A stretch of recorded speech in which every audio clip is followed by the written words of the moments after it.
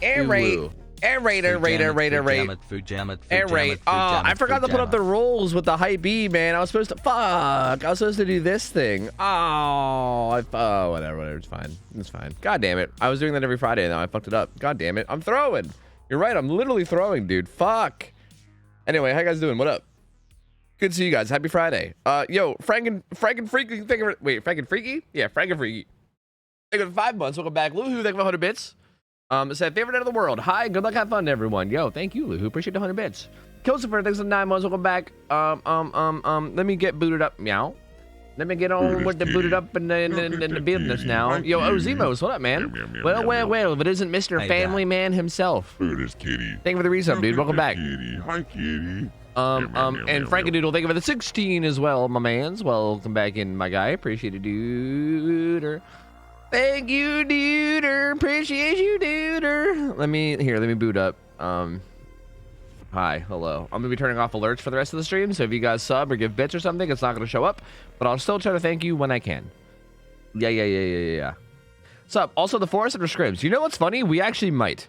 I don't know if you said that as like a meme thinking that I wouldn't do it, but I actually might. I was talking about it, because I was talking to Ralph last night, and he was like, man, he was talking about how like today was scrim night and tomorrow was my day off. So if he wants to like wait to continue the game, he's got to wait until like Sunday night to do it, which is like such a tease, you know?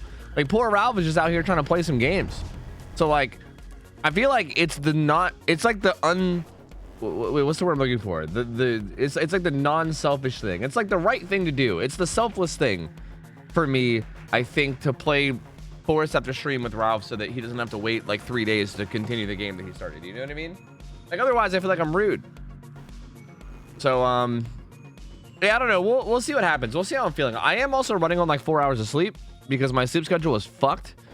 So like that might play a role too. You know what I mean? But yeah, we'll see. I don't really know. I'm not really 100% sure on it. I really don't know for sure. What is all this? I'm rich. I'm fucking rich, baby. I'm rich. But yeah, we'll see. I'm gonna just kind of see how the night feels when I get towards the end of this. Like when I get towards the end of the night, I'm just gonna see like how tired I'm feeling and stuff, and then assuming I'm feeling good, then maybe I'll just be like, fuck it, let's do it, you know. But I don't know. I'm not making any promises.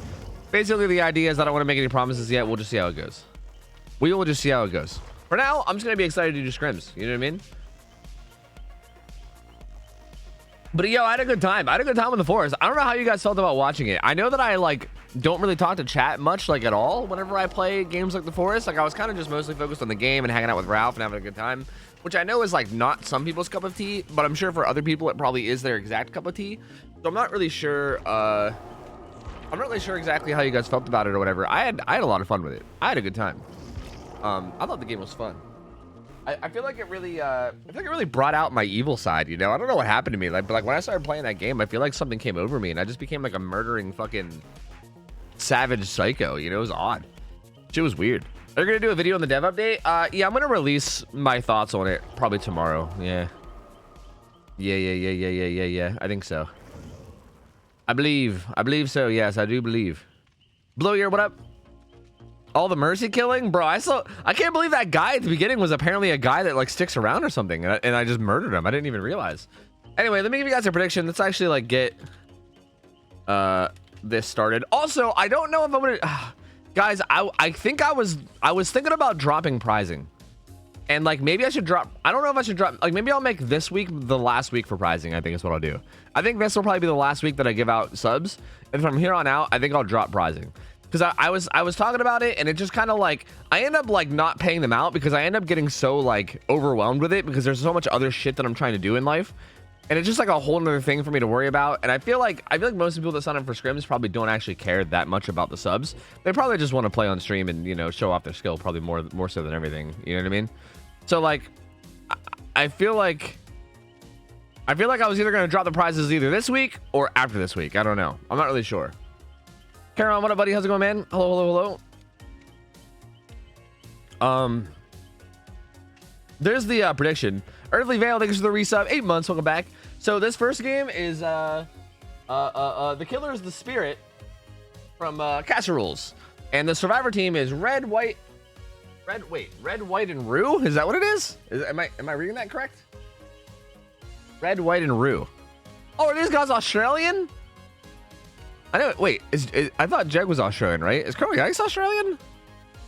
Is that why they're red, white, and Rue? Or is it red, white, and Rue because they're Americans and then there's like a couple Australians in there? I don't get the name. I don't get the name. I'm assuming it's something like that, right? Something along those lines. Oh, wait, no, I think this is a best of 3 match, right? Oh, wait a minute. Yeah, this is a best of 3. Oh. So you're the one Aussie in the team and they're not? Aussie and then American. Okay. So 3 Americans and then an Aussie. All right. Which is why it's red, white, and Rue. I see. I mean, if you guys were all Australian, that wouldn't make sense because then red, white, and blue has nothing to do with you. It all makes sense now.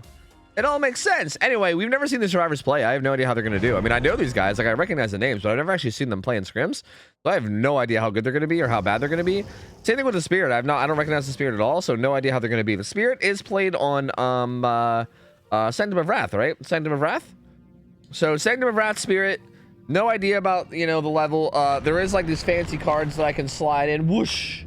That kind of showcase like what can't be ran, which is a good bit. You can't run Deadlock on Spirit. You can't run anything above green rarity in terms of add-ons. Or sorry, anything above yellow rarity. You can only run yellow and under, which is honestly fine because that's probably what people would run anyway. Yeah. We didn't get a chance to talk about it too much before the game starting because we kind of read it up quick.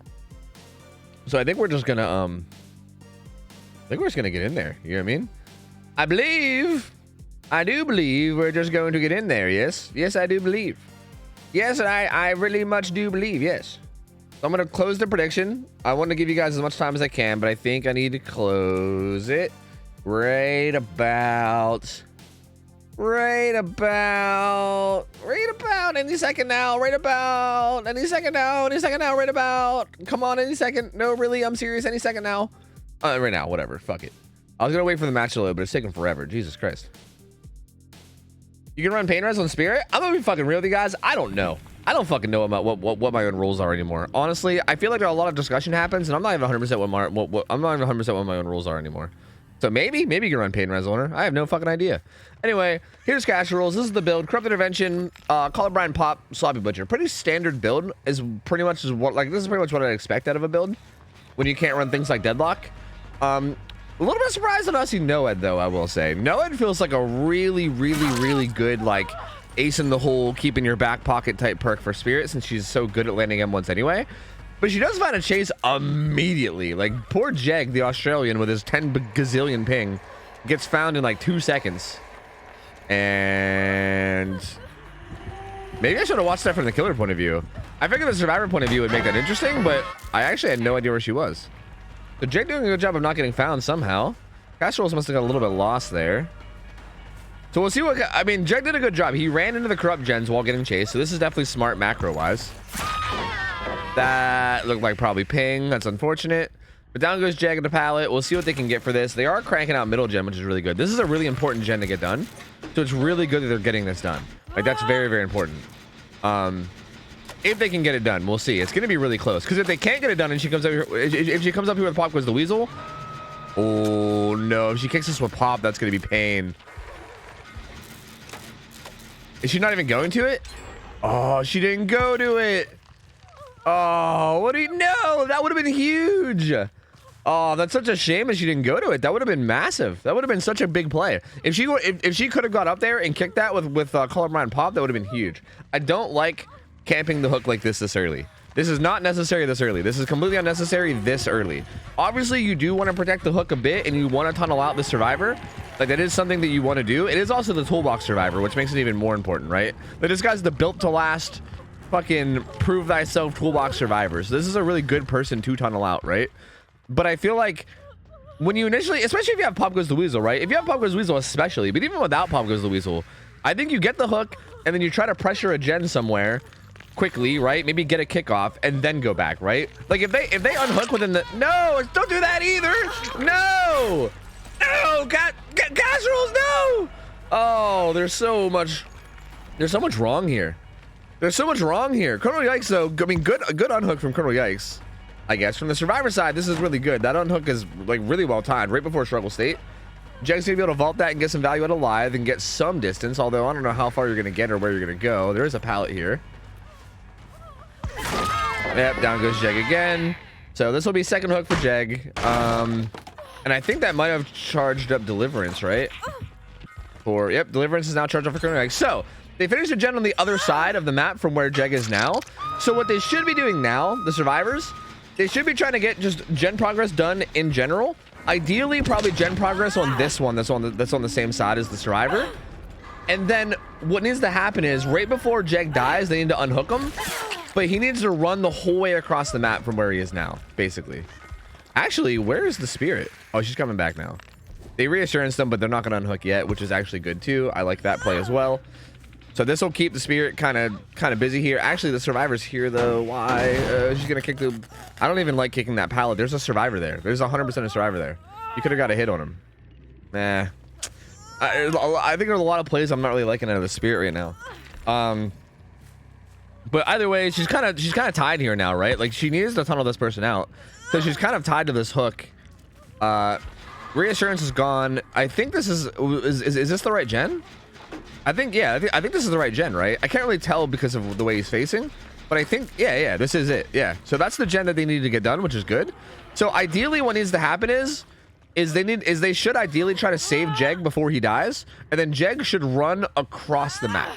He should basically go down to the other side of the map and get as much distance from these generators as possible. And as long as he dies down there, they should be fine.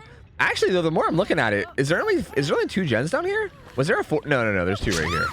So yeah. They're trying to double unhook, and it was a little bit sloppy, but then the killer kind of just let them 1-for-1 anyway. Like not even 1-for-1, but kind of just got the hit and didn't go for the grab. They ended up working out. Jeg does get unhooked, and again, Jeg should be vaulting one of these windows with live and then just running to the other side of the map. But actually, I think they got. Okay, I think they got so confused. Is that Jeg? Yeah. Well, that's Jeg right there. I was gonna say, I think they might have confused the spirit so much with all the different scratch marks and stuff. Jeg does get onto the side of the map, which again is smart. This is really, really good for these guys. I don't even like him circling back around like this. I think he should have just kept running. He should, like, yeah, I think he just needed to find some kind of a window to vault, or like something to vault to activate live. Like, you just need to get your live procced in some way, and then bolt to the other side. Like literally touch the back wall if you have to. Like go the whole way back to the point where you're touching the back wall. That's what I would do. But they did get this gen done, which is still really important, so that's still good. Like the 3 gens are broken on both sides now, right? There's 1 there and 2 here. So they did, like honestly, fantastic gen macro from these survivors. They did a really, really good job. And now it's just a matter of them not dying in this 3v1, right? They just need to make sure they can recover, heal up in a spot that's safe, hopefully, and just don't get like snowballed upon at this stage of the game. And it should be okay. The survivors are in a pretty good spot right now. They've done really, really good thus far. Oh, whoa. Wait, why is Michaela here? What? Why? Wait, why? What? Why did she do that? That was kind of weird. I don't understand why she did that. It looks like it kind of made the spirit get lost though somehow. That was odd. I don't really understand why they did that. I mean, realistically, the spirit should have just hit that survivor and then just killed the one that she was chasing anyway, or killed her. Like, you could follow up with either one of those 2 injured survivors. Like, that was weird that guy took the hit and then also the spirit got lost for it. Like, that didn't really make any sense to me.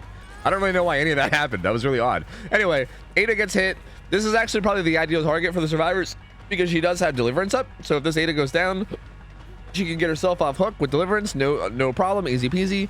Which means the other 2 can probably just double up on a gen right now across the map. And they are. They're currently across the map, doubled up on a gen. So these guys, again, have fucking fantastic macro. They have like literally fantastic macro. Maybe the idea here is because she has oh no, Nancy, please. Maybe, oh, she's actually slugging. I mean, Colonel Yikes is unbreakable, so bad survivor to slug. But interesting that they chose to slug here. They must have, I think they might have, they probably recognized the situation of like, oh, the other 2 were on the side of the map. There's a gen on that side of the map. They're probably doubled up on it. Like, I think they recognize the situation and recognize like the like desperateness that they're in. Because I mean, this probably is the right play, right? Like, if you don't slug here and you hook, then they get that gen done, right? And then the game's over, pretty much. So I really don't think this is a bad play. It's really unfortunate that they happened to get the survivor that had unbreakable. Like, that kind of sucks. But not a bad play. I mean, this does keep the game alive and keep the final gen from bobbing, at least momentarily. I mean, we'll see what happens. Good phase there. Gets the down on the Nancy. That was solid. The other two are healing up across the map, so they'll probably heal up and then maybe hop on these gens near them. I'm assuming. Actually going to go for a hook here, but this will give him Pop Quiz the Weasel. So now, honestly, decently like stabilizing, I'd say, from the Spirit. Because now what do they do? Hooking in mid. Looks like, I think Ada, well, see, I think what they should be doing here is Ada should probably be the one like playing aggressive and probably getting chased. Like ideally here, if she starts coming over this way, Ada should be running towards her. Yeah, see, I don't like this. I think Ada should be the one that's playing a little bit more aggressive and obvious, right? Like I think Ada should be playing a little bit more like chase me, right? Whereas I think Michaela should be playing a little bit more stealthy. Because I think the ideal situation here is Ada getting chased, Michaela getting the unhook, and then those guys just doubling up on a gen while Ada goes down and then just deliverances herself, you know? Like that's a pretty solid play. Although the Spirit's giving a lot of room here. She kicked both gens, so Call of Brian applied to both of them, which gives some tracking. The unhook comes in, and we'll see how they handle this. There was still a survivor behind, so the survivor behind will most likely get on one of those gens. And then these two ran to this side of the map, but they got to be careful. Okay, finds the Ada again. This is the ideal survivor for the survivor team to get found, but the Spirit's actually not going for it. Interesting. Maybe the Spirit is like predicting the deliverance here. I don't know, but choosing not to chase the Ada and going after the Nancy instead. We'll see, but again, as long as the Nancy stays deep on the side of the map, even if she dies this phase, the deeper she stays on the side of the map, the better. Well, I think Ada's still here. I heard her crying, which is odd. I'm not really sure why Ada's here. They probably should have just been doubled up on this gen. But Ada's hiding. Oh, I hate that. I don't like that play. She's hiding like wall injured. There's blood everywhere. The Spirit sees it. Might as well rush unhook. Rush unhook. Yeah. It ends up working out. Actually hits the survivor on hook for iframes too. And Ada goes down. This is okay. This actually worked out. This worked out decently well, I'd say. Because this survivor's still just cranking the gen. This Spirit like will not hook this Ada though. She will not hook this Ada. I think she also just maybe wants to tunnel out this Nancy because she knows she's on death hook maybe now. So like I guess that makes sense. But it seems like she refuses to hook this Ada. Smart by this Nancy to run to the left or not to the right. If you run to the right, that's where the gen is. So this is definitely the ideal place to go, like deep in this corner. Again, even if you go into this corner to die, that's probably better than nothing. But ideally, you definitely don't want to die too. You want to use the gens. You want to use the pallets as you can. Doesn't go down there. The final gen does pop. Down goes Nancy now though, and now this is tough because I think Colonel Yikes already used Unbreakable, but there is a gate. Oh, this is gonna be really close. I think there's a gate here, right? I think Colonel Yikes is calling closer to the gate. I think, and they're gonna get the pickup. Oh, this is tough though. This is actually they need Ada to get hooked. If anyone's gonna get hooked, it needs to be Ada. What is to happen here is I think Ada needs to take aggro with the killer while the other survivor like does the gate. Because the Ada needs to get hooked because she can just deliverance herself and then get away. It kind of ends. It's sort of happening on accident. Like I feel like they didn't really do it in like a tactical way. I feel like it's kind of just happening on accident. Because the Spirit finds the Ada in a bush, and now if Michaela can just go jump on a, if she can go jump on a gate and open it, like the Spirit's probably gonna camp this, right? Maybe. Like she'll probably camp this and be like, I win, easy peasy. I just sit here and I win, ta-da.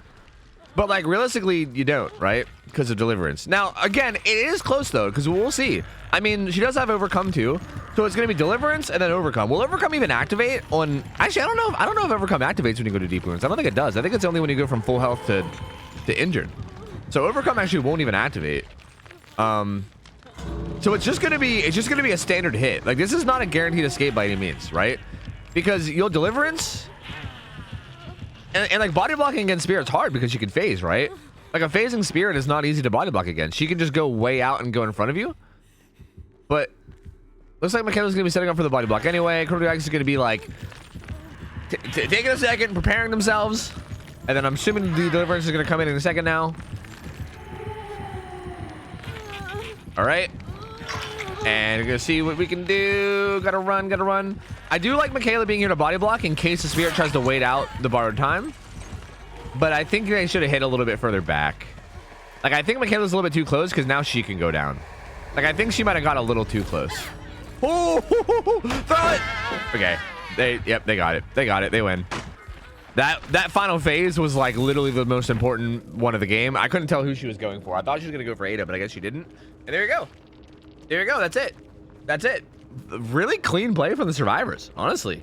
These guys are what, 900 hours average?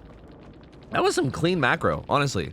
Like there was still some little like strategy decision making things that they could have done better, I think. But overall, like fantastic macro. They had really good gen macro. They just did really solidly overall. Like they played very well. They made pretty much all the right decisions at the right times. They were on the right gens when they needed to. They did a really good job. That was actually really well played by those guys. Good try from the Spirit. I think the Spirit. I do think there was definitely more misplays on the Spirit side, obviously, which I think is what probably caused the loss. Like for instance, that first hook, like not taking advantage of Pop Quiz the Weasel on that hook is a little weird. I still think that's what you should be doing. Like I don't think you need to like camp the hook straight from the beginning of the hook stage. Like you can kind of leave a bit for the first like 10, 15, 20 seconds or so and then come back. Not doing that. Like for instance, if the Spirit would have went up and kicked that gen in mid with Pop Quiz the Weasel, like right after that first hook, this could have been a whole different game. Like just that one action could have made this whole game entirely different. So definitely a few key misplays from the Spirit, but well played for the survivors. I mean, that puts them up 1-0 for the best of 3. And we'll see what they do next game. Because that was impressive. That was really well played. That was very well solidly played. Let me give you guys the old payout. Bam, bam, bam, bam, bam, bam, bam, bam, bam. Boo. Okay, perfect. Sweet. And I'll give you guys another prediction. So these guys are doing a best of 3, by the way. I think the reason why they're doing a best of 3 is it because of like their hours being that much lower than everybody else's, or like what is it exactly? I don't know why we're doing a best of 3 with these guys, but we are doing a best of 3 with these guys, so we'll see. I'm gonna give you guys another prediction. I think the second game is gonna be Trapper, right? According to the schedule, I think the second game is gonna be Trapper. So I think we're gonna have the same exact survivors, same exact killer, like the same teams, but I think it's gonna be Trapper this time instead of Spirit. So bet accordingly. Trapper, I believe, is played on Dead Dog Saloon. We also allow Trapper to run just... Oh, wait. I'm going to play Wraith. Okay, never mind. They're going to play Wraith. So, like, the 3 killers I'm seeing is Spirit, Trapper, and Wraith. That's, like, the 3 killers that they were going to play in the best of 3. Maybe they don't want to bust out the Trapper yet because, like, you know, they're down 0-1. So maybe they would rather do Wraith. To be fair, Wraith is also on Dead Dog Saloon, so it's not that different. Not that different. Still pretty much the same thing. Wraith on Dead Dog Saloon, it's just not Trapper, it's Wraith now. So Wraith on Dead Dog Saloon. Wraith is a pretty good... Sorry, Dead Dog Saloon's a pretty good map. Can you verify with her in in-game chat, please? Wait, what? Wait, it is verified, right? About Wraith, you mean? Here. I'll redo the prediction real quick, okay? Just in case you guys bet on Trapper. Here, I'll redo it real quick. Here you go. There we go. Restart. If you guys already bet, you gotta bet again. There you go. There you go. Bet again if you guys already bet. All right, because it's Wraith, not Trapper. So it's a little different than you might have originally thought, but it's still generally the same, right? Wraith is still just like an M1 killer, except instead of having traps, you now have instead of having traps, you have just like speed and stealth instead. But it's still the same general concept, right? It's still just like an M1 killer on Dead Dog, basically. Although Wraith is pretty strong on that map. Like his mobility and his like his stealth and just his overall like map control, as well as the fact that you can really take advantage of like his kicking add-ons because of how many like breakable walls and stuff are on that map. It's a really good map for Wraith to shine, honestly. Like he's very solid on that map. Definitely very solid on that map. So we'll see. I mean, I don't know. If the survivors aren't able to play really well, I think this one is going to matter a lot when it comes to like looping. So like, I feel like last game the survivors kind of won based off just really good macro, right? Like I feel like they just had really good solid macro that last game where they just were on the right gens at the right time. They like basically made the right decisions in terms of like when to unhook, how to handle hook scenarios. Like they kind of won that game through good macro play, right? But this next game is I think they're gonna really need to have a lot of good loops, like a lot of good looping, a lot of good chases. They're gonna need to have that this next game in order to win, and that's something that we haven't 100% seen from them. So I don't know. It might sound weird to say that like this game might be harder for them against Wraith than it was as Spirit, but it actually might be. Like it really might be. because they really need to have like good chases. If they don't have good chases, this could end badly. Like I feel like a Wraith that's getting downs quickly is one of like the most deadly things ever, because he's just so mobile, right? He's so mobile and he's so quick, and it's just it's kind of a lot. So I don't know. I mean, we'll see how they can do, but this is going to be a real big test, a real big test for these guys, especially considering the fact that they're like kind of on the lower hour end. You know what I mean? So we'll see. Do you get the payout odds based on when you place bet? No. It's just it's based on like the ratio when it's over, basically. Like, for instance, if like one person bets $5 on one side, and then the other person, and then like the other side has like $2 million, the $5 person gets paid out a gazillion fucking dollars, right? But the people that like put in the like fucking 5 million or whatever would only they would split the $5, which is like nothing. So it's more dependent on like what everyone else has put in, essentially, if that makes sense. Good math, thank you. Yeah, the old 5 gazillion, you know what I mean? Easy math, baby, easy math. Yo, American, thanks for the 19 months. Welcome back, man. Spider-Man, thank you for 31 months. Lorny Snorers, thank you for the 8 months. Appreciate you. Welcome on back in. RJ Lynn, thank you for 33. Appreciate you. Thank you. Scott, thanks for the raid. I didn't even catch that. Scott, appreciate you, man. Thank you for the raid, my dude. I appreciate it, buddy. I didn't do that. Was like 13 minutes ago. Shit. Thank you, man. All right. Anyway, game 2. Here we go. Here he is. Finally, dude. Finally, we're seeing it. Finally. How many fucking Wraith games have we had? We've had like 50 Wraith games, and I swear to God, every single time I'm like, why are these guys not running Serpent? Why? Why are we not seeing Serpent? I've been saying it every goddamn time. It's been frustrating the shit out of me. We have seen this once? Really? Well, if we've seen it, it must have only been once. Because I specifically remember not seeing this very often, and it makes me very, very frustrated because it feels like the very obvious choice. So the add-ons he has Purple Shadow Dance and then Serpent. So Purple Shadow Dance makes it so that while you're cloaked, you do things faster. You like kick, you like vault windows, and you also kick walls and pallets and gens faster, right? It's mostly used in this build to kick things faster. So look, in this scenario, you can come up, kick the gen, and then it also uncloaks you.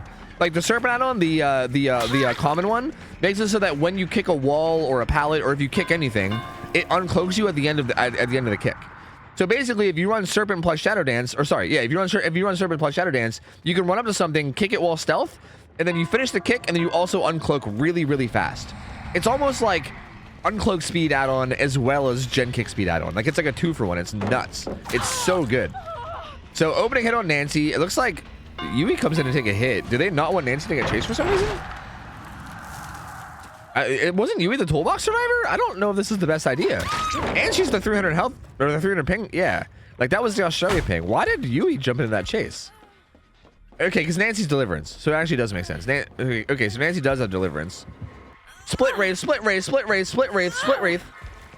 I guess it kind of makes sense. I'm still not a crazy big fan of it. Oh, they're going to wiggle? They're not going to wiggle. They're going to go basement. I'm not a huge fan of that. Like I get wanting to conserve deliverance. Like I guess that does make sense. But sending the toolbox, like sending the prove that, wait, actually, they actually split prove thyself this time. Okay. I mean, still though, sending like the built to last toolbox survivor is a little bit questionable. I mean, last game Jeg was like full committed. He had like prove thyself, and like built to last and the toolbox. And I think if you would have sent that to body block, that would have been maybe a little like not worth it. Maybe, especially since he also has 300 ping, and him trying to play any of these loops is kind of miserable, right? Like I feel like playing Dead Dog on 300 ping is like probably just not gonna happen at all. But they did save Deli for now, so I'm assuming the Deli survivor will probably want to save here if possible. The real question is, will Castrolls allow them to save solo? Flashlight. This could have been the freest save ever if they used that flashlight. I don't know why they didn't use it. Like honestly, this Nancy didn't even have to 1-for-1. This Nancy could have literally just burned him and then just walked away. Like you could have got out easy peasy there. You didn't even need the flashlight at all. Ada kind of body blocking, but not. I don't know what's going on here. Ada could have stopped in that doorway if she really wanted to body block, but she kind of didn't. She could do the same thing here, and she should. Well, doesn't really matter because Wraith hits immediately anyway.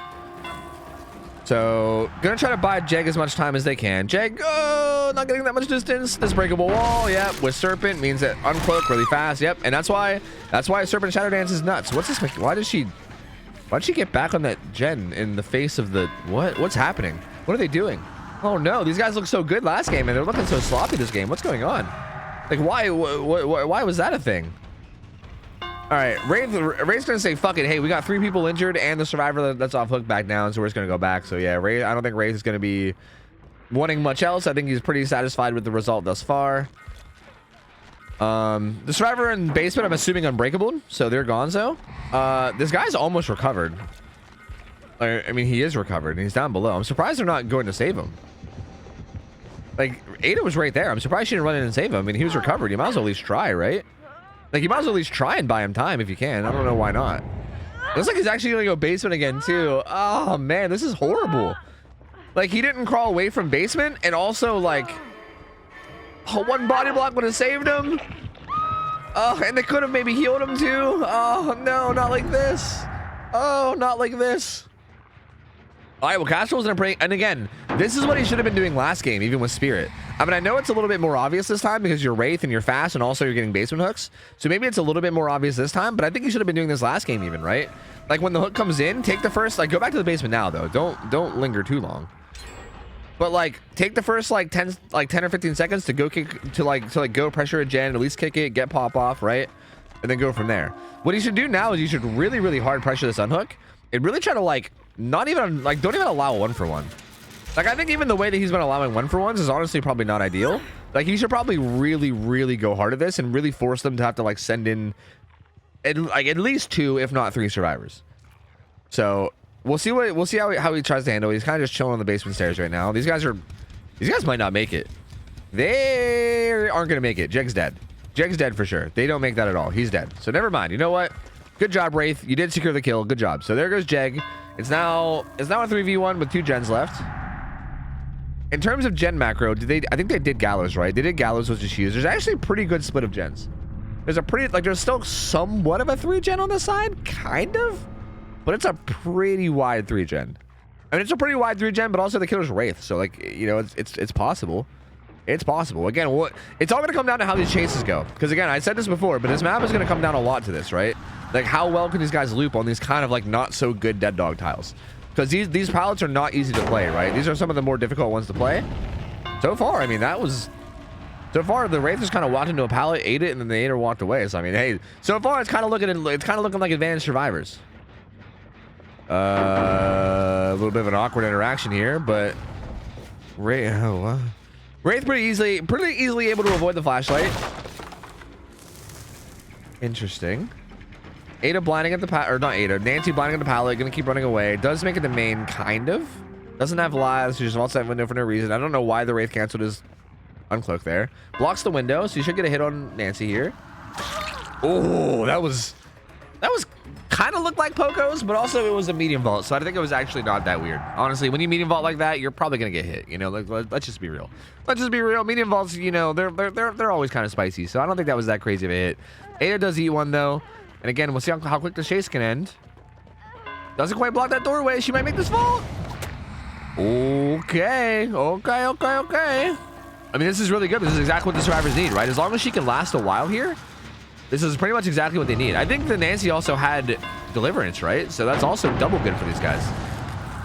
That gen has a ton of progress. It's now kicked with Call of Brian, but he's got to worry about that, right? If the Ada hops back on it, which I'm assuming she will, that's going to be... Actually, she got down on the other gen.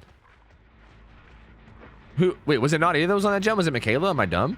He finds the Ada. He's going to kick this gen too. Real quick Serpent Shadow Dance action. She's going to make it to this vault. Run away. Yeah, it was the Michaela that was on this. Never mind. But she does hop back on it pretty quick. Overcome on Colonel Yikes here. So when his hit comes in, they're going to get a ton of distance. Although getting a ton of distance on Wraith isn't really that big of a deal. I feel like Overcome maybe is one of those perks that you might consider not even running against Wraith. But okay, dude, bro, that window play though. Them fucking cheeky medium vaults.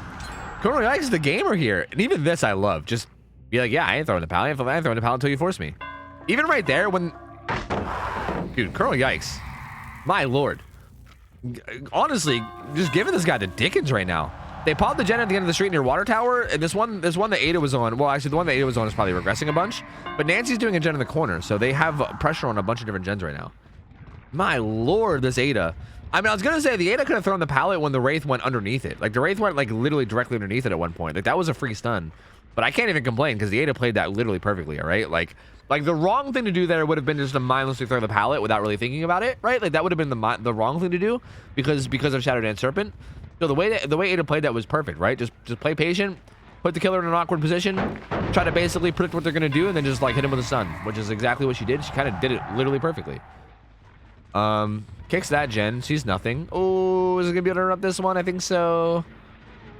Oh, Nancy gets the heal off though. Oh, they actually do pop the gen. Okay, here's no Ed though. This guy knows Ed. Good pallet throw. Oh, when are they? They're gonna be finding about no Ed real soon. This gets broken. No blind from the Nancy. She does have God pallet though that she throws. They're playing real safe. Oh, that's a blind. You can burn him right. Well, you might be able to burn him. I'm not sure. I'm not sure if you have enough time. You probably don't. So Nancy just running away. Honestly, if the other two just get a gate while this is happening, then they do fine anyway.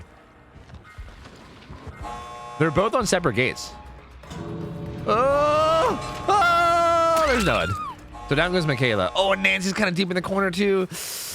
Uh-oh. Uh-oh. If Nancy was like at the gate, she'd be okay. Good stun though. She's gonna get the blind. No, maybe kind of. Wraith's a little bit lost in the sauce. He's all lost in the scouse. Does Ada know where the totem was really close to Ada? She sees it. She sees it. So I think she's going to go work on the totem. And if they can get that totem broken, this should be basically an easy win from there, right? Looks like the Wraith is going to hook. I don't know if hooking's the right play here.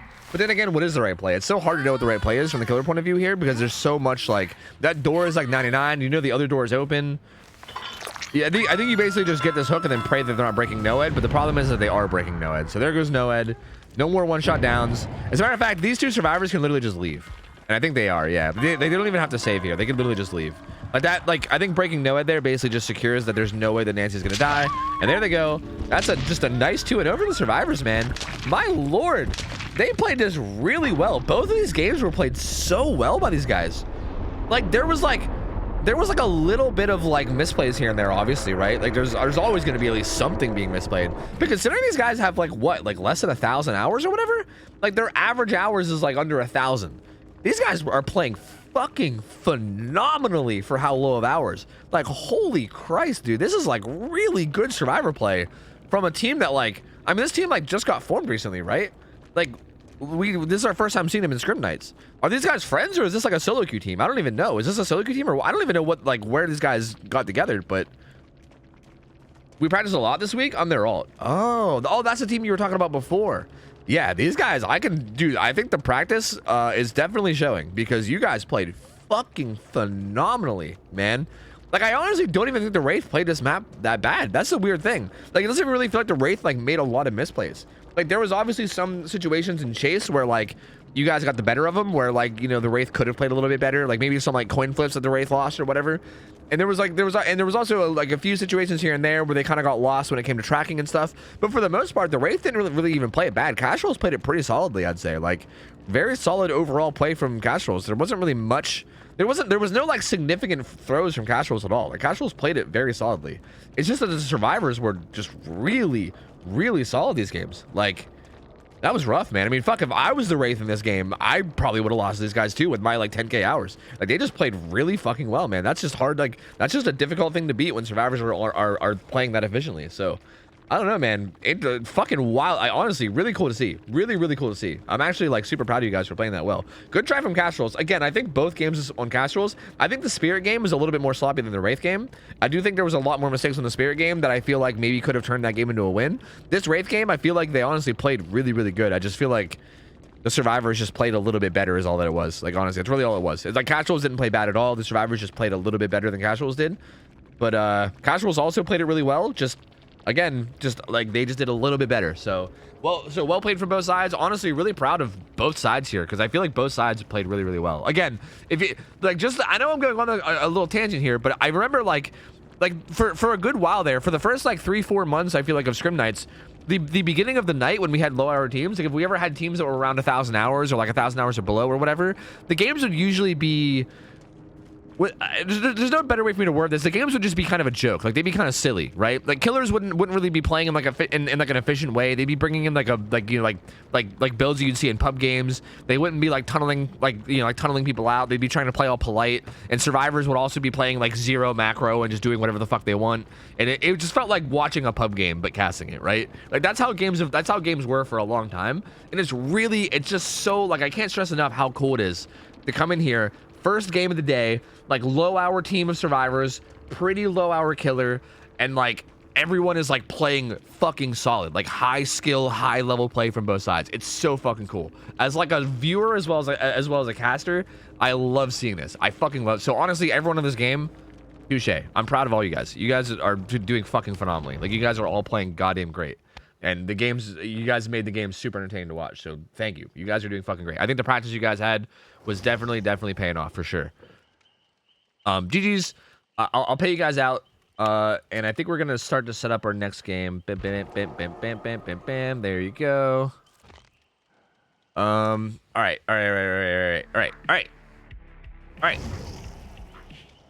So next game. We're moving on. No more best of threes. Now we're doing the typical King of the Hill style, where basically the winner stays and then the loser gets rotated out. So we're doing King of the Hill style from here on out. So yeah. We'll see. Freya, what up? Thank you for the 71 months. Yo, good to see you, Freya. Appreciate it. How you doing? Hope you're doing well. Appreciate the 71 months of lurking and supporting. Thank you. It's good to see you. Stressful, thank you for 11 months. Welcome back, buddy. Appreciate it. Tilly Not Derek, thanks for the 5 months. Welcome back, dude. Merchant, I think I already got you, but thank you again, man. Appreciate you guys. Thank you guys for the support. Thank you. Happy to see you, Scrim Night. Of course, happy to see you as always. Hell yeah, good to have you here. All right, so we have this is Anima, right? This is Anima. So Anima is a spirit player. I think Anima plays comp, right? I'm pretty sure Anima is like an actual comp player that plays for like a team or something. I don't know. I don't really follow comp heavily, but I'm pretty sure Anima has like a good bit of comp experience. I need to play some ads, so let me just like hover spirit while I do it. But this will be another spirit game, so same map. It'll be Sanctum of Wrath. Again, only yellow add-ons and under, so lots of restrictions. Well, we're still on the Wraith ban, so oops, it hasn't been updated. But I think it's probably because Melindy's in game. But anyway, it's only yellow and under add-ons, and also they can't run Deadlock. They can't run Eruption because Eruption's globally banned. And same thing with all the other global bans. As far as the non-global bans, I think the only other bans are Deadlock and Green and Up add-ons. So they can't run that. Yeah, I'll give you guys the Gamba real quick. This Survivor team is OK Booners. These guys played last week, and they wait. Yeah. These guys played against the Knight last week, right? And I think they played pretty solidly, but they still like barely lost, if I remember correctly. It was like a really close game. But I think that was their first week. They seem solid. I feel like we don't have a lot to go off of in terms of like how good or bad they are, because I think we saw them once. I think we got one game. I don't think you guys got rolled. I'm pretty sure you guys like barely lost, if I remember correctly. I mean, you guys did get like 4K'd or whatever. I remember there was like a point where like I think Tissa could have like got a key play or something, and then I misjudged it because it wasn't actually a potential key play or something. But there was something like that happening. I vaguely remember the game. You guys didn't quite get rolled, but you definitely didn't win either. So it was one of those, yeah, like I wasn't 100% sure on it. I guess it's like, if I'm trying to give these guys an introduction and trying to give you guys some insight on them, it's hard to, is what I'm trying to get at. Because we haven't seen a ton of them, right? We've only seen a little bit. So we'll see how they do. Again, this Spirit player is very good. They have like actual comp experience in terms of like, you know, like the comp scene and like tournaments and shit that I think they play in. So like they have a good bit of comp experience. So I do have high expectations out of the killer. We have also just seen, I'm pretty sure we've just seen Anima play Spirit before too, like many months ago, and they're definitely very good. They're definitely very good. I mean, we've seen them play. They basically are, I mean, they're just very good at like mechanically playing Spirit as well. Like they're really good at hitting their phases and stuff. So I have a lot of high hopes for Anima and their play, and I'm hoping they don't disappoint. So I think this should end up being a pretty good game. I think this should be a pretty good one. A pretty good one. Aren't they the 0K booners? No, that's what I think. Lemon told me that, and then Melindy got mad and said, no, we're not the 0K booners or something. So I don't know. I think that's Lemon trolling them or something. I don't know. I'm not sure. You got a mod box? This is a mod squad. True. It's a good point. Oh, you mean like scrim modding them? True. I mean, that's a good point. It's almost mod squad. Close. Very close. It's spelled 0K, but pronounced OK. Oh, so it actually is 0K. Like, it actually legitimately is 0K, but you want it to be said as OK. The ads are over, by the way, so I'm good to go whenever. That's interesting. Huh. Interesting. Very, very interesting. So the killer gets banned if the survivors lose? Yeah. They're all mods, so if anybody beats them, they just instantly ban them from then on out. That's their strat. They use intimidation tactics, and they're like, how much is this scrim worth winning to you, huh? Is it worth being banned from the entire stream, pussy, huh? How much does this win matter to you, bub? Easy strats, dude. They never lose. They never lose, baby. Foolproof. Unbeatable. Anyway, we're just waiting for him to get ready. It shouldn't take too much longer. This one should be interesting because, again, I feel like the Spirit player is very, very good, and I have such high expectations. I really don't know how this game's going to go. I really do not. And I'm very, very curious. I do think that the map that we have Spirit on is like a sort of hard map for, I would say it's a pretty hard map for. So, like, that might be in the survivor's advantage too, right? Like, I think it's not too, like, for instance, I think the very first game we saw with that last team and the last Spirit, it feels like the survivor team won off of almost pure macro, right? Like I mean this in like the most respectful, positive way, and I'm not trying to like shit on anybody, but it's not like we exactly saw like these like crazy juicer plays where they were doing these wild like outplays mid chase and shit, right? Like, their chases weren't bad, they were solid, but there wasn't like crazy like insane plays in chase. It was just really, really good smart macro play, and I think good smart macro play is exactly what you need, right? Like, Spirit on this map is beatable through just having good smart macro play, even if your chase isn't like amazing, right? So again, we'll see how good these guys are in terms of their macro and everything. And if they're kind of up to speed and if they're brushed up on their macro, then they should probably do okay as well. So I guess we'll see. I don't know. Get your gambas in though, because it's gonna close soon. No forgotten offerings. We're good. We're good.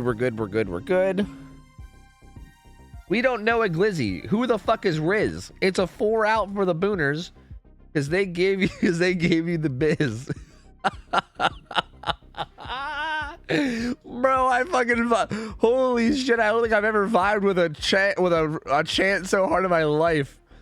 We don't know a glizzy. Who the fuck is Riz? That is literally me. I've probably said both of those lines at some point in my life. Like, before everyone started saying Riz, the first time I heard Riz, I probably said something similar. I was probably like, who the fuck is Riz? That is a fucking bro, that is such a good chant. Holy shit. Oh god. Oh, I love that. Oh, that's amazing. All right, let me let me close this prediction. Oh, it's already closed. Sweet. We just took long enough that it's already closed. So good. Is there an anime chant? No, but you guys can maybe make one. Yo, Jax, thanks for the primer. Welcome in, man. Triangle Billion, what up? 8 months. Welcome back. Appreciate you. Thank you. Snow Reaper, thank you for 11. And here we go. All right, Spirit gonna be running. Okay, so we do a lot of pain res because I wasn't sure, but apparently we do pain res, Colubrine, Noed, Grub Intervention. So again, this is something that I was surprised at too. I'm surprised on the last Spirit we didn't see Noed, because Noed on Spirit is like that's gross, right? Spirit's like one of the best survivors at just getting hits on survivors. One of the best survivors, is that what I said? Sorry, Spirit's one of the best killers at getting hits on survivors, no matter what, right? And also, every hit's a basic attack. Like, a killer that's really, really solid at landing hits, but also does every hit's a basic attack. Noed's like, that's like the perfect Noed killer, right? So a killer like Spirit, a killer like Deathslinger is another one that would be really good on. But Noed in general is just really good. I mean, Noed in general is really good in, like, no matter what. But like specifically on Spirit, very, very solid. So far nobody got found. They did a really good job of stealthing. They're actually all just stealthing in the Corrupt.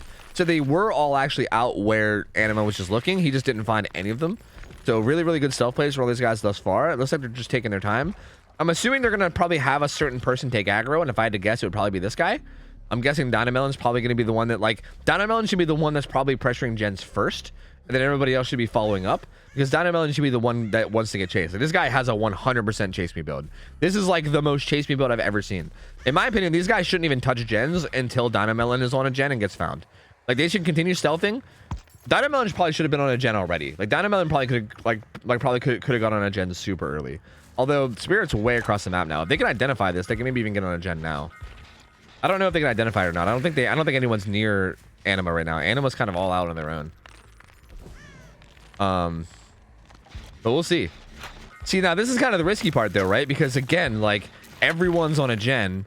So like when Anima does go, Anima is still checking the corrupt. I think Anima's convinced that they're waiting out corrupt, but they're not. This is actually a kind of big misplay from him. He's like really committing to checking the corrupt area, and they've been on gens over here. This gen's at like 60%. Oh shit, dude. He like really committed hard to that. And there's another gen at like 50. I think it was I'm assuming the Deliverance survivors, they're probably one not doing a gen at all. And he finds Dynamelon's gen too. This is huge for these guys. This is the ideal person they want chased. So they're actually going to pop the other gen, I believe, right? Yeah, they're actually going to pop the other gen, and they have the ideal person chased. So Dynamelon getting found. This is the person they want chased. He has double unhook perks, as well as Iron Will. So overall, just a really, really good chase target. I think he had Dead Heart as well, which is what you... Anima? Anima? What's going on, man? Dino gets the stun. So far, really good start. There's some gen progress here. They got to be really careful. Oh, I hate this.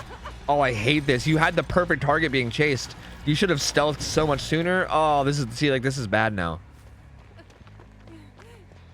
And now Zarina's gonna go down. Oh! Whoa! Thanks, McLean. Auto aim, saving the day, baby. But yeah, Zarina's... Oh! Anima! Anima, you're choking! You're choking! You're choking! Damn it!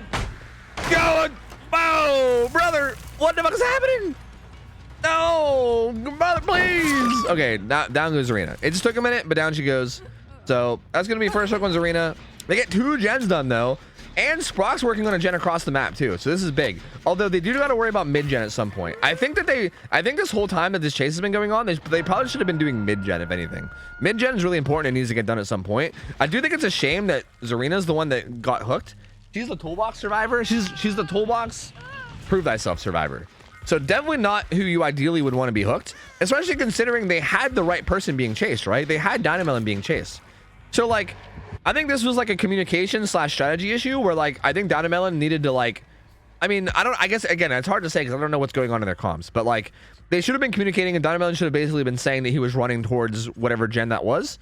And that survivor on that gen should have like gotten out of there and been like heavily hiding or just been across the map, right? Either board across the map or like stealth very heavily long before the killer got anywhere close. Because they were in such a good scenario up until Zarina got found, and now it's a little bit sketchier. Kate runs up and gets hit, but that does look like it's going to allow for the unhook to happen over here from Ace, who I think was the Deliverance survivor, if I'm not mistaken.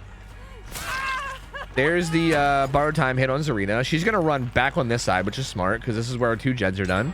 So she kind of like, that was like a little moment of like realization there.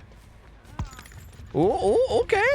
Not bad. Doesn't go down right away. It might be a pallet here, but I can't remember. I don't think there is actually. No, yeah, actually no pallet there, which is odd. So she's gonna go down again. That's gonna be her second hook, but another gen gets done. They're up on mid-gen. Deliverance is charged on Ace. There's also a heal over here on Kate. They pop the gen over here. Ideally, they honestly probably want to get... You know what? They can actually probably ignore mid-gen if they just get another gen done on that side. Because they got 2 done on the side that the hook is at. So if they get 2 done down on that side too, it should be fine. So yeah, honestly, any one of these 3 gens they do is fine. They just gotta do one of these. Basically, as long as they don't do the gen on the side of the hook, which they like, why would they? Like the hook is there, right? As long as they do any of these 3 gens, then their gen macro is pretty good. So there's already somebody on Shack, so already kind of set up to do that. Kate did a good job of avoiding getting hit. If Kate got hit there, whoa, Kate's kind of here still. I don't know. I'm assuming this is reassurance. Kate might run in here just to reassure. Maybe has overcome to run away too, I would assume. There's the reassurance. Is this overcome? Not overcome, actually. Bounce landing. See, this is a little bit sketchy now, though. Because if Kate goes down here, this is not really ideal. This is why you see overcome on the reassurance driver a lot. Yeah, like this is not super ideal. This is Who does have overcome? Does anyone have overcome? I don't think anyone has overcome. Yeah, that's I feel like build wise, you see the reassurance survivor have overcome a lot for these exact scenarios. For when you kind of run in, like hit the reassurance and then bolt away, because you really do need to bolt away, right? Like if you go down near the hook, that's such a bad play. I mean, Tissa didn't really go down near the hook, I guess. Like it's not really that close to the hook, but it's still like close enough. Like I think with overcome, the spirit can't even commit to get the down, right? Like you're so far away that the spirit can't even justify committing. Whereas without overcome, she can at least get the down and then go back to the hook, which is what she did. So she still does secure the kill in Zarina. She still does die. They do pop a gen over here though, so now their gen macro is good. So now it's a 3v1 with 1 gen left, and they have really good gen macro. So these guys are actually in a pretty good spot to win now. As long as they have like solid chases, as long as they don't like die basically immediately. Dino playing really safe, doing a good job here, just using Shack Pallet. Again, this is really, really important, right? If Dino dies quickly here, this is really like that would be really bad. So Dino just playing as safe as he can, which is definitely the smartest play for him to make at the moment. Just play safe, don't go down. Whoever gets chased just needs to do whatever they can to buy as much time as they can, right? Like if throwing a pallet will buy you fucking even just 10 seconds, then fucking do it, right? No matter what, just buy as much time as you can. Ace pre-throws that one. Looks like he's gonna get a hit here though. Plays it a little bit loose, kind of like runs around it a little bit weirdly. His pathing was a bit odd there. He might go down here too from the phase. We'll see what he can find in terms of pallets. Animal does a good job of sniffing him out, so down he goes. Although he has deliverance. That is the deliverance driver, and here comes toolbox. They must have grabbed the toolbox off of Zarina's body. So now they're doubled up on the toolbox over here. I don't think that was pain res unless they hit a different gen. The killer does seem to have a good idea of what gen they're going to be working on though, so it comes over. Oh, this is... I don't know, man. This is still anyone's game. This guy should deliverance right now. He should deliverance right now. Like, he should be deliverancing. These guys know she's here, right? I guess they're actually pretty far away. I guess they don't 100% know because they're actually pretty far away. Okay, okay. I think Kate saw Spirit and then was like, yeah, you should deliverance. So there it is. Ace is going to hop on this gen across the map. So now, again, this puts the Spirit in a tough spot because do you go the whole way across the map and pressure the Ace? But if you do, there might be 2 survivors on that gen, right? So this is like this basically puts the Spirit in such a tough spot because it's like if you go the whole way over here to this Ace, now 2 survivors are going to hop on this gen and this gen's going to be flying, right? But if you stay over here, then this Ace is just slowly getting progress on this gen too. I love this play from the Ace too. I love that he preemptively got off the gen and just started stealthing away because now the Spirit's coming back. And the second that they realize this, like once they get a terror, I mean, they just saw that crow. They should know. So yeah, once they realize this, Ace can run back and get back on the gen. Yeah, this is great. This is great macro. This is the exact kind of good macro I was talking about. These guys are playing this really, really, really well. Like this is so good. This is so good. Dynamelon, it was a pretty good vault, it looked like to me, but gets hit there. Looks like he's gonna get chased. He does have Dead Hard. He also has DS off the record, so he's not a bad chase target to have in terms of this stage of the game. Does get the Dead Hard. Good play from Dino. God damn. He's gonna be running. He needs to make sure he doesn't go right. Well, he has a pallet. I think he wants to use his pallet, but ideally he should probably make his way towards Shack if possible. I know that that's where basement is, but it's probably well, arguably could be better. He's kind of running towards the. Ooh, almost gets a good firecracker play, and Anima randomly whipping too. But he's gonna go down. They're also gonna know about Noed though. That's gonna reveal Noed. So they know about Noed. Final gen does get done. Oh, dude, Sprock is already on a gate too. What's Tissa doing? Sprock might be able to just open this. Oh shit! But if he does open this, he's gonna have to just leave. I think he just opens this and leaves. Oh, this is rough because of Noed. Oh, this is scary because of Noah. This is so huge. Oh no, the scratch marks. Oh no! Did he make this pallet? No! No! Not like this. Not like this. The killer wins. The killer wins it. Oh no, dude. Noah makes that such a funky situation, man. I feel like what Kate probably should have done here, and again, it's hard to blame them. This is such a high stress situation, but I think what Kate should have done here is probably just run to Shack. Shack was on the complete opposite corner, right? Like Shack was on the complete opposite corner of the map, and realistically, I don't think the Spirit ever goes the whole way down to Shack, right? I mean, maybe. I guess it's hard to say. If the killer looks like, if the survivor looks like they're killing themselves on hook, then maybe. Where was the other gate even? I think the other gate might have been down on Shack's side too. Like either pressure the other gate if it's far away, or if the gate's not far away, maybe just chill at Shack and then try to get Hatch. Like, I feel like that hook being so close to the gate means that you just kind of can't play that, right? You can't play that so close to the gate. You just can't do it. There's no way. So, man, that's... Wow, that was wild. Such a close match. Again, though, these survivors played this so well. They did so good. Like, they're, again, I know I sound like a broken record here. Now, I'm sorry if I'm getting annoying, but it's so fucking awesome to see how much better everybody is at macro, man. Like, again, I keep thinking back to, like, you know, like a month ago. It was even, like, just even like a month ago. Like, it wasn't even that long ago, where I feel like we were getting games where, like, the survivors were just making wrong decisions all the time, and play was super sloppy, and macro was all over the place. People were, like, going down next to hooks all the time. Like, nobody seemed to know how to, like, unhook even. Like, no one knew what they were doing, like, ever, right? And then, like, now, like, if you compare that to now, it's like night and day difference, man. Like, everyone is, like, so fucking solid now. It's wild, dude.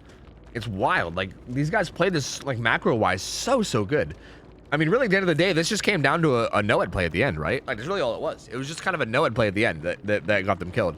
I mean, Anima played solid. I do think Anima missed a lot of swings randomly. That's kind of odd. Wait, does Anima play on console? Is this something that I've not known until just now? Because I guess that might be why. It might be a console thing. But Anima missed a lot of swings. Outside of just, like, kind of missing swings, Anima's clearly a really good spirit. The phases are on point. I mean, macro is solid too. I mean, Anima definitely obviously is a very solid spirit. So good play by Anima. Obviously, also took advantage of their misplay at the end to get the win with no-ed, which is also good. So overall, solid play from him. But hey, the survivors are on their way out because they lost. But you know, hats off to them. I think they played really well, like super well. Again, all it really was just handling that final no-ed play, which, again, it's hard to blame them because it's such a tough scenario, and it's hard to know exactly what to do because it's just such a, like, a high pressure, high stress scenario where you got to make, like, the perfect decision, and it's not exactly easy to do that. So hard to blame them, right? Hard to blame them. Sometimes it just happens, you know. So here, I'll pay out. There you go. Good try from the survivors. Well played by Anima. I'm gonna give you guys a new prediction. This is gonna be the same spirit, okay? But we're gonna get a new team of survivors, and I think this is Power Struggle Rangers, right? Is that who we're getting in now? I think we're getting in Power Struggle Rangers, if I'm not mistaken, which is Tyro's team. Motherfucking Tyro! These guys have been playing since basically week 1. I think literally, maybe since literally week 1. Yeah, I'm pretty sure they've been playing since week 1. So they've been around a long time. They have also slowly gotten really good over time. Again, if we compare their play, like, from week 1 of scrims to their play now, it's fucking night and day difference. Like, they have been doing really good. Again, their macro has been fucking super solid. These guys famously won the 3v1 game at 5 gens a few weeks back. There was a situation where the killer killed a survivor at 5 gens. And I think I said, and I quote, I think I said, I don't know, guys, this is pretty much over. I mean, a 3v1 at 5 gens, they probably have like a 0.5% chance of winning or something. Like, the survivors can win, but it's probably like a 0.5% chance or something. Like, it's a really low chance. Like, I said that, and then the survivors won. So they kind of made me eat my words, and the survivors that made me eat my words were literally these survivors. So, you know, I think that's where it's probably going to live on for a while. They definitely know what they're doing. They definitely are very capable. It's the same spirit, though. It's the same spirit. So same spirit as last game, same map as last game. It's just going to be a new group of survivors, so feel free to gamba it up. I need to play some ads, so I'm going to hold the lobby hostage. But get your gambas in, and we'll see how this goes. I'm excited, man. That last game was really good. Last game was, so far, every game today has been really good and close. We haven't had a single game that was like a stomp yet. Every game has been like solid, at least. So this is fucking cool. This is exciting. I'm pumped for this. I am pumped. I am big pumperoo. This is fucking cool, dude. But we'll see. But we'll see how this goes. Yeah, no-ed is such a problem, man. No-ed is such a, again, no-ed on Spirit especially, which again is why I'm kind of surprised we didn't see it on the first Spirit, right? Like, I thought that, like, I figured the first Spirit would have no-ed. Like, I was like, why wouldn't they, right? Like, it almost feels like a it feels like a no-brainer. I feel like that's a meme. I don't know if you guys remember the whole like no-brainer meme. Oh, no-ed on Myers, it's a no-brainer. I feel like calling it a no-brainer sounds like I'm memeing because it's kind of like an old DVD meme, but it is kind of a no-brainer. I feel like no-ed on Spirit is so strong. Like, one shot downing with a killer that has like probably, I would say Spirit probably has the second best chase in the game, right? I would argue that Spirit has a better chase than even Blight. I think I could probably make that argument. So in my opinion, second best chase in the entire game and can use no-ed. So like, to me, it seems like kind of a no-brainer, right? Like, absolutely dominant chase Also can one-shot down. I mean, that's just fucking wild. You know what I mean? Like, why would you not do that? Why in the world would you ever not do that? So again, kind of odd we didn't see it on the first spear. Definitely expect to see it again. Even if the survivors like know it's coming, I still think it's nuts. Like even if they're like, oh yeah, this killer's 100% gonna run no-ed. Like the fuck are you gonna do about it? You gonna cleanse all 5 totems? No, you're not. No, you're fucking not. You're not gonna cleanse all 5 totems. That'd be some psycho shit. Like the most you can do is keep an eye on the totems and then kind of like know where to look once you get to the end game. Like that's pretty much the most you can do. And even that's not like a super reliable way to like do anything, right? Like it can do something, but it's not very reliable. It's like you might still get cucked in the end anyway. Like what if the person that like what if it spawns next to the person that's getting chased once all 5 gens are done, and then they get hooked right beside it? Then you're fucked, right? So it's, you know, you never know. I mean, no-ed's a very powerful tool, and it might end up coming into play. So I mean, we'll see, man. We'll see. I don't know. Here, I think this is probably updated, right? So here you go. These are the special spirit rules. The ads are over, so I'm ready to go whenever these guys are. I'll stop holding the lobby hostage. So we'll see. We had a map for with tracking for no-ed, but it didn't matter that time. Exactly, because I think that game the same thing happened, right? Like the person that went down basically right beside no-ed. Well, I don't know if they went down beside no-ed. I think the killer carried them to the no-ed is what it was. Like the killer downed them, then they carried them close to the no-ed totem is what it was. So basically same thing, right? I mean, killer basically downed them within proximity of carrying to no-ed, and then they carried them to no-ed. And again, if the hook happens near the no-ed totem, I mean that person's dead, right? Like if there's a hook near the no-ed totem, there's just no saving that person. Like that person is not getting saved. They are just literally dead. Like they are literally dead. They don't exist anymore. They are gone. You have to wave them goodbye and then just leave because that motherfucker is dead as shit. So yeah, I mean, we'll see. I don't know. We'll see, man. We'll see. Let your hostages go. We can talk about this. Yo, Tap Walnut, thanks for the 3 months. Welcome back, dude. Or Baby Turtle Stream, thanks for the 7 months. Welcome back, dude. Gold Shanks, thanks for the 1 year. Welcome back, man. Appreciate you, my guys. Thank you, man. Welcome on back in. Thank you. I appreciate the support. Thank you.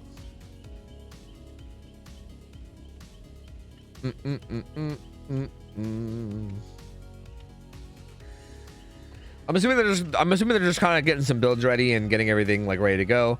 I mean, I'm assuming Anima's probably got their build ready. Well, actually, Anima's not ready up yet, so maybe not.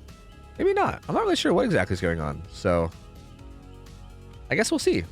I guess we will see. I don't know. I'm honestly not sure.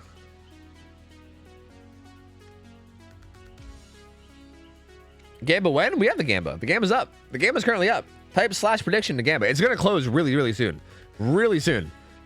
Like 10 seconds. You gotta be go fast. Prediction. Gamba, quick, hurry, fast, go. Type / prediction, hurry, quick. You're gonna miss out. Oh, you probably missed out. It's probably already over, right? It's probably already over. I think you already missed out. Curtains. Rip. Too slow. Unfortunate. You hate to see it. Apparently, Anima is kind of drunk at the moment. Oh. Hey, to be fair, that's what I would say too if I was whiffing. Like, if I was out there whiffing M1s, I'd be saying that I was drunk. I'm just joking. He might be fucking wasted. I have no idea. I'm just trying to give him shit. All right. I'm just joking. No, but that would make sense. I mean, I have really high expectations of Anima. I know that Anima's a really good player, right? Like the reason why I'm fucking with him is because I know he's a good player. Like I know he's a really good spirit. So it was kind of odd to see him playing a bit sloppy at times, but that would honestly make a lot of sense. So man's like, fuck it, let's get wasted and go do scrims, I guess. that's a little bit weird, but hey, you know, whatever you're into, I guess. You know, hey, whatever you're into, I'm cool with it. I ain't gonna argue too much. It's fine. That's fine. You know what? That's just fine. Fine. You know what? That's just fine. Absolutely fine. Just fine. Totally fine. Just fine. Are you playing or commentating? I'm commentating. I'm not playing. I am just commentating. We are just hanging out, watching, and vibing. You know? Jay Lady, thank you for the resub as well. 2 months. Good to have you back. Appreciate the support. Thank you. And yeah, you missed the Gamba posting it? Unluck, dude. Unluck. But hey, I appreciate the resub. Thank you. I appreciate you missing the Gamba just to show me your resub. Thank you. That was very kind. Thank you. All right. Here we go. We're going. We getting in there, baby. We almost in there. I'm pumped and ready to watch another Spirit game, man. This is like our third one. This is our third. So far, this is our 4th game of the night, and this is our 3rd Spirit game out of 4 games. So hopefully we get a good break of Spirit after this one. I think we've been seeing a lot of spirit. But streamer, you talk too much. Guys, I never shut the fuck up. I don't know if you guys know this or not, but I never shut the fuck up. I think streaming has been like my release, because like this is how I was in, well, I wouldn't say this is how I was in real life, but like kind of. I'm really good at not shutting the fuck up. Like I'm really good at it. It's one of the things that I excel at. So streaming is a good place for me to just go get it all out of my system. You know what I mean? I just let it all out. I just come in here and I'm just like, let me just talk about nothingness over and over and over again for a very, very long time, for like fucking 6 hours straight every night. And it's nice. It's very, very nice. It's a good release, you know? So yeah. I apologize, you know? I apologize. But anyway, we should be loading in. I'm curious to see if there's going to be anything different in terms of builds or anything. Probably not, I would assume, but we'll see. We'll check out the survivor builds mid-game. Anima running the same build. Yep, same build. Everything. Add-ons, everything. So I also forgot to mention, I mean, the add-ons every game of Spirit are going to be the same. I don't think the add-ons are ever going to be different on Spirit, ever. It's always going to be yellow speed and yellow duration. I don't think we'll ever see anything different, because those are just clearly the best yellow add-ons. I mean, like even if we allowed green add-ons, we'd probably still see these two if I had to guess. Like they're just really, really good add-ons. So yeah, that's probably what we'll see pretty much all the time. The build's the exact same though. Pain res, no ed. You know what's interesting? I don't know if we saw much pain res value last game. I feel like maybe he got really unlucky with his pain res spawns or something. I'm not sure. But I feel like we didn't see much pain res value at all. The Anima looking for the survivors that are stealthing in the corrupt, which they are kind of. I mean, Tyro's near a gen that's okay. Okay, so Dragon has the chase me build. So very similar to last game, except without Dead Hard, it's actually live, which is a bit interesting. I would much rather see Dead Hard in that scenario. And it does get found, so this is, I guess, kind of ideal for the survivors, right? Because she does have the build that is, you know, chase me or whatever. So pretty good that she's found. She has Iron Will. She has DS off the record. Ooh, the live kicking in. Gonna get her some distance. She's gonna get at least a little bit away. And they're also gonna double up on the mid gen with Prove Thyself and a toolbox. So this gen should be flying pretty well. The down does come in though. We kind of missed the phase. Sorry, I'm a little bit too jumpy. But the down does come down. There's gonna be a hook. This is pain res. Pain res will be massive here if it's pain res. So we'll see. If this is a scourge hook, this is gonna be huge because it'll regress that mid gen a lot. And by the time for Spirit to go up and probably kick it, it is. So there you go. Big pain res on this gen, and she's probably gonna come up and kick it now with Call of Brine. They preemptively start walking away. This is also the Deliverance survivor, so he's gonna want to get the unhook if possible. Now Anima's got to balance. Anima's got to balance their desire to defend this gen with their desire to not allow this unhook. This might just be a reassurance. If this is a reassurance, then that's huge. This should just be a reassurance and walk away. It is. Oh, that's so good. Oh, that's so good. Oh, it's so good.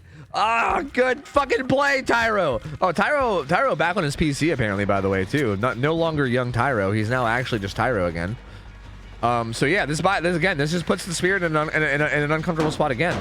She wants to defend this mid gen, but she also wants to defend the hook. So she's kind of stuck in between two important objectives here.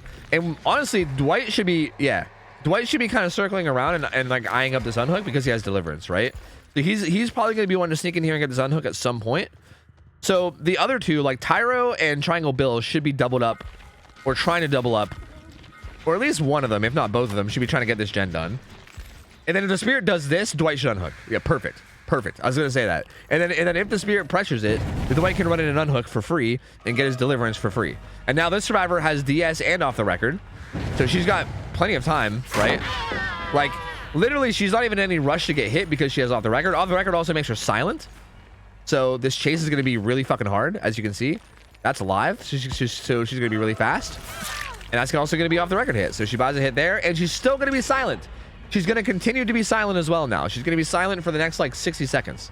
So if she plays as well, knowing that she's silent, like, if she's smart, she'll do a really good job of, like, when the Spirit's phasing, just kind of walk around and be unpredictable.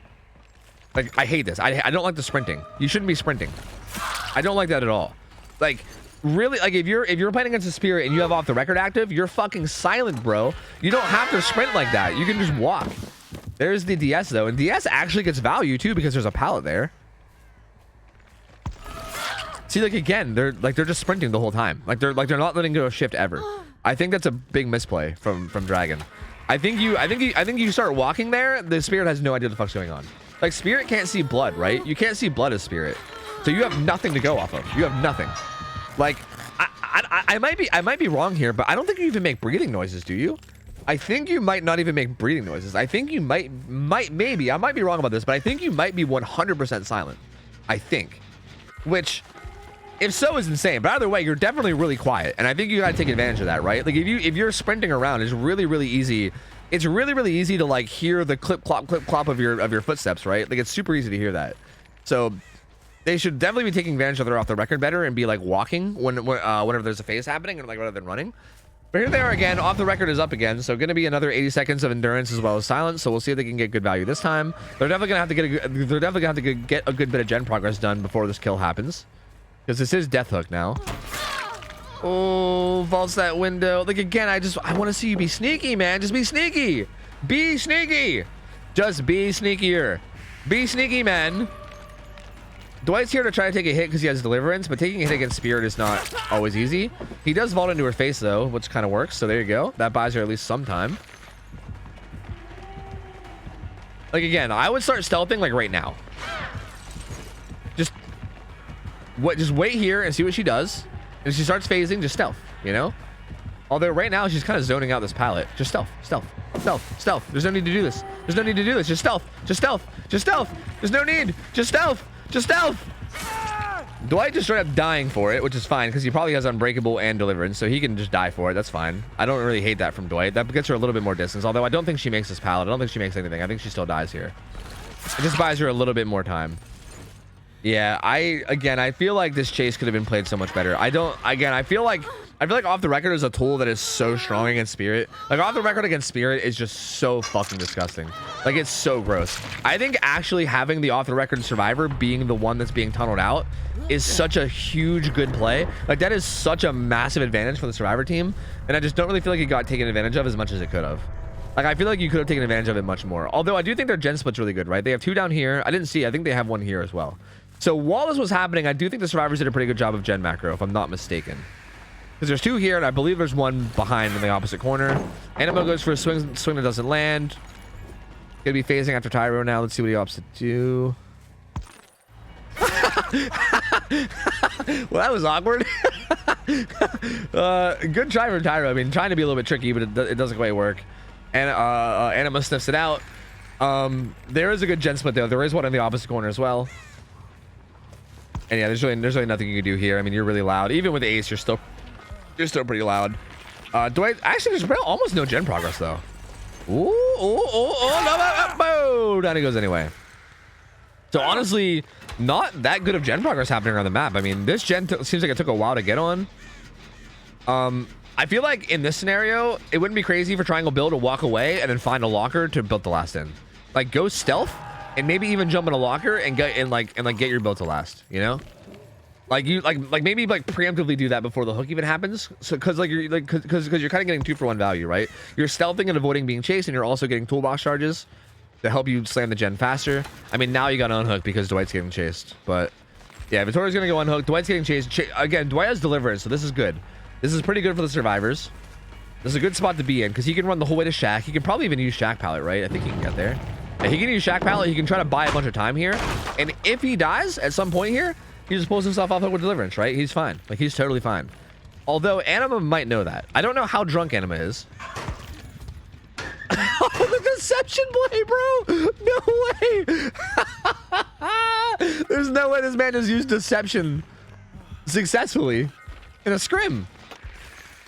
What a god, dude. What a gamer. What a fucking gamer, dude. Holy shit. Holy shit. My lord. Good pallet play. Swing Blade doing a really good job here. Playing this so well. Doing such a good job here. Good. Does a good fake there as well.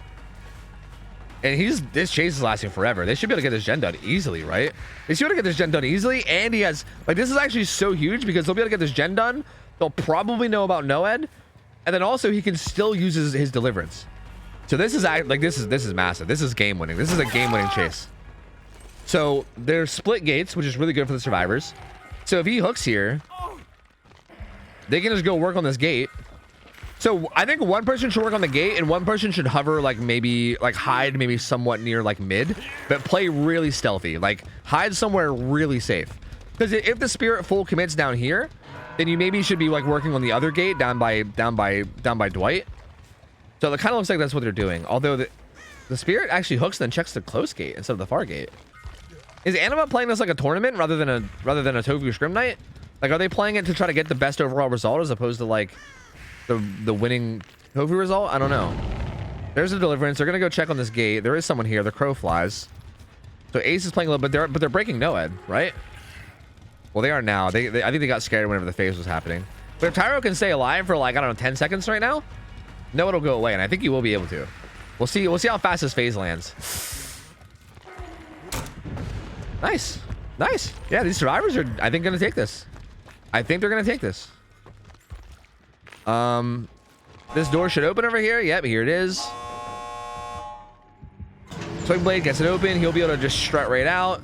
Tyro gets hops on the other gate. These guys are both full health, so they could both walk over. And this is the whole way across the map, right? Like, they're on that gate way over there. So there's no way the spirit gets there in time. Like, there's no way. These guys 100% open the gate and then walk out together. They strut out, not giving a fuck, like the gangsters that they are. I mean, fucking look at this ace, dude. Look at this fucking ace. Absolute fucking G, this ace. And there he goes, not giving a fuck. Well played. Our Struggle Rangers played really, really well this game. I mean, again, so I know, I'm just gonna say it all fucking day. I don't care. I'm a broken record, but solid macro play. Again, I think this map is a map where Spirit usually loses the good macro, and we're seeing the good macro. We're seeing the good macro happening, like, pretty often now, which is fucking cool, right? Like, this is really, really cool. This is exactly what I was hoping to see. This is what I was hoping to build up over the course of like months of scrims, right? I was hoping to slowly over time see people get better and better at macro, and we're literally seeing it. I mean, we're seeing every single day we come back here and it's just better and better macro, to the point where like we might have to start thinking about balance again, right? We might have to start thinking about going back into balancing and start rethinking about things, because like this is really solid. Again, I don't think Anima really played that badly either. I think Anima played pretty solid. I do think there was a couple like slip ups. Obviously, some chases could have been played a little bit better than they did, but for the most part, Anima played pretty fucking solidly. It was just mostly the survivors just having really good macro and playing really good, right? Playing really smart and safe and doing what they got to do to just basically secure the result, and they did. I mean, just really, really, really good survivor play. So you love to see it, man. You love to see it. Well played by Power Struggle Rangers. Good try from Anima. He went 1-1. And we'll see after we'll see what happens with the next killer. We're gonna rotate out Anima. We're gonna bring in a new killer for these guys to go against, and we'll see how this goes. I'll give you guys the gambit too. Hold on here. Let me give you guys the payout. Bam, bam, bam, bam, bam. The survivors. Yep, there we go. Perfecto. Perfect. All right, let's hop in. Let us hop in. We got Coach, motherfucking Coach. All right, let me play some music. Let me play some motherfucking music. Wait, already paid out? I did. Let me give you guys a new one as well. Hold on. So who's Coach playing? Coach is playing. It's not updated on the overlay, but let me go check the schedule. I can figure this out. Hold on a second. Coach is playing the Doctor. The motherfucking Doctor. The Coach is playing Doctor. Doctor is played on Father Campbell's Chapel. Father Campbell's Chapel is interesting, because it's honestly not a huge map. Like, it's a pretty small map, all things considered, but it's also got some pretty strong tiles on it, right? Like, it can be pretty powerful in terms of tiles. Like, it has the infamous like maze tile right next to Shack.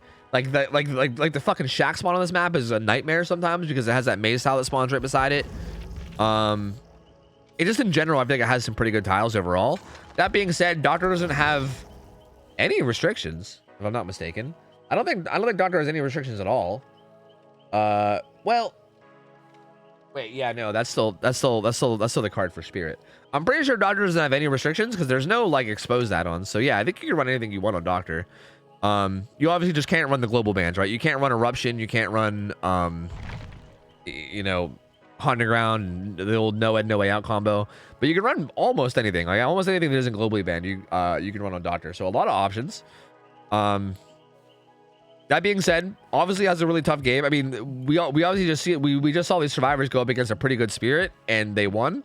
So I think no matter what, as like Doctor is a significantly weaker killer than Spirit. So I think no matter what, definitely going to be a challenge here. Like, I think definitely no matter what, coach is going to have a challenge on his hands. It's definitely not going to be an easy game no matter what. They're going to have to play really, really well. They're going to have to really like find any mistake that the survivors make and take advantage of it, because yeah, it's going to be a tough one, man. It's going to be a tough one. He's got to have a really, really clean play. We'll see how it goes. I am playing ads. You said, where's the ads? I'm playing them. They're currently playing. They're literally playing. Were you watching the VOD and hear you say that I was giving the Wraith the Dickens? You were. You dicked him down. You gave him the Dickens. I seen it. I fucking seen it, man. That was, you guys played that really well. I mean, again, I don't know how many hours you even have, guys. I don't know who on your team has what hours, because like, apparently your team had like an average of like 1,000 hours, I guess. I don't even like, I don't know how that's like distributed. I don't know, but you guys played so fucking well, honestly. Like, I thought, like, my honest, like, if I'm being completely blunt and honest about my expectations, like, first off, if I see a low hour team, I first off expect you to just kind of be bad in general, right? Like, I kind of expect you to just in general not be very good. Like, just to be blunt, I just don't expect you to be very good at the game regardless. But when you guys showed that you had good macro, I was like, that's fucking cool. That's surprising, but also in a good way. Like, that's super cool. But then even then, I expected you guys to struggle. Like, I thought the Wraith would actually beat you, because I was like, all right, well, they have good macro, but against Wraith, they also need to be good at looping, right? Which, like, if they're low hours, maybe that's where they struggle. It's like the looping. But then you guys just did good looping wise too. So I was like, okay, well then never mind. Fucking never mind, I guess. I guess they're just goddamn good at the game. I mean, fuck me, you know? Fuck me, I guess. Fuck me and my expectations, I suppose. I guess I guess I'm just an idiot, because all my expectations were just goddamn wrong, you know? We're gonna see a scrap tape doctor god who will dethrone Tofu? Never. No one's ever gonna dethrone me, dude. I'm the scrap tape god. I'm the scrap tape legend. What are you talking about, dude? Please. Anti-somebody, thanks for the resub. 9 months. Welcome back, man. Appreciate it, buddy. Glitch Dark, thank you for the 22 months. Corpselish, thanks for the 21 months. Sunflower Elephant, thank you for the 3 months. Appreciate you guys. Thank you, man. Appreciate the support. Thank you, guys. I'll thank you. Thank you. What do you think of the shrine this week? Some really recent, I'm guessing you're going to say decent perks? I don't know what's in it. I never look at a shrine. I don't even know what's in it. You'd probably have to tell me what it is. I actually don't even know what it is, to be honest with you. I don't pay much attention. I've had every perk unlocked for like 10 gazillion years now, so I just don't even look at it anymore. No, not trying to brag or anything, but like, I'm kind of a big deal, and I kind of have every perk unlocked for like years now. Not saying I'm a big deal or anything, but I'm kind of a DBD legend, no biggie. No biggie or anything, not trying to flex, Reassurance is one of them. Reassurance is like, I actually don't know, like, okay, in like a competitive scrim setting, I think Reassurance is like literally overpowered as fuck. Like, I think it's probably one of the strongest survivor perks in the game in like a competitive setting. But in like a public game setting, I actually don't know how good Reassurance is, to be honest with you.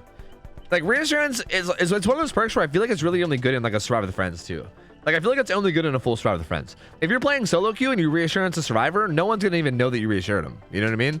Because Reassurance is only good if you get like it's good if you get value out of the time it buys you, right?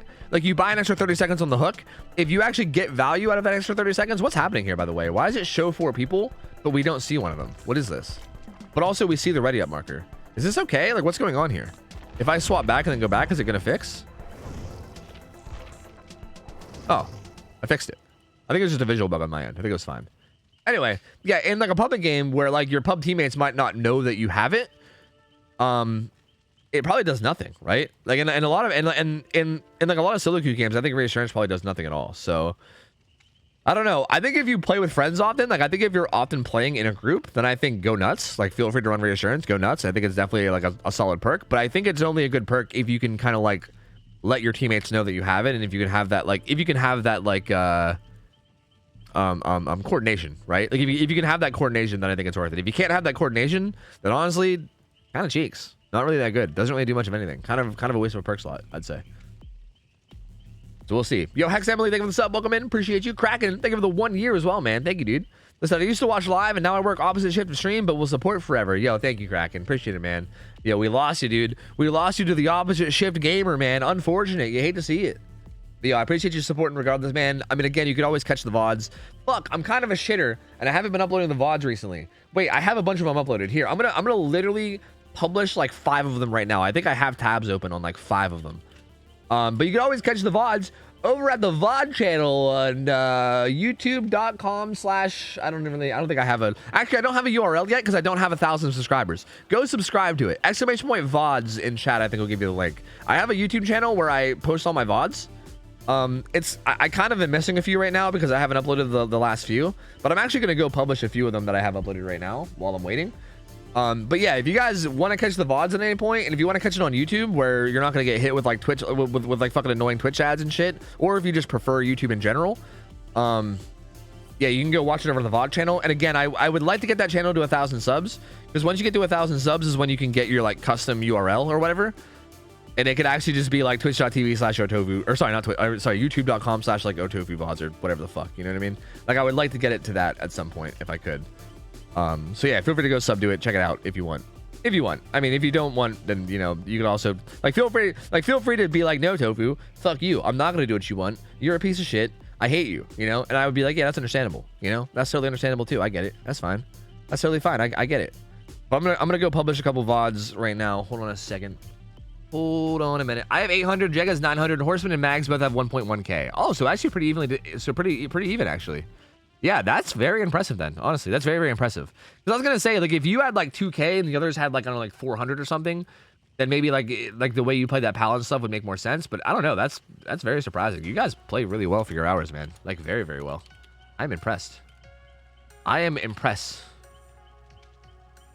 Okay, we're finally readying up. Good. Because I'm currently publishing these videos. Because this lobby's taking so long that I'm like, fuck it, let's publish some goddamn VODs, you know? I'm assuming the Gamba's already closed because we've kind of been here chilling for a minute. So I'm assuming I don't have to worry about that. Okay, bam. Okay, I just published like 5 more VODs in the VOD channel. I think I'm still missing like a week's worth, but I'll catch up with them when I can. I'll upload those literally tonight. Literally tonight I'll upload them. Literally. Zaf, good to see you as well. 64 months, man. Welcome back, dude. Welcome back. Oh, did I get 1K? Woo! My first 1,000 subscribers. Woo! Someone send me a plaque, baby. Woo! Let's go. Yo, seriously though, thank you guys though. I appreciate it. Thank you. That's actually gonna be huge. It's gonna go a long way towards like helping me be able to get a fucking goddamn custom URL and not be some random ass page that's some random ass fucking long URL that's hard to type. So thank you guys. I appreciate that. That's very kind. You guys are the best. I love you all. Except the weebs. Fuck the weebs. Fuck you guys. I'll still take your sub to my channel if you want, but I also hate you, okay? Just know that I hate you. All right? Cool. All right, let's see how this goes. Doctor. I mean, doctors can run just about anything, so I'm curious to see what this is, right? I mean, there's a lot of different builds you could go with here. So we'll see. We'll see what Coach opts to go for. Let's hop in. Dead dog.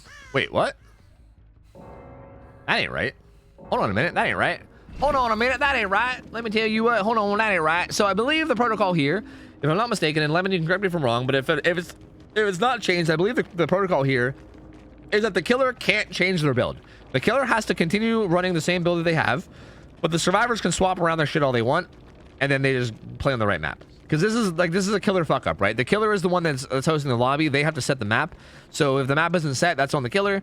So it's their mistake, which means they should have a punishment. Although the punishment isn't as harsh as like a penalty, right? We're not gonna give them like a -2, but we basically force them to run. So like they should know. Oh, deadlock exists. Oh, overcharge exists. Brutal strength exists, right? Like, oh, there is no NOED in play, right? Like there's a lot of information this should give them, right? Like they don't have to worry about NOED. They obviously know that it's just overcharge, not call a brine. Like they know like a lot of things. There's a lot of things that they kind of learn from this. But the survivors are able to change it up, right? Because being able to see what survivors running what is like kind of a big deal for killer. So if the survivors want to change up their builds and stuff, they obviously can. So yeah. We'll see.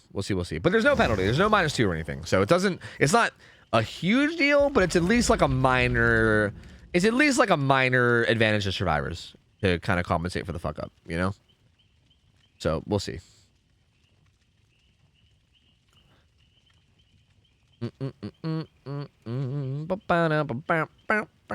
Oh, and we go back to waiting, I guess. We go back to waiting, boys. We go back to waiting. Back we are, bing chillin'. Chilling. One of my favorite things to do in pubs is to meet vault back and forth between race while cloaked because the window doesn't block. It usually forces them to do something, but I wasn't sure if it would work in scrims. Yeah, no, it's actually legitimately a good strategy, right? Like if a wraith is just sitting there cloaked, then yeah, like you don't get into blocked, right? Like it obviously depends on the scenario, but it can work a lot of times. Yeah, like that's the kind of. But again, that's the kind of stuff that I don't expect people from your hour range to do. It's just it's nice to see. I mean, again, I talk about this a lot, but I feel like DBD has kind of taken steps to like stop being a game that's about like looping and chasing and kind of being a game that's more about just macro play, right? Like I feel like a lot of times in pub games, it's like getting good at DBD isn't really getting good at looping. It's like getting good at holding W and going and like running to the right place. You know what I mean? Like it feels like that's the kind of skill that most people are learning, right? It's not like, yo, let's learn how to be a juicer and fucking loop the shit out of survivors. It's like, let me learn how to like hold W and go to the right spot to get chased so that like, because I'm gonna die to all these fucking oppressive killers that exist now. So like if I'm gonna die, let me make sure I go to this right place to die so my team can slam gens. You know what I mean? Like it feels more like teamwork / macro heavy rather than like individual skill heavy like it used to. So I feel like, I don't know, I guess to me it's just kind of, it feels rare to see like a lower hour player be really good at looping. Fuck, even some higher hour players kind of suck at looping as if they've only been playing since like semi recently, right? So I don't know, it's just kind of cool to see. It makes me happy to see because it's not exactly expected, I guess. Jake, what up? Good to see you, buddy. How you doing, buddy? How's it going, buddy? Good to see you, buddy. How's it going there, buddy?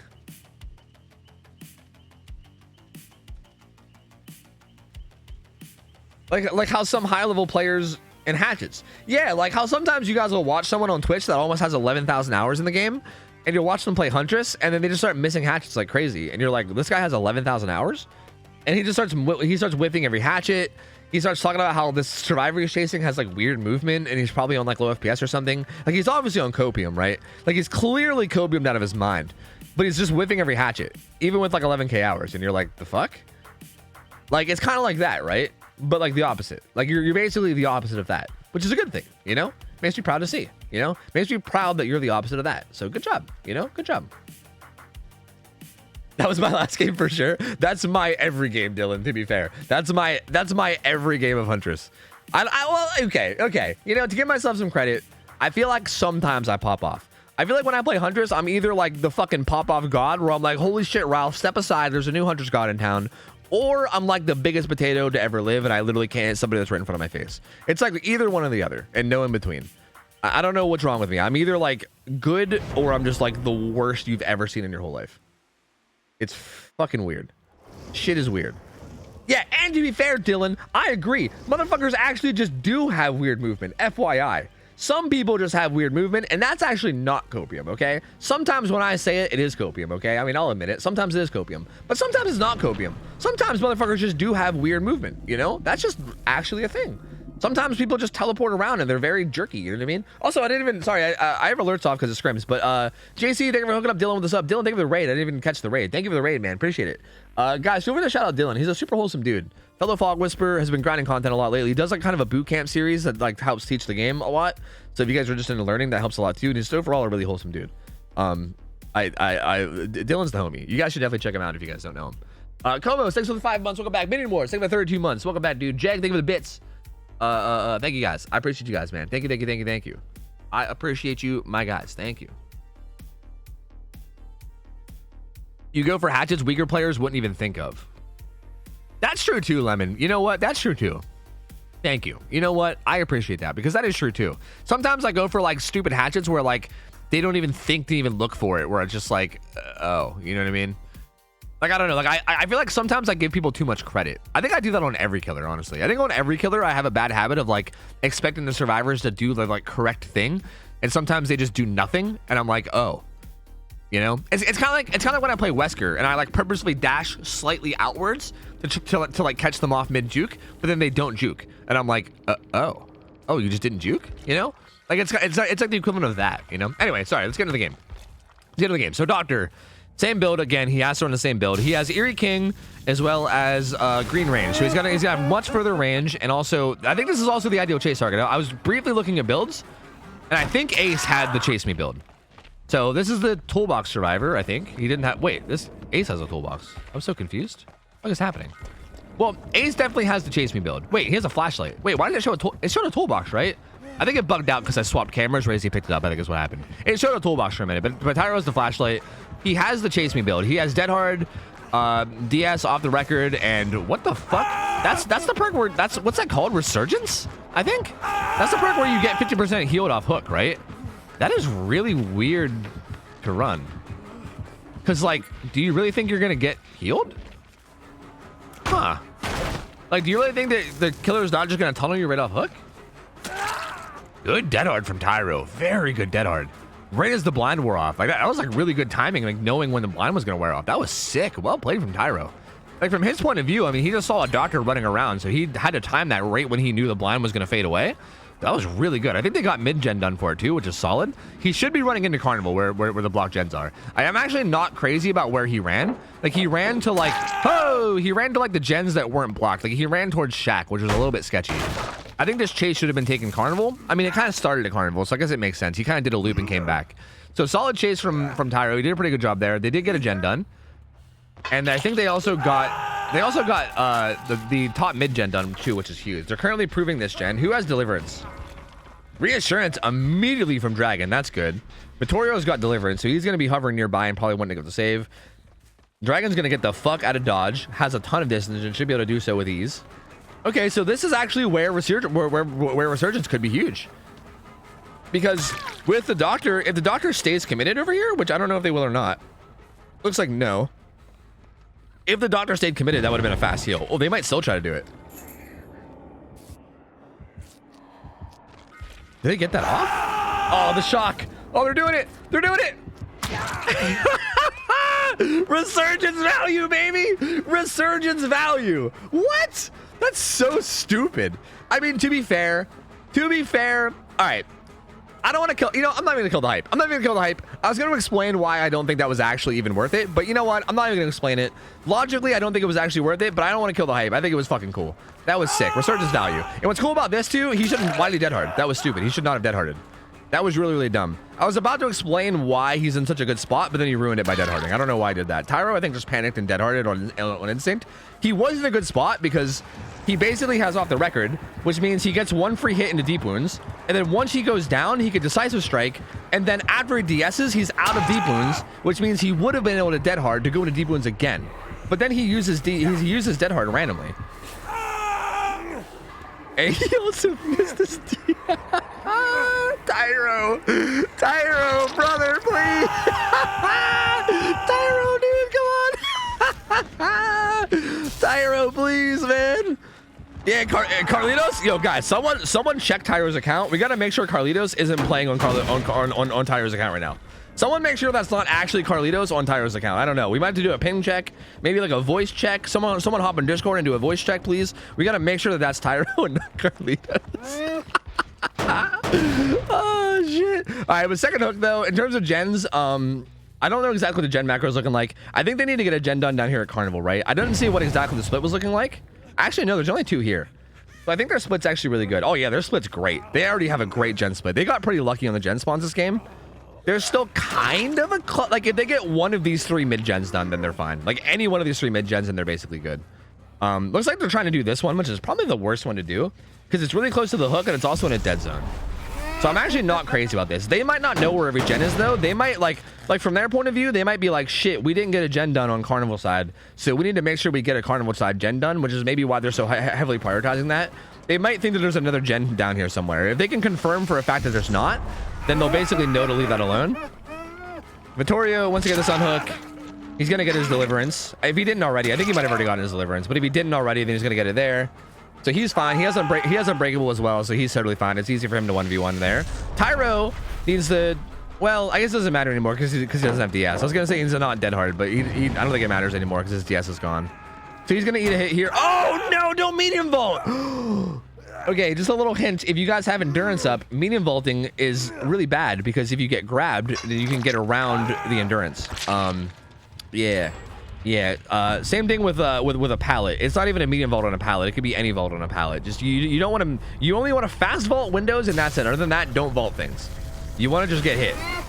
So that's actually huge for Coach. That's huge for our boy Coach. Not great for Power Struggle Rangers. Triangle Bill does use his Unbreakable to get up, and he's gonna go down, and he'll, if he gets hooked, he can also Deliverance. So this will be Deliverance, and they should be able to get a good bit of gen progress for this, right? They're both on separate gens. Looks like Swing Blade is on like the left side of the map over here, kind of close to the hook, and then it looks like Dragon is at like 6 o'clock doing a gen as well, down by Shack. So that's this gen, and then that one far down. The problem here is that they're kind of like, again, I think this is the gen they should have been prioritizing kind of early. Like, when they were working on this gen in the corner, if they were instead doubled up on this gen and getting that one done, they'd be in a really good gen macro spot right now. They're honestly not in a terrible spot. This is a 3 gen, but it's not the strongest 3 gen, right? Like, this gen down here in the corner is not exactly in the best spot. The problem here is that Triangle Bill needs to get out of this corner before dying somehow. Like, it wouldn't even be crazy for Swing Blade to come in and take a hit if he could, but I think he's too far away. I think instead they're just going to let Triangle Bill get chased and hope that they can buy enough time. That was funky looking. That was really funky looking. That was very, very funky. Actually, this might be okay because Swing Blade has a lot of progress in this gen. He's going to get shocked, though. Doctor's going to come kick it with Overcharge. But what's Doctor do here? I mean, he's just going to walk away and hook, right? Swing Blade can hop right back on it. Maybe. Probably. I mean, this is kind of doing nothing. This is kind of just letting Ada do a gen for free. I mean, I guess it is regressing the gen slowly. Doctor's going back. Swing Blade doesn't realize it because he's got the Infinite Tier 3, but he probably realizes now. The hook's going to come in, I think. Oh, we need to put these guys. We need to. Okay, Power Struggle Rangers needs to attend skill check university out here. We gotta we gotta go put them through the old skill check boot camp. That gen gets popped with Deadlock, so the Doctor actually can't kick it now. The thing that sucks here too is that gen that they have progress on is probably the gen that they don't want to work on. Like, ideally, oh wait, do you guys see the Rise of Kingdoms cursor? Nice, I got the spear. Yeah, don't worry about it. Don't worry about it. I might have Rise of Kingdoms open in the background. Don't worry about it. Ideally, the gens that they probably want to work on are the two furthest away gens from each other, right? Like in any 3-gen scenario like this, in any 3-gen like this, you ideally want to do the two furthest gens away, right? Like, this is like the gen that you kind of don't want to work on. So it's kind of unfortunate that that's the one that they have a bunch of progress on. Because ideally in this scenario, like, okay, ideally what they do here is they try to get the unhook on Vittorio, and they try to get him to their side of the map. Like, he needs to get down towards Shack's side is what needs to happen. He needs to get away from the 3-gen. And then as long as everyone's away from the 3-gen, you basically just make it so that nobody touches a gen unless they're full health. And if/when they get hit, they just bolt down to the opposite side of the 3-gen and reset. And then you basically just slowly tackle the gens while being full health. Like, that's what they should be doing. Victoria's getting away. Swing Blade should even consider taking a hit for him, maybe. But I think Swing Blade's gonna hop on the... No. He's still thinking to hop on the gen, maybe. I don't even know if I like this, though. They're also kind of blind vaulting that window without really looking behind them. But maybe they're just worried because of the red stain. I don't know. But he's got to be careful now, too. He's got to get down across the map. Like, he's got to not go down there. Everyone's injured, too. So, like, I think the Doctor's going to feel pretty confident. For the Doctor's point of view here, I think you can pretty safely chase down here. You also know somebody's right there because of that Doctor illusion. And if you look around for other Doctor illusions, too, like, the Doctor illusions are huge. Again, if you guys don't know, if you're running either the add-on, I think it's Restraint, or Eerie King does basically everything. Those Doctor illusions will show up, and they literally spawn like a fixed distance away from a survivor, and they always are facing the survivor. So if you're ever looking across the map and you see an illusion like that, he might wiggle. That was really greedy. Why did he go for that far of a hook? That was so greedy. He wanted to hook him into the 3-gen, which is understandable, but that was really greedy. What the fuck? Anyway, sorry. How did he get... Oh, he vaulted that with Lithe. Okay, I see. So yeah, now Dwight, that greed really fucked over this Doctor, because now that Dwight has a pallet here as well, he's not going to use it. He's going to die, but still, he goes down in a much better spot. Like, this is a much better spot to go down than where he was. Like, there's no way he gets hooked in the 3-gen now. He could basement him, but basement doesn't really do anything because there's no gens here. So he's going to get hooked randomly down here, which kind of does nothing, right? The Doctor can't protect this hook at all. Like, the Doctor cannot stay on that hook. There's no way. There's literally no way. So he's gonna have to leave that hook basically entirely. So yeah, I mean, they could probably just swing around and get the unhook. So yeah, that greed kind of fucked him over a lot there. That was not great. Still in an okay spot though, honestly. 3 hooks away from the win condition. Still has this kind of somewhat 3-gen. Again, if they just pressure this gen and then that deep carnival gen, Like if they just have one person sneaking up that backside and putting some pressure on that back gen while 2 people pressure this one, as long as they keep running to Shack side and resetting whenever they're injured, they should be fine. If they have a beefy medkit on somebody, okay, they actually didn't bring in that beefy of a medkit. They could have brought a beefier medkit, but they didn't. I was gonna say if they had a beefier medkit, they could also drop it in down by Shack side too, so that way it's almost like it's like a limited boon that you can go pick up and heal yourself. The doctor actually kind of hard committing down here. This is kind of interesting. I believe Triangle Bill is the one on Death Hook, right? If I'm not mistaken. So I think Doctor just wants to get Vittorio out, which if he can get Vittorio out before the gens get done, which I think he will, because both the survivors are right here. This is actually huge. I think this is going to be the winning play for Coach. Yeah. Once it turns into a 2v1, there's no way they get this. There's no way they win this. This is pretty much over. There's like no way they get this. There's no way they break this 3 gen in a 2v1. There's no way. So yeah, Triangle Bill is dead, and this is just GG. This has got to be GG. I mean, barring the biggest throw of this doctor's life, this has to be. Okay, I know there was that one time, and I know it was also this survivor team where I said, hey guys, this is pretty much over, and there's a 0.5% chance that these guys win, but it's pretty unlikely. But this time it's actually over. Like a 2v1, bro, is way different. A 2v1 is way different than a 3v1, okay? It's over. And especially now that Ada got grabbed out of that locker. Now it's very, very, very, very over. Like, Swingblade can't even heal himself, so there's no chance he can unhook. He's just going to stand here and secure the win, and that's just it. That's just over. Deliverance is already gone. It's just all ogre. It's all ogre, boys. That's it. It's all over. It's dead. So, hey, well played by Coach, man. Well played. Again, these guys, this Survivor team just beat a really good Spirit. So, it's interesting that they go from a Spirit to a Doctor, who I would argue is a very much weaker killer. And Doctor just comes out on top, you know? I do think the survivors definitely misplayed this a lot, though. There was a lot of sloppy plays here. Their gen macro was not nearly as good as it was last game, although I think the gen macro on this map is a lot less cut and dry. So it makes sense, right? Like I feel like the last map is a very obvious 3 gen. It's a very obvious gen macro map, right? Like there's 3 gens on one side, 3 gens on the other, 1 gen in the middle. Everybody knows that's how it's gonna be. It's very obvious what you have to do. This one's weird because sometimes you'll get like a tight 3 gen here, sometimes you won't. You really have to kind of like scout the gens out on this map and figure out where they are and then go from there. And I feel like they didn't do a very good job of scouting them out. I feel like they just kind of didn't know where the gens were because they weren't really doing the right gens at the right time, right? Like they were, like for instance, they were like doubled up on this one while the hook was going on. Whereas if they were just doubled up on this one instead, it would have been a whole different game. Like if they were doubled up on that gen while that one hook was happening, this would have been game over and the survivors would have won. It like literally just that one change would have been all they needed. Because they were kind of just doing the wrong gens at the wrong times, and then they ended up in this weird 3 gen in the end. And yeah, they just weren't quite able to get out of it. So hey man, well played by Doctor. Really, really well played by Doctor. I think he took advantage of their mistakes perfectly. I think he did pretty much everything right, if I'm not mistaken. I'm trying to remember back. I can't remember every little thing that happened, but I'm pretty sure he did just about everything right. I mean, he played that fucking phenomenally. He did a really good job. He worked with what happened. So well played by the Doctor. Good try from Power Struggle Rangers. Not quite able to take the 2-0. They're gonna go out 1-1. But we'll be able to keep the Doctor around, and we're gonna get a new team of survivors and see how they do. So let's go. Let's go game 2. I'll give you guys the payout, and we will do game 2. We will do it. We'll do game 2, boys. We'll do it. We will do it.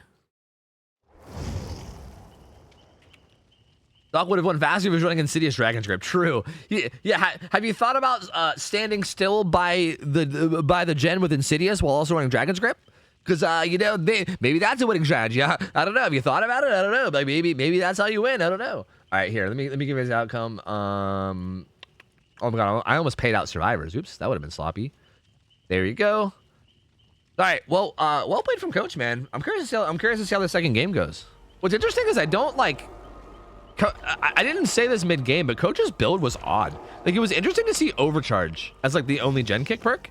Like, I know it's Doctor, and obviously you have, like, the harder skill checks because you're Doctor, but it's still interesting to see, right? I don't know if that's better. Like, it might be, but I feel like, hypothetically, if the survivors just hit the skill check anyway, you might get fucked, right? Like, you're really putting a lot of faith in, like, I guess survivors misplaying. Like, you're putting a lot of faith in them fucking up the skill check, which I know they have a much higher chance of fucking it up, but like if they just happen to not fuck up the skill check, then it's just kind of worse call of Brian, you know what I mean?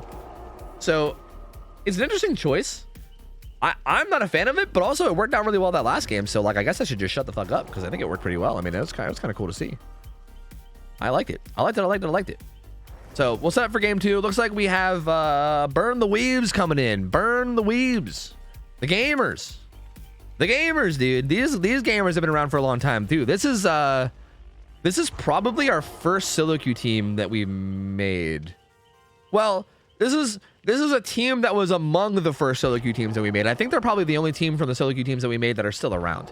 So we're current, like we do solo queue forums sometimes where you sign up, where you can like sign up as a solo queue survivor who will basically pair you up with people that you don't know and be like, congratulations, you guys are now a team, have fun, practice together, right? So it's kind of a way to get you to sign up even if you don't have a group of friends that are interested in playing comp together. And this team was made from a solo queue sign up, right? These guys were all just people that didn't know each other before the scrims. And then once scrims happened, what's going on with Swingblade?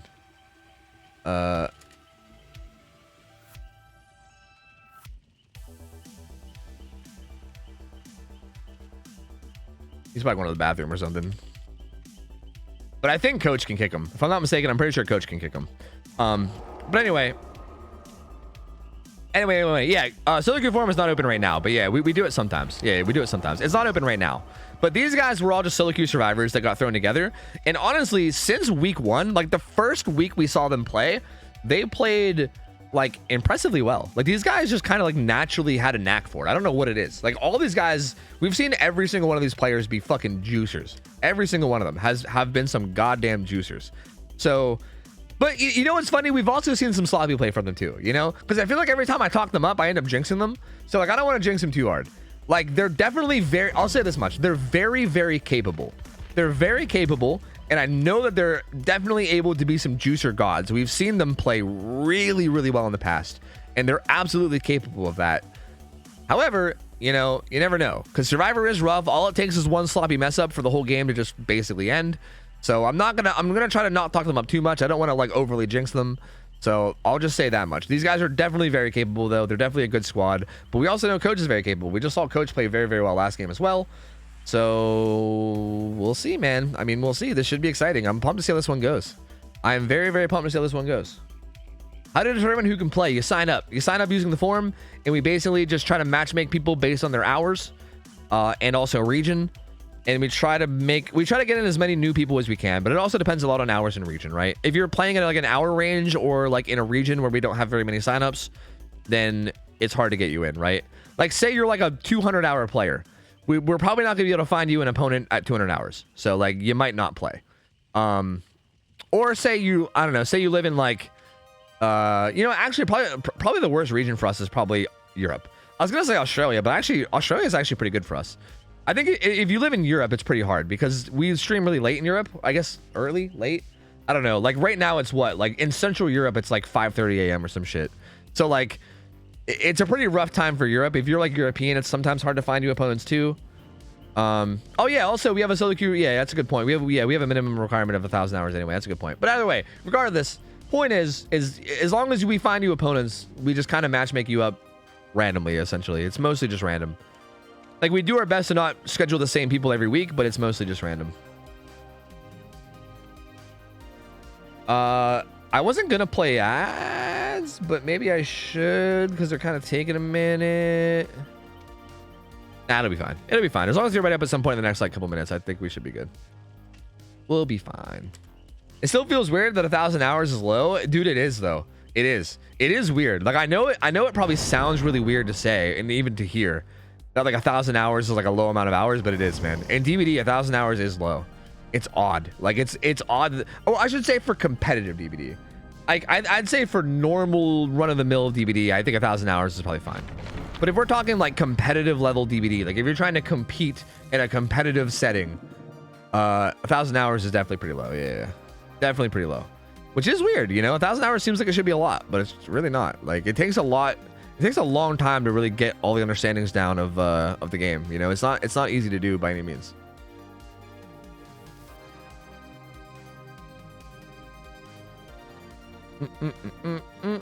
All right. I haven't seen anyone sub 1K hours in a long time. We just saw a Survivor team today with sub 1K hours. Well, we actually made it so that killers can't sign up with less than 1,000 hours.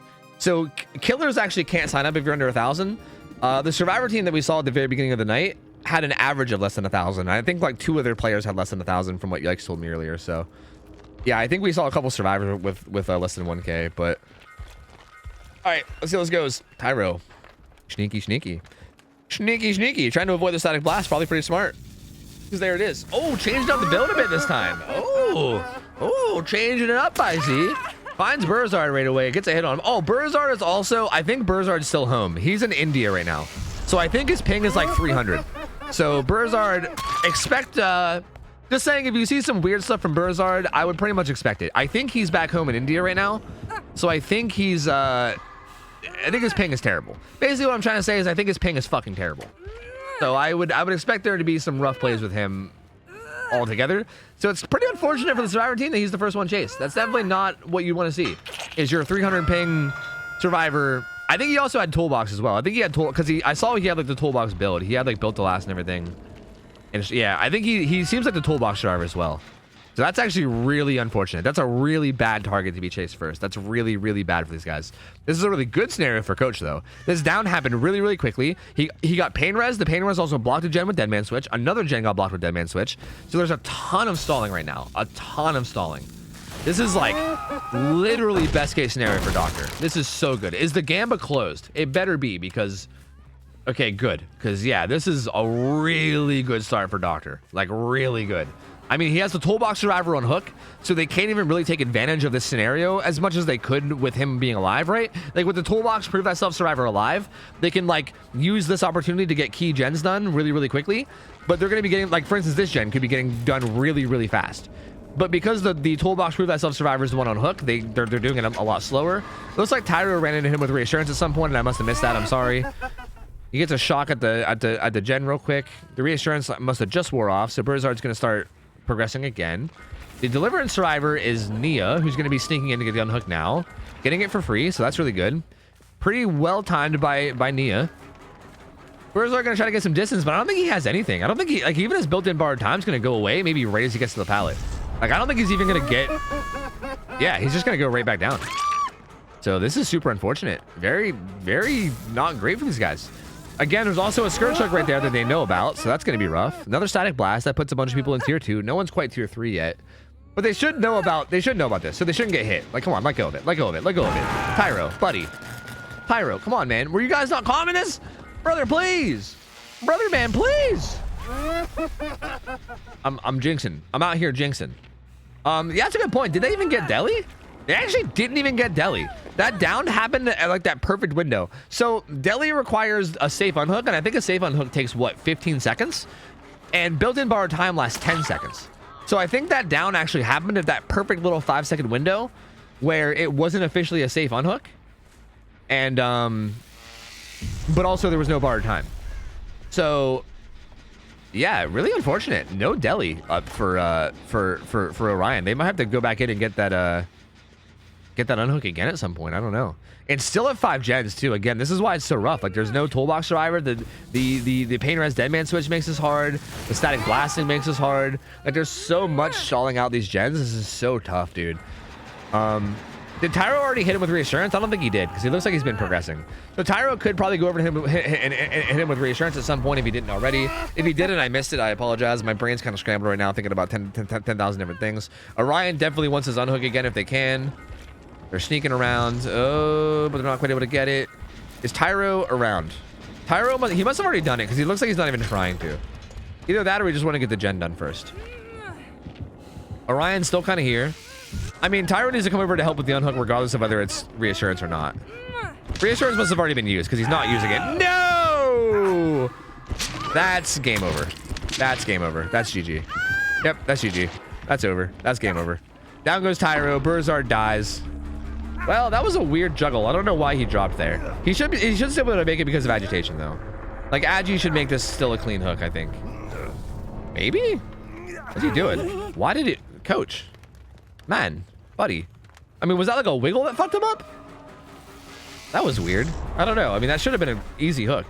All right, maybe it's not over. It's still looking pretty over. I mean, I don't know why he didn't, like, he like hesitated and then he also like turned around. That was really weird. I don't know. He should have just beeline for the hook. I mean, he knew he had a lot of wiggle. That was weird. Either way, regardless, that was a bit of a throw, but I think even with that little bit of a throw, I still think the killer's just in like a million times better position right now. They still have 3 gens up. It's a 3v1. Deliverance never got activated. So, I mean, it still can be activated at some point. Orion's never been, it still hasn't been hooked. So it's still possible to get it activated, but it's not up for the 3v1, which is unfortunate. Although Tyro's kind of juicing. So, you know what? Maybe I shouldn't say it's over until it's actually over. But again, the killer's still in a really good spot. They pop another gen, and they're going to heal up. And yeah, you know, like the killer, I don't know, man. Like that, him not making that hook there was huge. Like he makes that hook, and that's fucking pain res dead man switch. You know what I mean?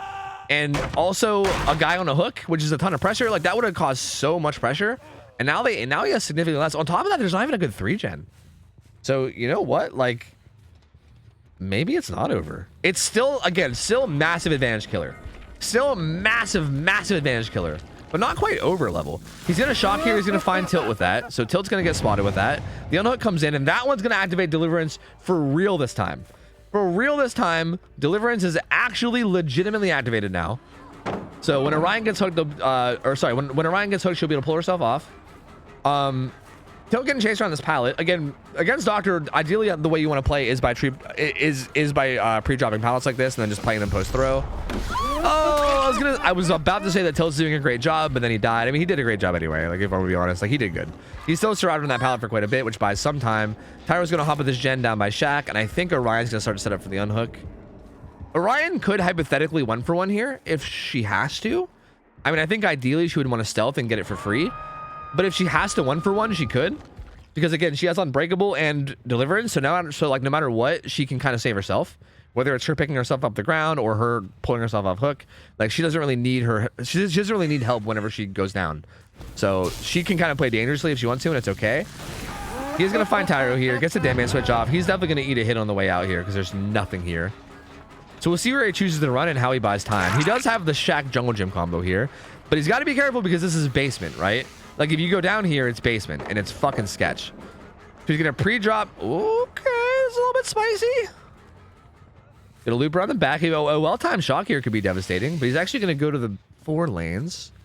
I think this is 4 lanes. No, it's actually a jungle gym. Short wall jungle gym, which is pretty strong. I think he has the pallet here that he can pre-throw to, and I'm assuming he will. So, yeah, there it is. Good throw. I think he should have thrown that even a little bit sooner, but I think he's okay. He's actually circling around the back. Ooh, doesn't mean it vault, but the doctor thought he was. He should make this vault right. I don't know. It's going to be close. Ah! Ah! Tyro! Tyro! Ah! He dies. Down goes Tyro. That was a weird, suspenseful chase. I was fucking terrified that whole time. But honestly, he did pretty good. He did pretty good, but I think he's going to get basemented now, which is kind of the issue. Maybe. He might get pain res. Ooh, is the hill hook a pain res? I don't think it is. This must be a pain res. Do they finish this gen in time? They do. Right before pain res. Whoo! Woo, that was a close one. Again, a little bit of indecisiveness from the doctor. I feel like if the doctor was just a little bit less indecisive with his like hook decisions, this might have been a whole different game. Like I feel like he keeps like he keeps like being a little bit indecisive when he picks up. I mean, it let Tyro wiggle before. That time it like he didn't know it, but that bought them enough time for them to finish that gen. Whereas if he was less indecisive, that might have got the pain res, at least the pain res off. Maybe the dead man switch too, but at least the pain res. Shit, this is really close. This is Tyro's second hook, so they gotta get him off. They gotta. He saw the Doctor illusion back here on Rebecca, so he knows Rebecca's back here. He knows that Rebecca's there. I don't know. Like, did he see 2? Again, the illusions are so good tracking. If he sees 2 illusions down here at the same time, that's gonna tell him so much. He seems pretty content with camping this. I think they activated Kinship though. Kinship's activated. Kinship is 34 seconds. It's like reassurance, but it's like on the person that's running it. And it's 34 seconds. So that just bought Tyro 34 seconds worth of time on hook. And it looks like they're going to double up on this gen during that 34 seconds. But it's not going to... Yeah, Doctor's going to come over and interrupt it. They're going to have to make their way down to unhook. Maybe? Kicks the gen. Rebecca's staying on the side of the map. Looks like Orion's going to be the one making her way down to the unhook. So I think Rebecca's going to hop right back on that gen. Yep, going to hop right back on it. And this is pretty good. Because again, Orion can 1-for-1 here. If she wants. Ideally, the thing here that needs to happen is Tyro needs to not die. And if Tyro does die, oh, it's going to interrupt it. 1-for-1, 1-for-1. No, you get 1-for-1. No! That was a misplay. That was a pretty big misplay from... I think that was a pretty massive misplay from Orion there. That's going to cost him a lot. I think it's going to cost him a lot. I think you need to 1-for-1 there. You need absolutely 1-for-1 there. You have Deliverance and Unbreakable up. 1-for-1ing there is totally fine. They might still be okay, but probably not.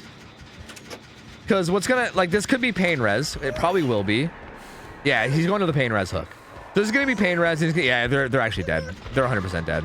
Because he's gonna go over to he's gonna come over to this gen. There's no way he doesn't come over to this gen. They're dead.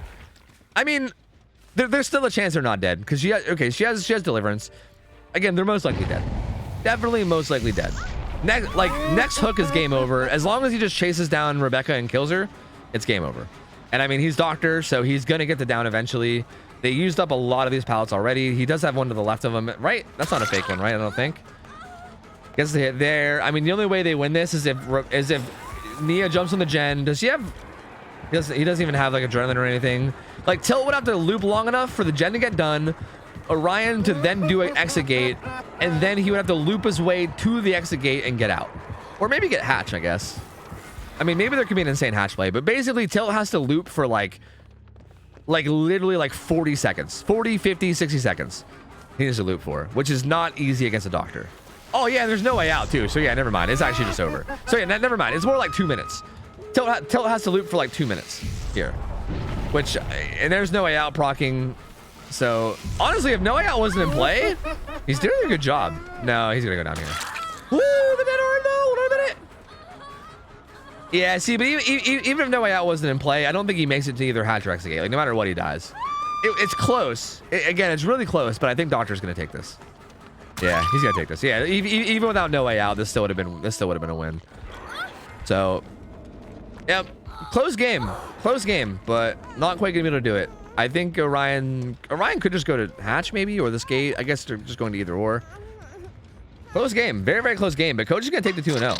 Very, very close. This one was really close. I do think that was a pretty unfortunate misplay from Orion at the end there. I think if Orion would have 1-for-1 for Tyro at the end there, this could have been a whole different game. Because Tyro could have then got off hook and tried his best to loop after the unhook and bought some time. Again, Orion has both Unbreakable and Deliverance that are both, well, they both were unused at the time. I mean, Deliverance is used now. But Orion had double perks that can save themselves that were both unused. So 1-for-1 would have been totally fine. And then the whole time they were doing all that, Tilt could have been cranking a gen, and that could have been a really, really good play. I think that could have been the win, honestly. I think that probably could have been the win. So yeah, unfortunate, man. I mean, it was really, really close. Again, considering how unfortunate of a start they had too, like the survivors put up a really good fight this game. Like I said this game was over. Oh, also, Tyro getting grabbed on the unhook was pretty bad too. I should also state that. To be fair, actually, there was actually a good bit of rough plays from the survivor this game, to be honest. There was a good bit of ones. Even with the amount of rough plays they had, though, they still were close to winning it, honestly. Like, they were still close. That was still a really close game. So that just goes to show how good the survivor team is. I mean, maybe, I guess. It goes to show how good they are when they don't make the big mistakes, right? But there was a couple big mistakes that kind of cost in the game. Coach played really solidly this whole game. He did a really, really good job. It definitely got a lot of value out of his Pain Res Deadman switch, which I think is a little bit like his build was a little interesting because I was a little worried about it. I was worried he wouldn't get a lot of value. Like it feels like once they scout it, it feels like Deadman switch gets a lot less valuable, right?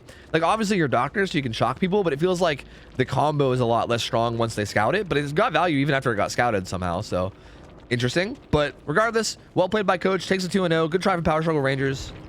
And actually, wait, yeah. No, Burn the Weebs. Sorry, not Power Struggle Rangers. I saw Tyro and I thought, sorry, good try from Burn the Weebs. But Doctor takes a 2-0. So GG's. We're going to bring in a new everything. We're going to bring in a new killer, a new survivor, new everything. New everything incoming. Well played, man. Well played from both sides. Solid games. Very, very solid games.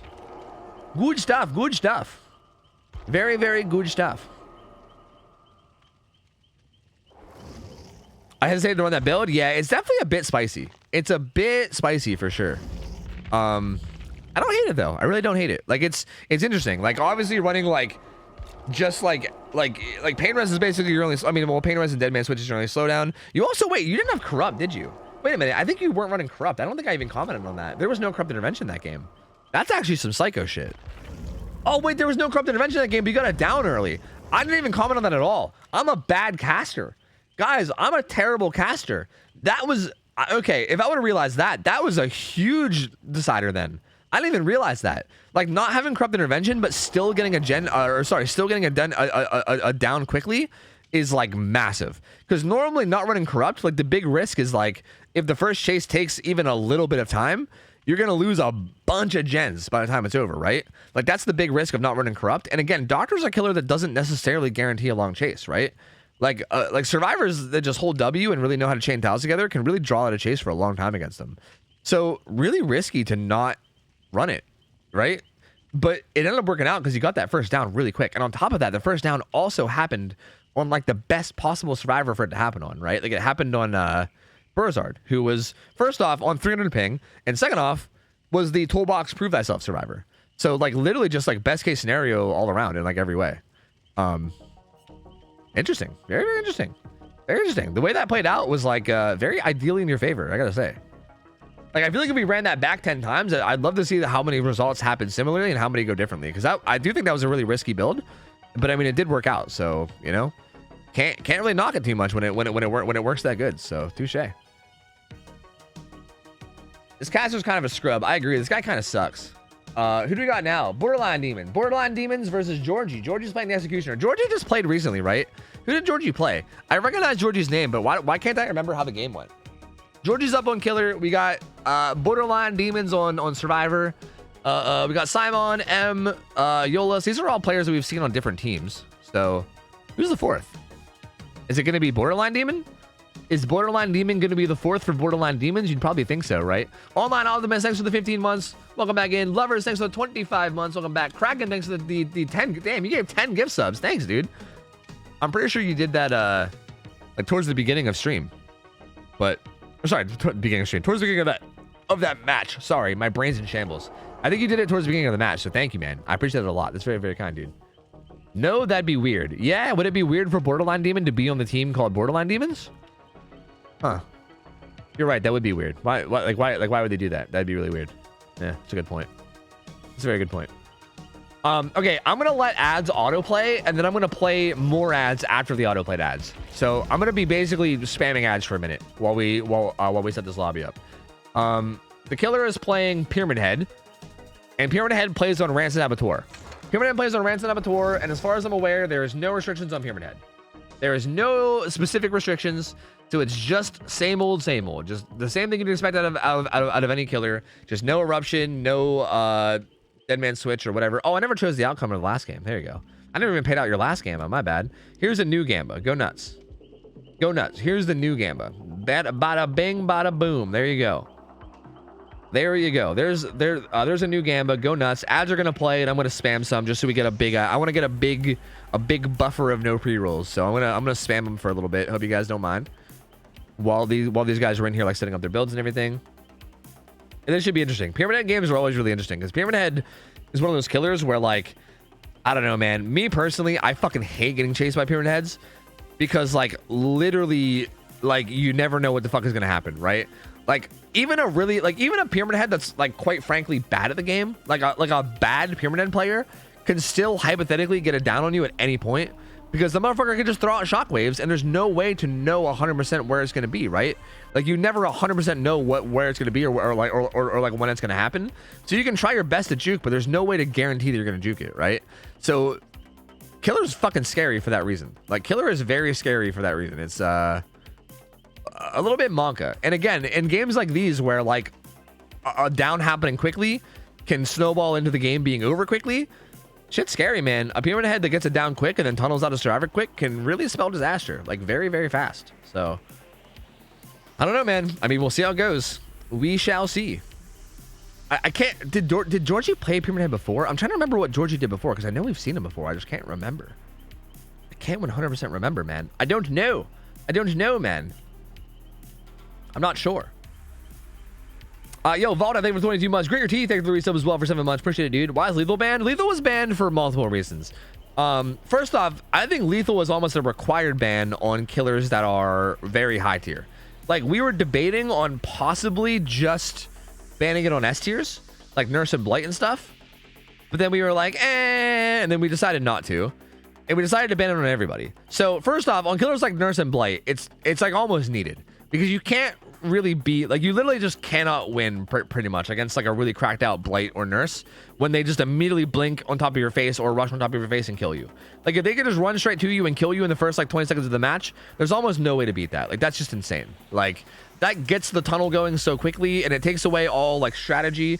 But like the main reason why we ban it on everybody is for the strategy aspect, because strategically it's a lot more interesting and it's a lot cooler to not have lethal in play, because it allows you to do a lot of interesting things like strategically, right? Like, it allows you to like use stealth in the early game to try to like do things like choosing who gets chased first, right? Like, if you, like, for instance, if you set up a survivor with a build that's I mean, I've talked about this a bit today with casting. We haven't really seen anybody take advantage of it fully to the extent that I would hope, but for instance, you can set up a build on a survivor that's kind of built around being chased first, you know? We've seen it on a lot of people. Like, you can have a survivor run off the record dead man switch. Or sorry, dead man switch. Yeah, dead man switch. The fucking famous survivor perks dead man switch. You can have a survivor run off the record decisive strike, dead hard, and then another random chase perk, right? Maybe Iron Will against Spirit, maybe resilience for faster vaults, you know, like whatever it might be, like just some random fourth perk too. And then basically you can have that survivor be like the first person that goes and works on gens, so that they're the first one that gets found and the first one chased. So therefore you get value out of like their build a lot better, right? And then you can have the other survivors then get on the gens after they get chased. It kind of leaves like a lot more like strategy and like decision making from the survivor side, which is just more interesting, right? It's more interesting than like being like, whatever, like whoever gets chased first, and we'll just fucking see what happens, like whatever, YOLO, you know what I mean? Like, it's a lot more interesting to have that like deep strategy to it. So, oh, you made a lethal command. Oh, survivors being able to choose when to be found and where to be found is essential in this type of format, as the early game is probably the most crucial part of the entire match. Lethal takes that away completely. Yeah, which, again, I think it's important to note as well that I don't think taking that away is necessarily problematic from like a balancing point of view against a lot of killers, right? Like, if we allowed lethal against, like, I don't know, Wraith, I don't think it would like be the end of the world. I don't think like Race would like win every game or anything. Like, I don't think it would be like a big balance issue, but I think it's more interesting to not have it. Like, it leads to more deep strategy stuff that makes the games more interesting to play as well as to watch, I think.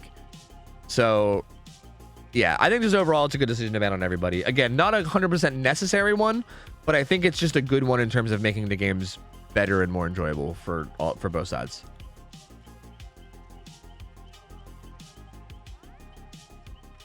Slowly Dying, thank you for the 14 months. Welcome back, man. Appreciate it, buddy. Welcome on back in. What up, duder?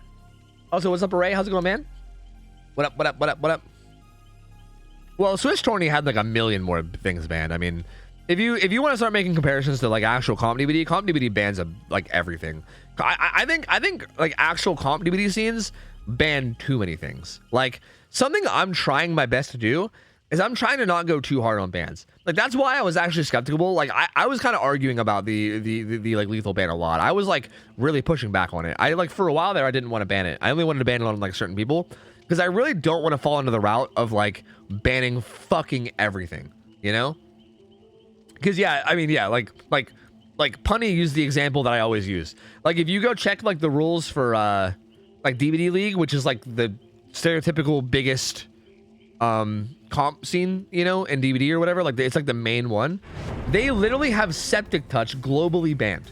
Like, they have so many, like, I can go through their like their lists of global bans, and so many of the perks that are global bans are just like, why are you even banning these? Like, if somebody can manage to use these perks in some kind of an efficient way, wouldn't that just be awesome? Like, if they could find a way to use them. Like, it feels like they just ban a bunch of shit just for the sake of banning it, and it's weird. It's like too much. Like, it's too much rules. It's like you gotta like goddamn study a whole goddamn thesis paper to understand the rules and make sure you're not breaking them, like going into games, you know? Like, it's too much. Like, I want to keep the bans relatively simple and easy to follow and easy to understand, but I also want to make sure that we're still banning things that need to be banned, right? Like, we need to balance it between like getting rid of things that need to be gotten rid of, but also not making it super confusing and annoying, you know?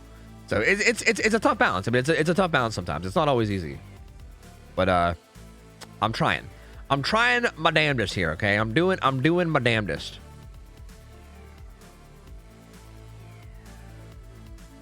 All right, so here we go. We're going into the game. This should be interesting. This should be very interesting. Pyramid Head is an interesting killer in terms of how he plays. Again, we might see some spicy shots. I don't know. Rancid is also pretty... I think Rancid is a pretty good map for him as well. So I think he should be in an okay spot here. And again, the Survivor team... I'm not really sure what to expect out of them either, to be honest with you. I really don't know what to expect of them in terms of like level of play. We have seen these guys play on different teams a lot. Like I know pretty much all these survivors from like other teams, but seeing them all play together on this team in particular is I don't think something I've seen a whole lot of. I think we have seen them like maybe once or twice, but I can't remember because again, all these names are names that are on like multiple teams, so it's really hard to say. But anyway, here it is. Ooh, the old spicy Noed. Ooh, the spicy Noed. He's also P100. P100 Pyramid Head. This man plays a lot of Pyramid Head. So P100 Pyramid Head. He's got Corrupt Intervention, Deadlock, Noed, and Colubrine. So I would say pretty solid build. I like this build. I think it's pretty good. We'll see what he can do with it. I think the obvious thing here is this build is definitely built around the idea of like tunneling one person out. He's got double greens. If somebody can let me know what the other green is, one of them is obviously going to be range.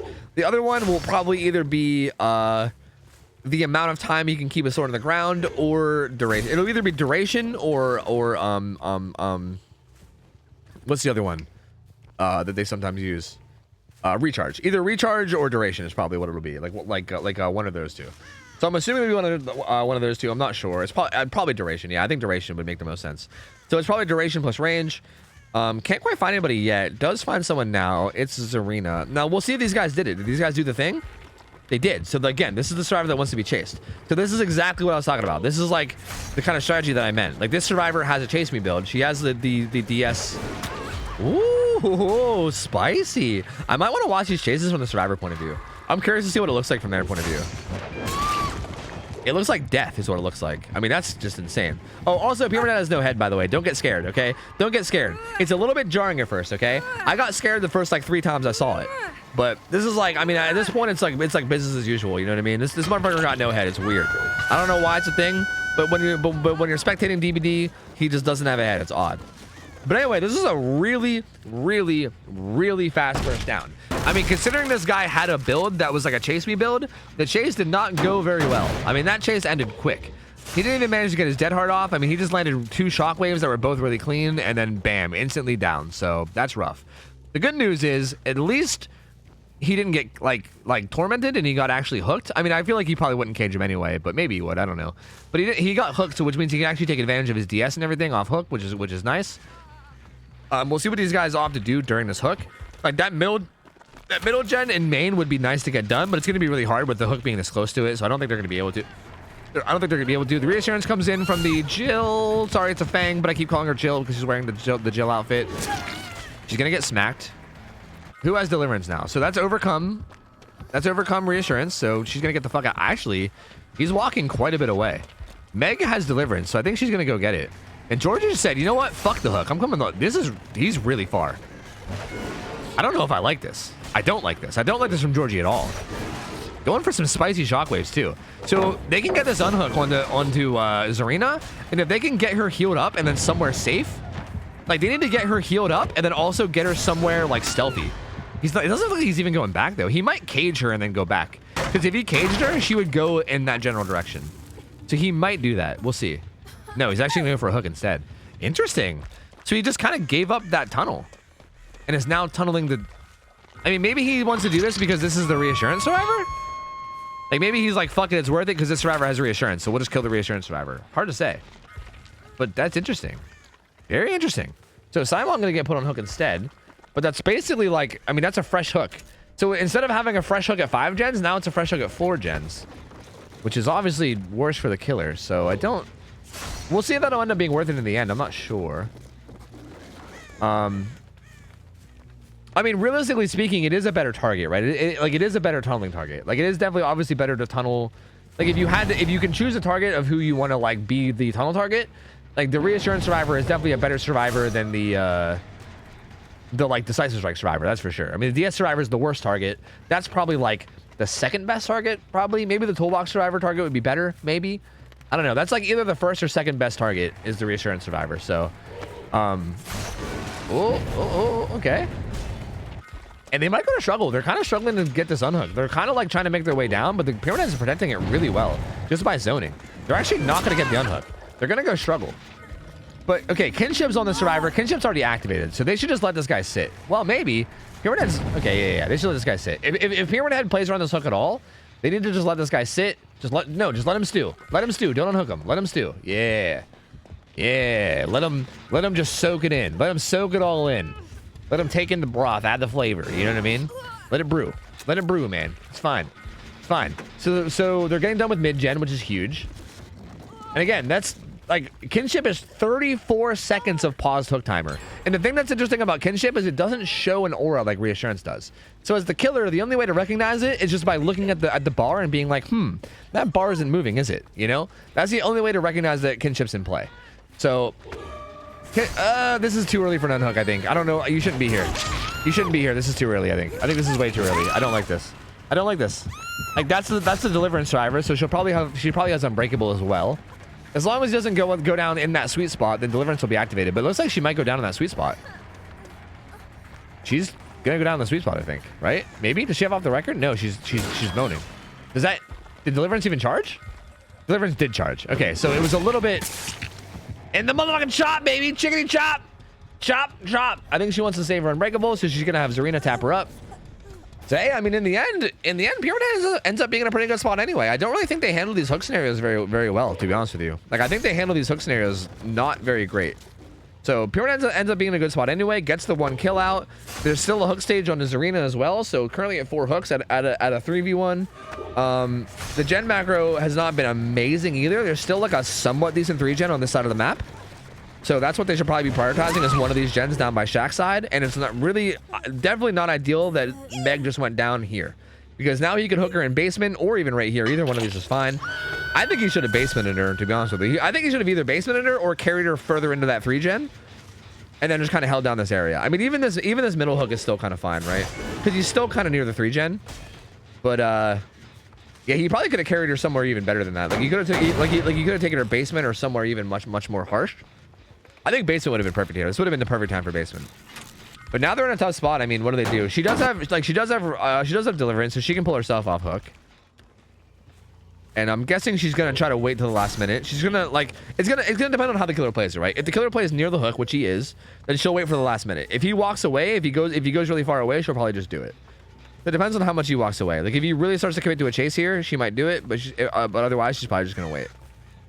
He is setting up trails all around, though, to try to either catch people off on their way in or catch her on the way out, which is really cheeky. He's like blocking off doorways and shit, trying to block off that whole route, so anybody coming in that way will either have to walk through the goop or crouch walk through it. Also, when she deliverances, she'll probably it'll happen to her as well.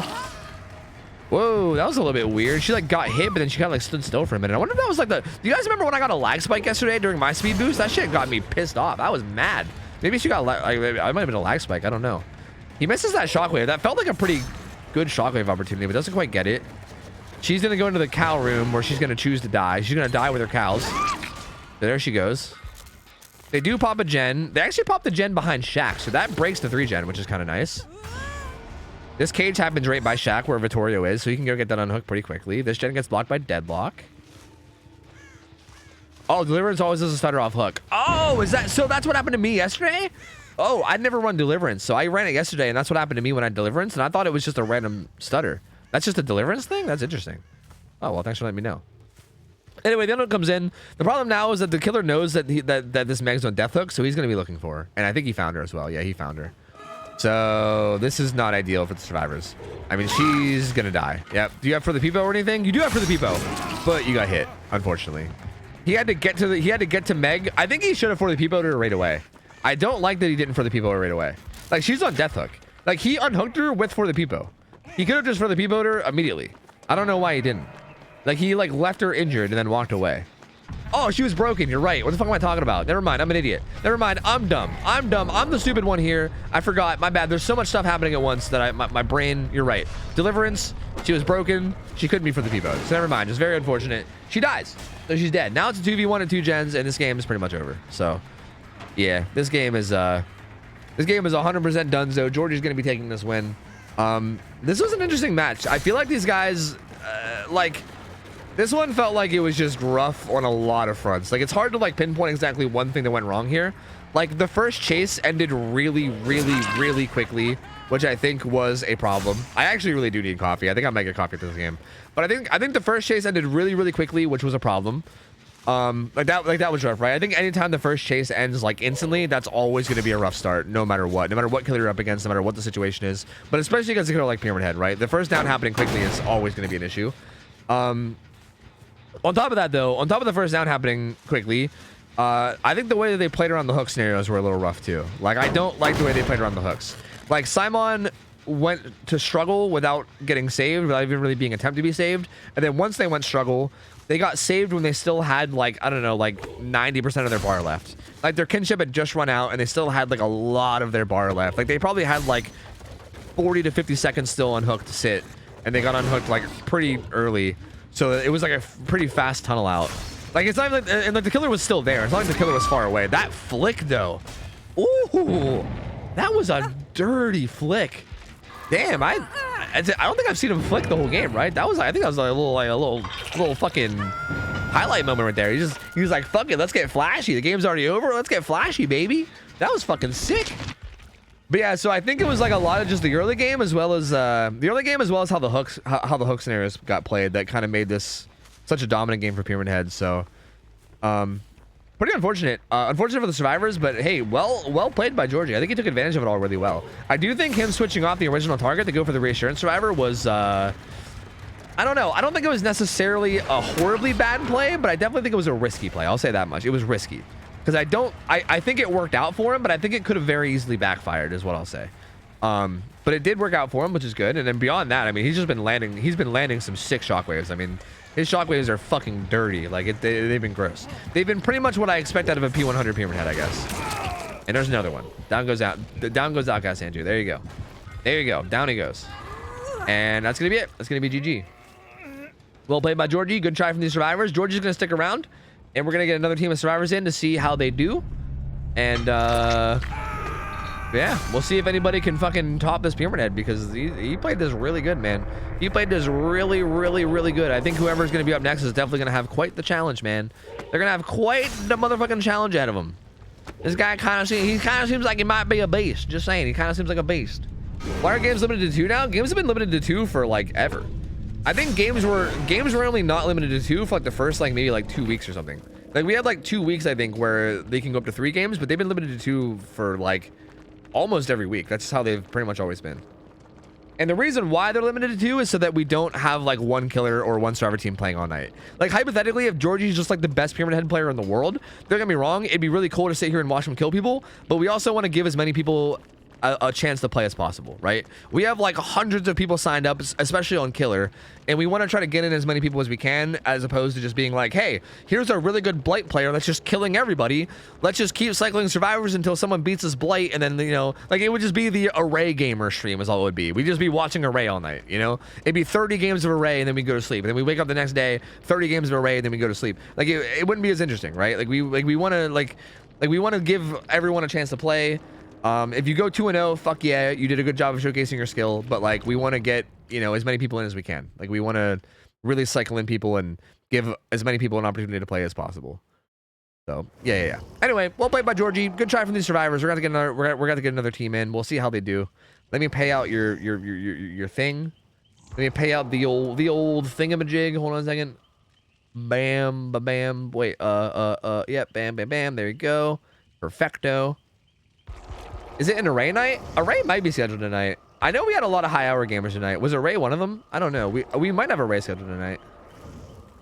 Yeah, array actually is scheduled tonight. He is one of the people scheduled tonight. Yep. He's not even one of the last people either. He's well, shit, we're pretty high up on the list right now.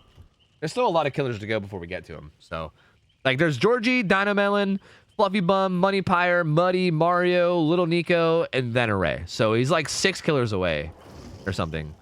So we're gonna need the survivor teams to start winning quite a bit if we want to get to array, I think. We're gonna have to have killer players not win much, because I think that Doctor went 2-0, right? And now this Pyramid Head went 1-0. So I think we're on like a 3-game killer win streak, I think, at the moment. So if we want to get to array, we got to get some more survivor wins happening, or else we might not end up getting there. You know, we'll see, man. I don't know. We'll see. Anyway, I'll give you guys a prediction for this next one. Here you go. I'm not gonna get coffee yet. I'm gonna get coffee after this next game. So I'm gonna do one more before coffee. I want to space out my coffee a little bit. But here's your prediction. Go nuts. This team is Rogue. Oh, we saw these guys play like once, I think, last week, right?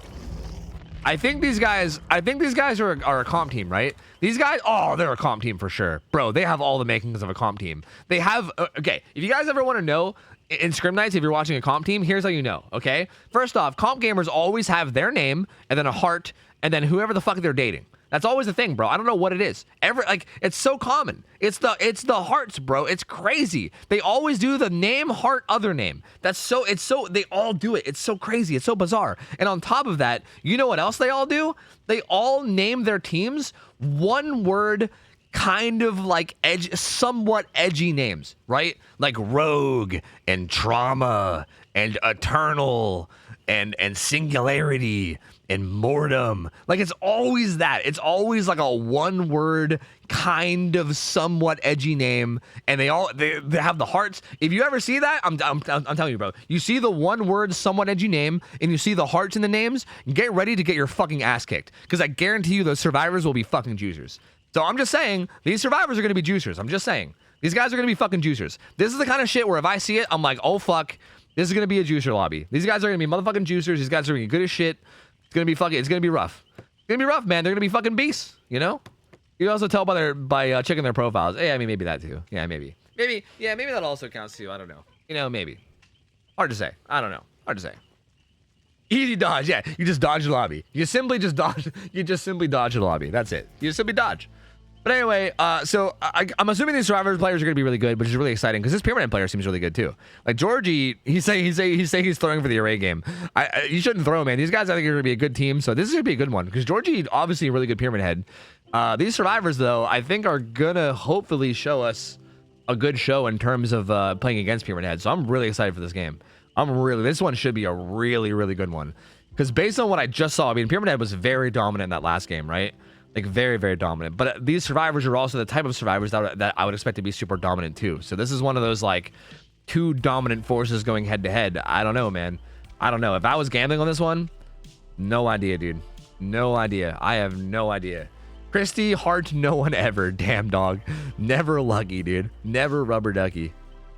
Do comp players pre-throw in regular lobbies too, or just break ankles? I mean, it's hard to throw every comp player into the exact same like stereotypes, so I think that's not really fair to say. But I will say that from the comp players that I know that play in pubs, pretty much every single one of them plays pubs just like for fun. They don't like sweat. They don't like mega sweat in pubs. That's like almost never a thing. I do think there are some people that play comp that will then go into pubs and they'll like mega sweat, and then they'll also like shit talk people because they're assholes and they're bad people and they suck. And those people just suck. I mean, there's really no way around it. Those people just kind of suck really hard.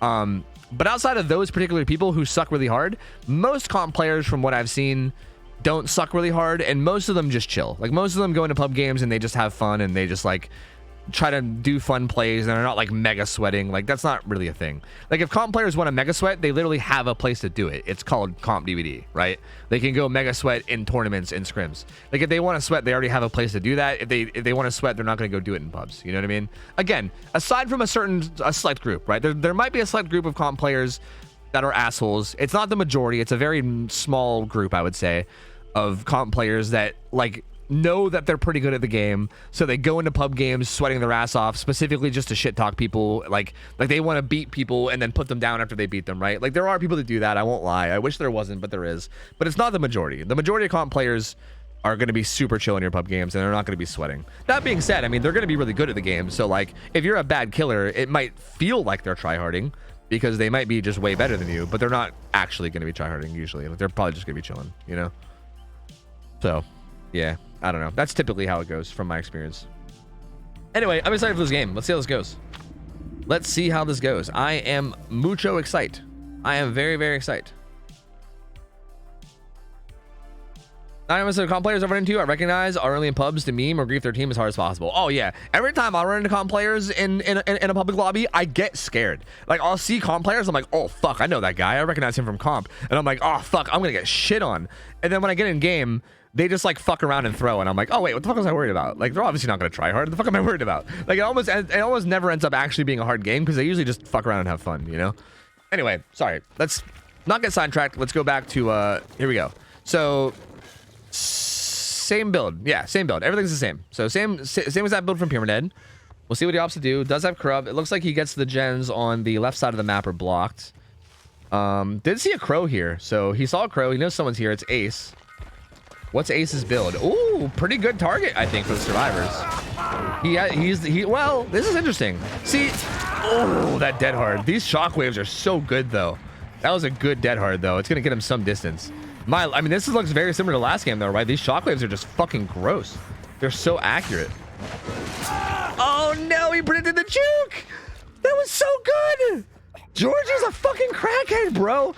He threw it outwards to predict the juke, and then Ace juked into it. Oh, no, that's so sad. That's a really fast first hook, just like last game. Really, really fast first hook. He's carrying them into the gens as well. This is also smart from Georgie. He's carrying them like into the generators as well, because these were the ones that were unblocked, so these probably have progress. So he's gonna come in. He's gonna kick this one with Call of Brian. He also has a wow. These gens are really tight here. He has a really tight 3-gen at main, and he kind of has like a 5-gen here. He has like a really tight 3-gen. And then kind of like a 5-gen, like a loose 5-gen. He's got like a tight 3-gen and then like a loose 5-gen. This is actually really gross gen RNG. Like really, really gross gen RNG. This unhook comes in really early. That's probably Deliverance on the survivor, right? Yeah, Deliverance on the Atom. And actually, this feels like a bit of a mistake from, I don't know why Georgie's doing this. He's gonna get the Atom. If he cages him, that'll be huge. Oh, imagine if he caged him. If he caged him and he just completely got around he might. Oh. 10,000 IQ fucking genius plays.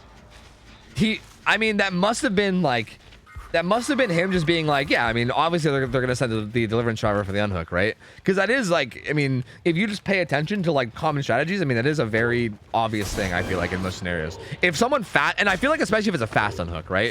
If it's a fast unhook like that, like if they're unhooking like almost instantly, you can almost guarantee that it's because of Deliverance. Like there's almost no other reason for them to do that.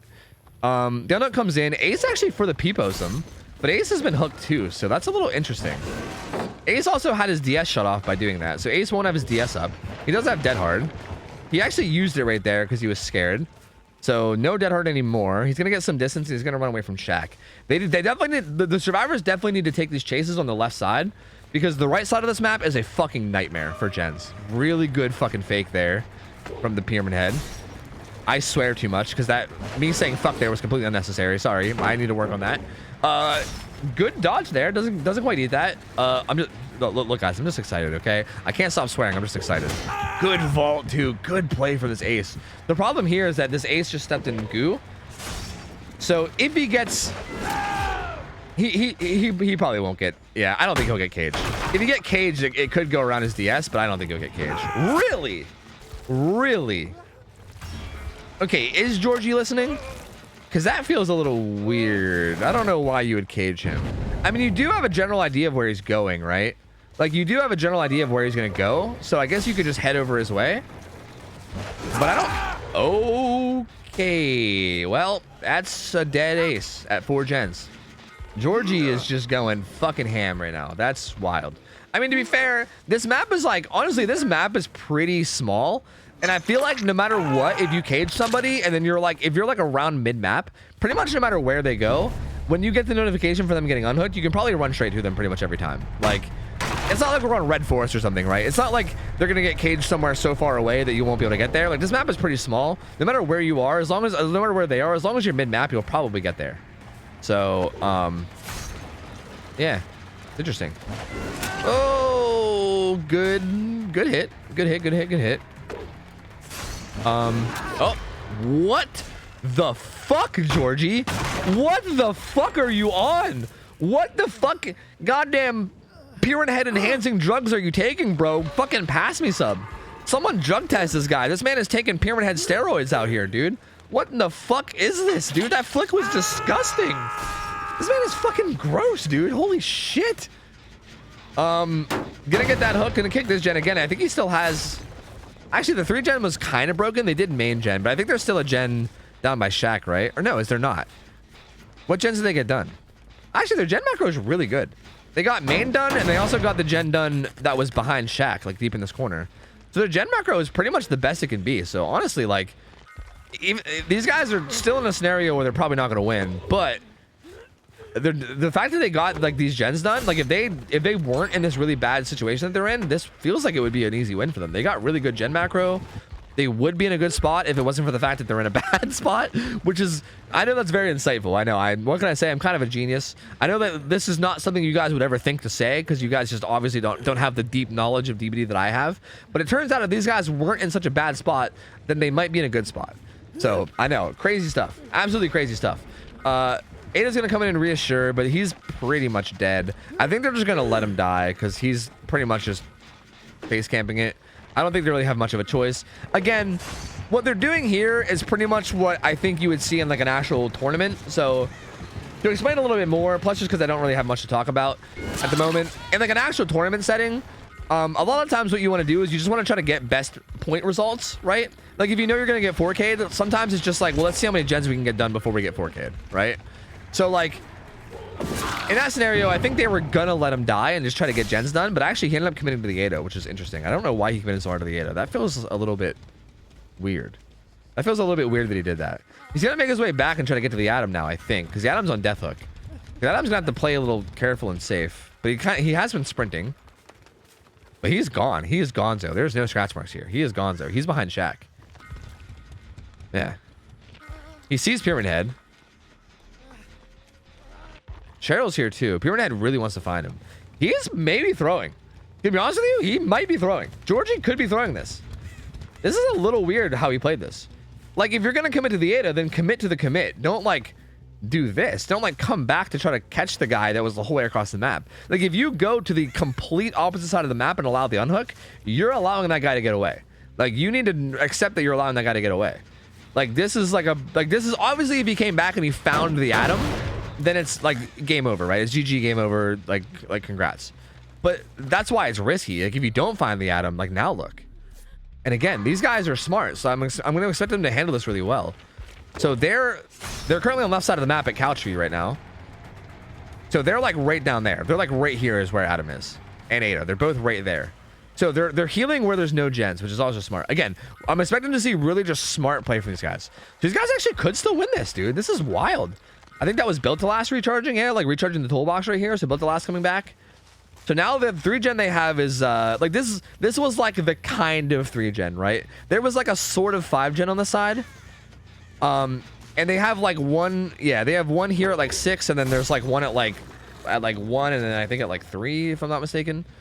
So they kind of have like a 3-gen here somewhat, sort of, but it's not that bad of a 3-gen. And they might be able to handle it. I mean, we'll see. Ada's going to get hit. She's going to run away from the 3-gen. Oh, Adam's there too. He might go after the Atom. So the Atom needs to play especially careful. Like he needs to play super careful, which we're probably going to see. Like he is most likely not going to be taking very many chases at all. He's going to be like probably bolting into like the area where gens are done anytime he's like anywhere close to getting chased. He's going to be like, I think it's going to be a big deal for him to be getting on a gen, in my opinion. Ada has lucky breaks, so let's see what this looks like from the killer point of view. He sees nothing, so Ada's going to get away. Adam will probably reset her. Cheryl's going to get chased over here. So, okay, 4 runs away from the win condition.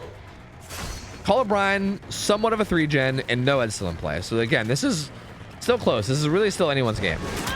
Oh, what? She actually faked it, and then he bit the fake, but then she bit the bite. And Adam with the fucking stealth gaming. He might slip over there and try to get some gen progress since he seems to be committing to the Cheryl. And again, it's weird that he's committing to the Cheryl. The Cheryl's a fresh hook, and he's committing the whole way across the map while people are full health. Like, I think this would be... Dude, he's just nasty with these fucking flicks, though. He's so nasty with them. And he's just going to slug. So this ends up working out. But again, if he doesn't land that, like, it's so risky. Like, it's working out because he's getting these nasty fucking shots. But like, if like hypothetically, if he doesn't land that shot there, this is a rough spot to be in because you're basically letting people do gens. Like for what? Basically, like essentially for nothing. But now this is risky too. Dude, this is risky on so many fronts because Adam's not picking up currently. He just stepped in goop, which is really unfortunate. Now the killer knows where he is. So that was really unfortunate for him. But maybe the killer thought he was going to... I think the killer thought he was going to the gen rather than away from the gen. So actually the killer... Dude, there's so many like weird... There's so much happening. It's hard to keep up with. Killer kind of misplaying, thinking that the Atom was going to the gen rather than away from it. And goes to check on the gen, which allows the Atom to pick up for free. Because realistically, if he knew the situation, honestly, the Pyramid should have just stuck the Ada there. He might have lost her because of Lucky Break. Maybe, okay, to be fair, I wasn't spectating the killer, so maybe he lost her because of Lucky Break. I don't know. But if he didn't lose her, if he knew where he was, he should have just committed to the Ada there because if he would have downed her, he knew where the Atom was. So he could have then known to go straight back to like the other down guy. Like he could have potentially ended the game right there. Probably, maybe. But yeah, I mean, doesn't quite do it. These guys all recover. They're back to full health, so now they're back to tackling the fusion again, right? We're right back at square one. Ada is pressuring the gen near main. Looks like Cheryl's gonna get on the one behind Tractor, and Adam gets found. This chase is so important. These guys, I think, should stop and should double up. Yeah, and they're going to. They're gonna go double up. These guys need to double up. Yeah, and there they go. They're gonna go double up on Tractor. Adam's actually taking the chase towards Tractor. He might want someone to take a hit for him, but it's gonna be hard because again, these shockwaves are scary. Yep, there you go.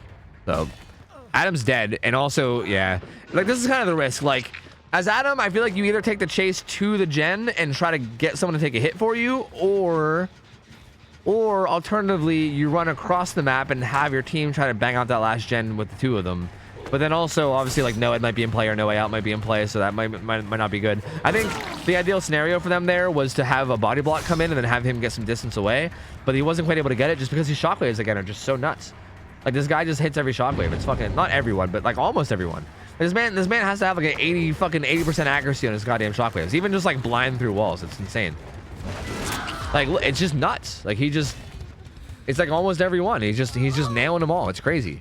And it should be GG. I mean, he could literally just face camp this hook, and I mean, he might be worried about Deliverance. I don't know. I mean, the only thing that can make him lose here is Deliverance, but Deliverance isn't in play. He might be worried about it though, so he might not just face camp for the win. He might venture out. I mean, I think no matter what he wins, regardless of what he does. I mean, he's in such a commanding position, right? He has No Ed to fall back on. This gen's gonna pop, but then he'll get No Ed anyway. So yeah, there's the gen pop. There's the No Ed activation. Ooh, good juke there from Cheryl. Good juke from Cheryl. Man's got no head, and then down she goes. So there you go, GG's. Hey, I mean, again, these guys put up a really good fight. Again, you can tell that they're really, really, really good survivors. I mean, these guys are very fucking good. And it was really cool to see them play. Again, I think a lot of this just boiled down to the first chase. Again, I mean, this guy, I mean, on top of it, it also just boiled down to Georgie being a fucking beast. I mean, if we're gonna be honest, Georgie's also a fucking beast. Let's be real. He's a beast. So I think it boiled down a lot to the first chase happening as badly as it did. And then also Georgie just being a god, you know? Like, I think it was a mix of both of those. He's trying to spell something. He's trying to spell, what did he spell? It kind of went away. Was it supposed to be, or no, was it a frowny face? A happy face? A frowny face? I thought that was supposed to be an eye, but I think that was supposed to be literally two eyes. Like, I thought it was supposed to be the letter I. was he gonna draw some tits? It looked like he was making two circles. Was he about to draw some titties? I don't know. But, hey, well played by Georgie. Well played. Good jobber. The survivors put up a very good fight. I mean, again, these survivors, you can tell they are quite cracked. They came really, like, even with them being in the spot that looked like they were almost just like a sure loss, they still managed to get all 5 gens done, and they almost managed to even get to the win condition, right? So very, very well played. I mean, they managed to bring that back and do a really good job and get a really good result in the end. It wasn't quite enough to get the win, but it was still a really, really good result, and it was really, really well played. Again, it just felt like the first chases happening as poorly as the first chases going as poorly as they did just feels like it's so hard to come back from. On top of like the fact that like a lot of unfortunate things happened, right? Like the Deliverance survivor getting sent to a cage and not getting Deliverance was also pretty unfortunate. Like there was definitely some unfortunate things that happened as well for the survivors, but really close game. Georgie coming through, getting a nice 2-0, man. Like fucking very well played. Very impressive Pyramid player, honestly. Very, very impressive. Played that really well. Shockwave's on point. Flick's on point. overall, just fucking great to watch, man. Great games to watch. So well played from both sides. We're going to get a new team of survivors and a new killer in. We're gonna get a whole new everything. A whole new everything. Give Gamba, you scrub. Yeah. Here you go. That game was really good, man. That game was pretty much just as good as I thought it would be. I was really excited for that one, and I think it delivered. I love that one. That was a great game. I thoroughly enjoyed it. I thoroughly enjoyed it. I thought it was wonderful. What do we have now? I'm going to give you guys a Gamba for this game, but then I got to get some coffee. I got to get some motherfucking coffee in me, man. I need some motherfucking coffee. Some coffee, man. Some coffee. What do we got now? We got... Oh, Gorset. This is another team that I think plays comp. I know Gorset's like a team in comp, but I'm not sure if they're using like their actual normal comp roster. If this is like a kind of like a mashup roster. It's usually what happens. I think we get a lot of like mashup rosters. But regardless, Gorset's a team. I know Gorset's a team in comp, and I know a lot of these guys have comp experience, if not all of them. And who's the killer? Dinomelon. Dinomelon, I think, and I don't want to jinx him here, but maybe it's not even jinxing because I think he's already up to it. I think on paper, Dinomelon's already probably... I don't want to say not the favorite, but definitely not like a surefire win, that's for sure. But I think Dinomelon's been undefeated, right? I'm pretty sure we've seen Dinomelon like play a lot, and I think he's won a lot too. Like he's played really clean on a lot of different killers. Dinomelon's been putting on a show. Again, considering the fact that Dinomelon's not played comp before scrims, he's done very well against some very good teams. So I got some high hopes for him. This is Huntress on Ormond. Ormond's a pretty... not great map for Huntress. I wouldn't say it's a terrible map, but I wouldn't say it's a great map either. Like it's kind of a rough macro map for Huntress. And this team of survivors should probably know how to play macro well. So we'll see what Dino can do in terms of like him popping off with Huntress. I don't know. I've never actually seen him play Huntress, so I'm not really sure how good or bad he's going to be. But feel free to get your Gambas in. This should be interesting. This should be a very, very interesting one. I don't know how the hell it's going to go. It should be fun. I'm excited for it. I know that these survivors are definitely some juicers. They're definitely very, very good. I'm going to play some ads. I'm going to get some coffee. I'm going to put up the text that's very clearly typoed. And you guys can... Oh, wait. You already fixed it. You preemptively... Wait, but what if I move it? I'm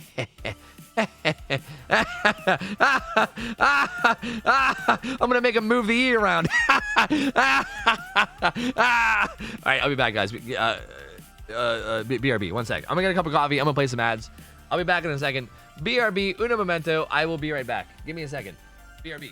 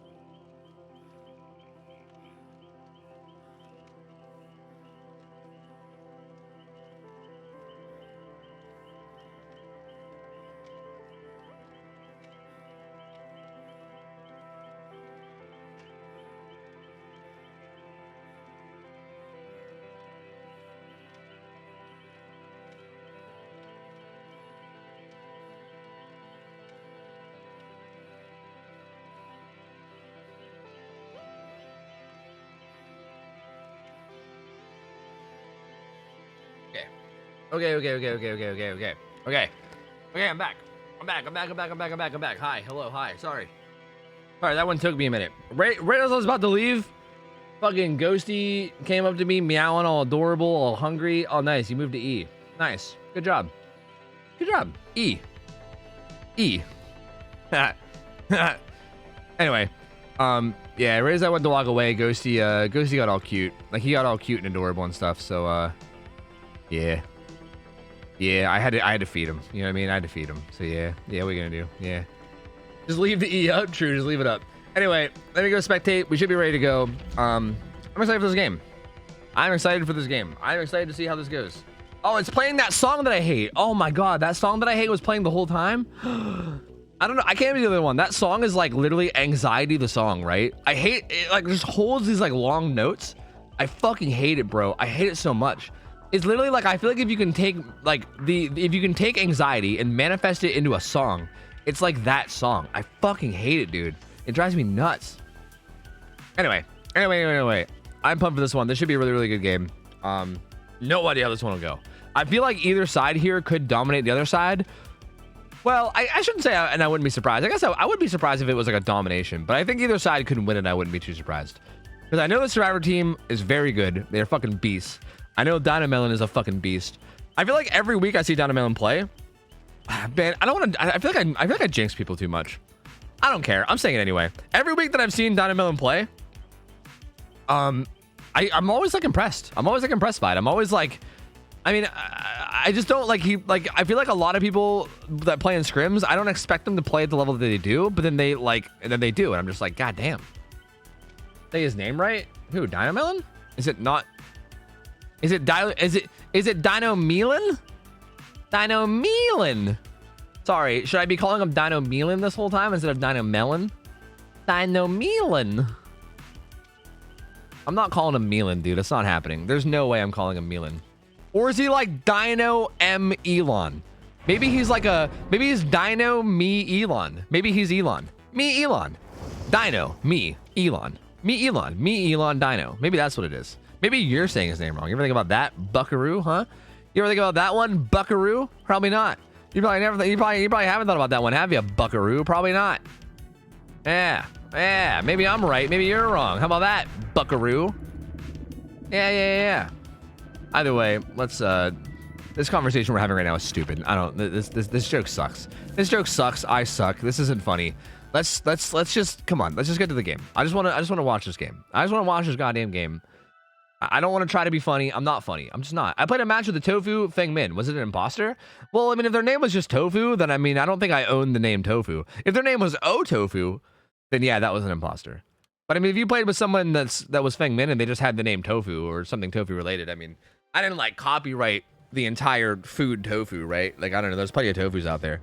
But if their name was specifically OhTofu, then yeah, they're up to no good. They're definitely up to no good. I don't know what the fuck they're doing, but that's definitely a phony. I have not played any DBD today. Fuck, I haven't played any DBD. Well, I was gonna say in a while, but yesterday I did. So yeah, I don't know. I haven't played DBD in a hot minute, so it definitely wasn't me. They aren't copying. They just like Doug. Maybe. Hey, if they were Killer Tofu, then I'm all for it. You might be right. Maybe they were Killer Tofu. I don't know. Hard to say. Hard to say, man.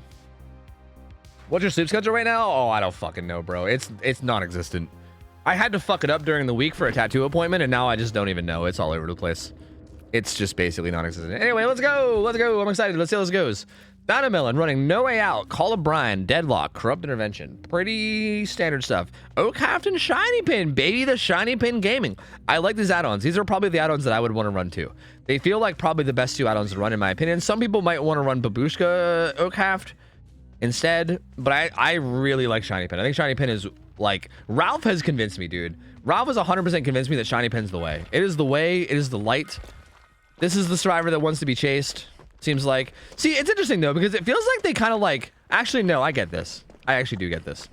Like, I think putting Further Peepo on the survivor that wants to be chased is smart, because if they don't get hooked first, they can unhook and then Further Peepo, and then they can kind of make themselves the target. So that's actually really interesting. Good hatchet on the Carlitos here at Shack. Also good on these guys for not giving Carlitos DS. Carlitos gonna force that pallet kick, vault the window.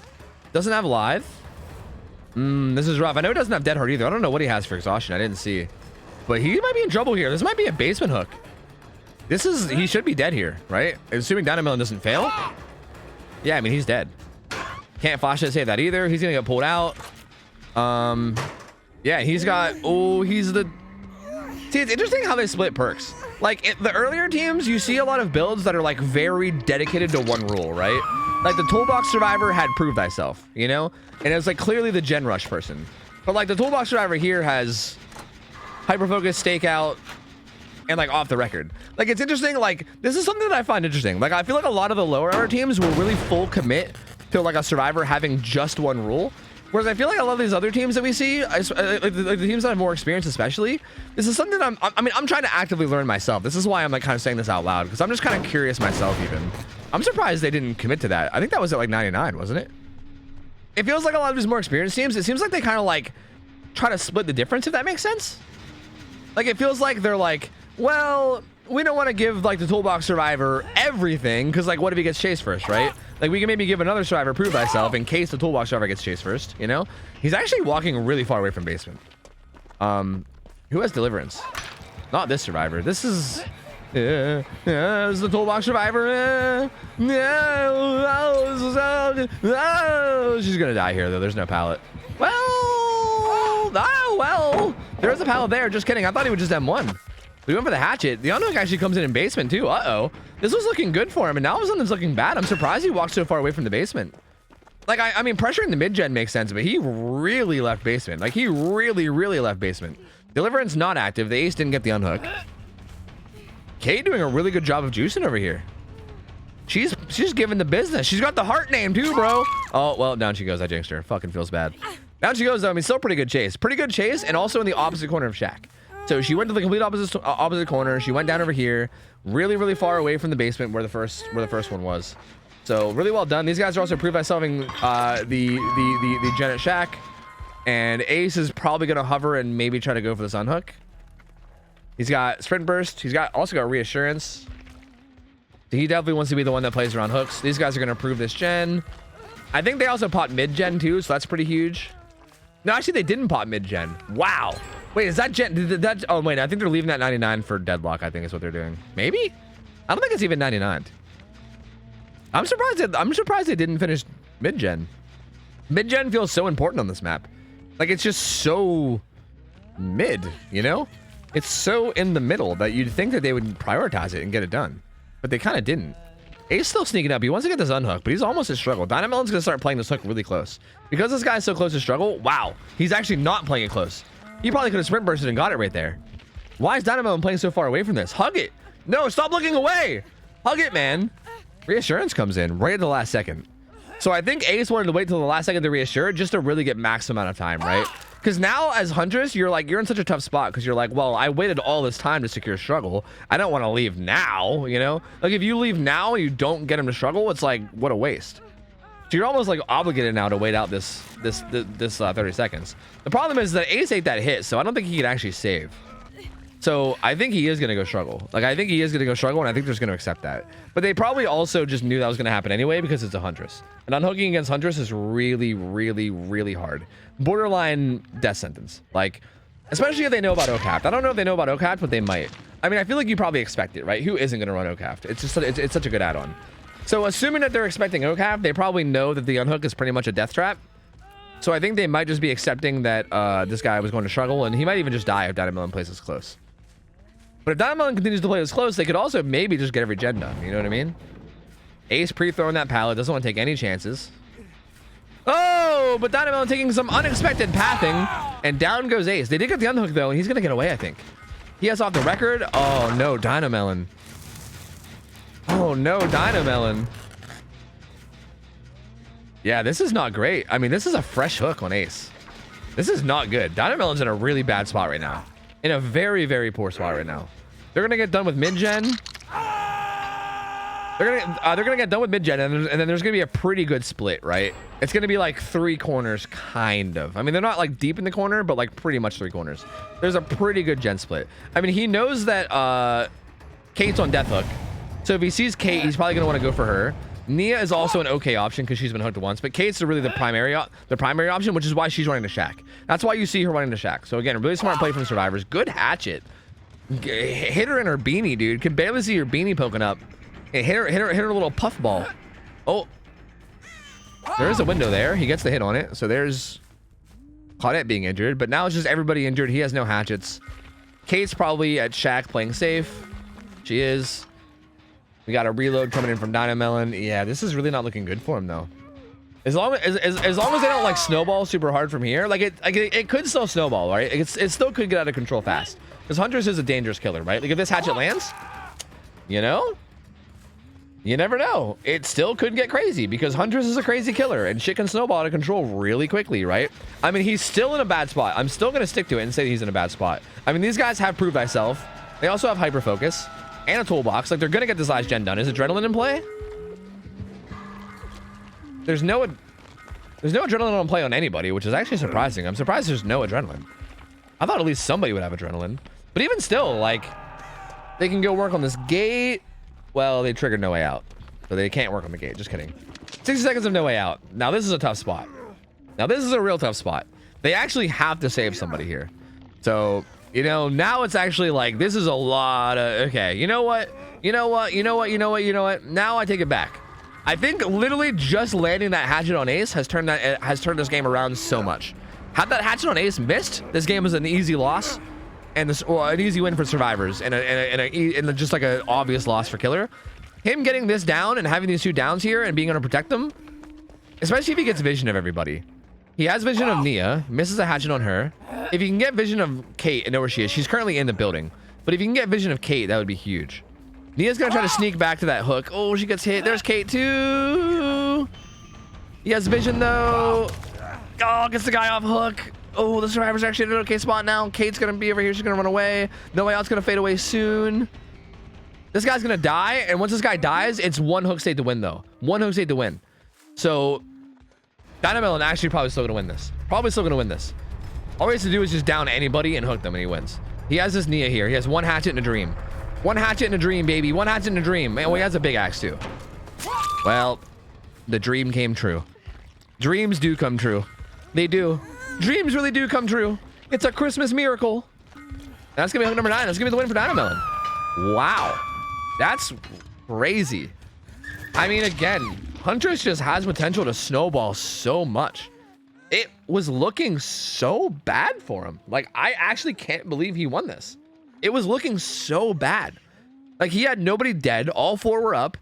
He hooked a survivor fresh hook with like 1 gen left or something, right? Like, where did it go wrong? Like, actually, where did it go wrong? I feel like I need to go rewatch it. I can't even remember exactly how it all happened. Like, when they unhooked, I think they just got hit by a bunch of hatchets, like while unhooking or something.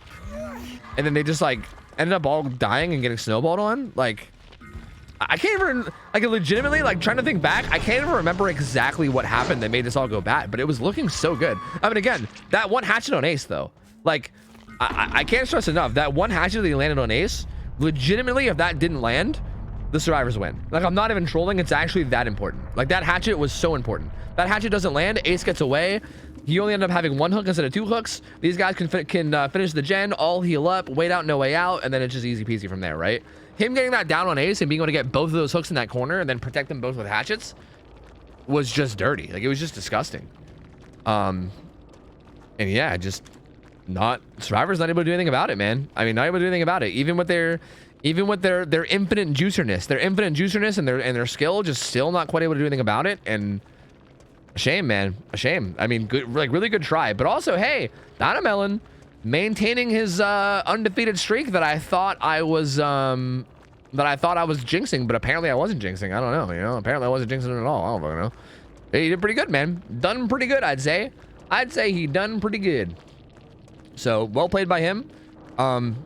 Good try from the survivors. We're gonna have to get a new team of survivors in to see if they can topo the Dino Me Elon. Dino Me Elon. He needs to be toppled. The man's too good. The man's too good, and someone needs to put him in his place. All right, the man's too good. The man's just he's way too talented. All right, and someone needs to put this man in his place. But no, really, that was a really close game. That was really, really close. I was honestly like, again, it was one hatchet away from it was one hatchet away from being a loss. Like literally that one hatchet doesn't land, and then it's a whole different result. It's a really, really close game. I mean, we really well played for the survivors overall. I do think they did well. I do think Dynamelon, again, it's hard to critique him because he won, but I feel like, man, I don't know. I still just feel like there was definitely a lot of situations where I think he made like a bit of a misplay that could have been taken advantage of, and it just wasn't really taken advantage of. But I think it could have been, you know? So I don't know. I mean, we'll see. We will see. I think you can put him in his place. Me? I mean, I guess I could ban him. I mean, technically banning him would put him in would like put him in his place, right? Like technically speaking, that would probably do it, I guess. Technically. But also, like, I don't wanna, you know? I don't think I could put him in place through like gameplay. I don't think I could do that. I mean, I'm kind of boosted, you know what I mean? But I don't know. I mean, you could always ban him. You know what I mean? You know what I'm saying? Yeah, you never know. All right, here we go. Hunter's Orman. Who is it now? Well, Gorset's who we just had. I don't think it's updated. Let me pay out the thing. Under curiosity, why is the hyperfocus stakeout combo not banned? Again, more curiosity than anything else. We just haven't really had a reason to. Because historically, thus far, killers have been winning way more than survivors. Like, even tonight, like, last week was probably the first week in, like, 4 months where I think survivors won more than killers. Last week, I think we had more survivor wins than killer wins, and that was the first time it's happened in forever. Like, historically, for the past, like, 4 or 5 months, there's been probably, like, 80% killer wins to, like, 20% survivor wins. Like, killers are just dominating. So there's really just no reason to. Like, why ban stuff on survivor when survivors are getting shit on, you know? Like, it seems kind of pointless. I mean, again, if survivors start dominating, we'll start to ban things, but hyperfocus stakeout isn't even one of the first things we'll go for. I don't think like that build, like those perks are good, but they're not even like, it's not even like game breaking good. Like they're solid, but they're not like amazing. Like they're just okay, honestly. Like it's not as OP as a lot of people make it out to be. If anything, the first thing that I'm coming for if the survivors start winning a lot is items. We allow some crazy items. Like we allow some fucking wild items in scrims.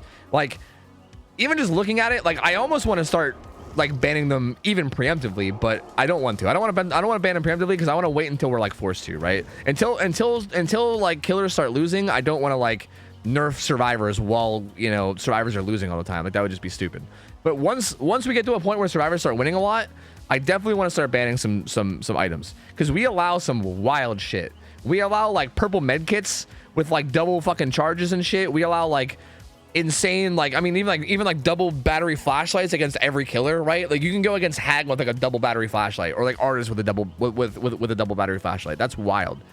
Even like Blood Amber Key is pretty fucking strong. Like we allow a lot of really powerful items, really powerful. So that's probably what I would prioritize first if I was gonna start messing with survivor stuff. But again, I'm not gonna mess with survivor stuff until we need to. So even that, I'm not really worried about, you know. I guess I'm gonna play ads. I don't really need to, but I can, and I think these guys are gonna take a minute to get ready anyway, so I might as well. So this is Overcome. These guys are EU gamers. Maybe I should have introduced them before playing ads, but whatever, it's too late. All the people that are subs, you guys get extra insight that the non-subs don't get. These guys are EU gamers, so their ping is gonna be high, so that's already gonna be rough, right? I feel like Huntress, even on good ping, hatchets sometimes land that don't look like they should, and you're like, what the fuck this killer. So against on high ping, I feel like it's going to be even worse, right? There's going to be a lot of hatchets where they're going to be like, excuse me, bitch, did that actually land? On top of that, they got Burzard. Burzard's filling in for them. Burzard's not usually on their team. Usually their fourth is, wait, who's in here right now? Indefinite Rogue, Milton, Laser Raptor, TJ. TJ is usually their fourth. TJ's not here. So, Burzard's filling in, but Burzard is also a high ping gamer. Burzard, we had him earlier. He's currently in India. He's currently in India right now. So his ping is going to be like he's going to be even higher than those guys. His ping is going to be like literally like 300. So these guys are basically high ping gang. They definitely know what they're doing. We've seen these guys play really well in the past. But again, I said the same thing about the last team, and the last team was playing on good ping. So I don't know. I feel like on paper this feels like advantage Huntress, just mostly because of the ping issues and everything. But again, that being said, the survivor team is very good, and I wouldn't count them out. I wouldn't just be like, fuck it, they're gonna lose no matter what, because I definitely don't think that's the case. I definitely think they have a realistic good chance of winning. It's just gonna be tough. It's gonna be very hard for them, mostly because of ping issues and stuff. But we'll see how they can do. I mean, you never know. You never know, man. You never know. He said, enjoy my fridges coming your way. Exactly. Exactly. See, he knows. The ping hits weren't bad enough last week, so we brought in the guy. We brought in the guy in India. Fucking Milton, dude. He's like, yeah, our ping, our ping didn't quite hold us down as much last week, so we figured, you know what? We got to raise the stakes a little bit. You know what I mean? I don't feel like we quite got cucked by ping as much as I was hoping. So, you know, we just brought in the dude from India to make it a little bit worse, you know, because why not? Why the fuck not? Is there a Gamba? Yeah, it's currently up. Oh, I think it just went away. I think you might have just missed it. No, actually, it's still going. It's still going. It still has like a minute or two on it. If you type /prediction, you should get it. You should get it if you type /prediction. So, yeah.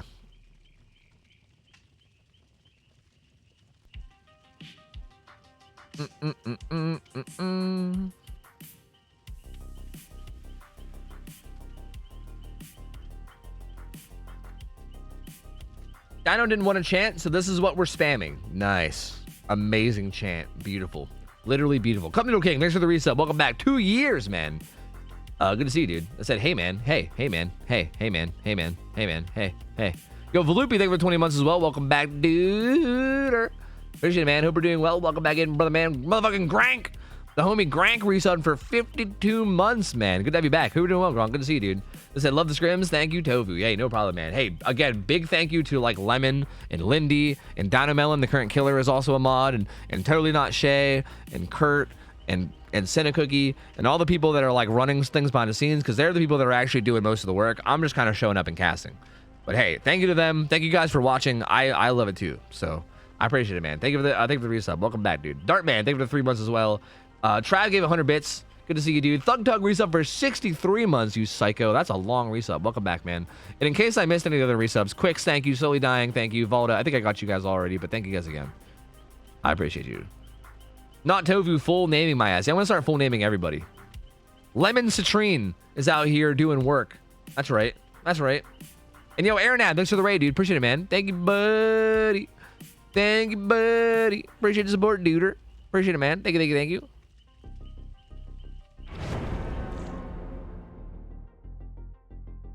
All right, here we go. I'm pumped about this. What is this, Tofu? I'm confused. This is Scrims, Walla. This is a competitive DVD, but it's kind of like a grassroots competitive DVD. This is like competitive DVD, except instead of it being a tournament, we're basically just doing like one-off competitive matches where you can sign up and play, and then if you win, you stick around for another game. But you can only play 2 games max. So we basically have people sign up, we have them play against each other in like a competitive setting. Whoever wins sticks around, the loser gets rotated out, and then we just kind of rotate through people. We have like a big list of people that we sign up, and they're competitive games that I cast. But they are competitive games, so again, keep in mind, if anybody's like fucking, I don't know, just tuning in or something, these are competitive games. So, you know, there's gonna be like tunneling. It's gonna be expected, as a matter of fact. Like, as a matter of fact, if killers don't tunnel, I actually get upset. I get mad at them if they don't tunnel, because it makes me feel like they're not trying.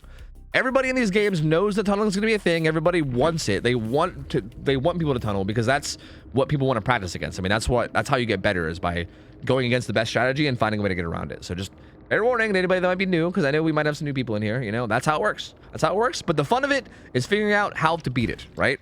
If you just look at it as a strategy choice and just look at it from a survivor point of view, if you just look at it as a tactical like puzzle that you need to solve, it ends up being quite fun, to be honest with you. So let's see what these guys do. The corrupt spawns are... Is this the same build, by the way? Yeah, this is the same exact build, right? Yes, same build. Everything's the same from Dynamelon. He said, you know what?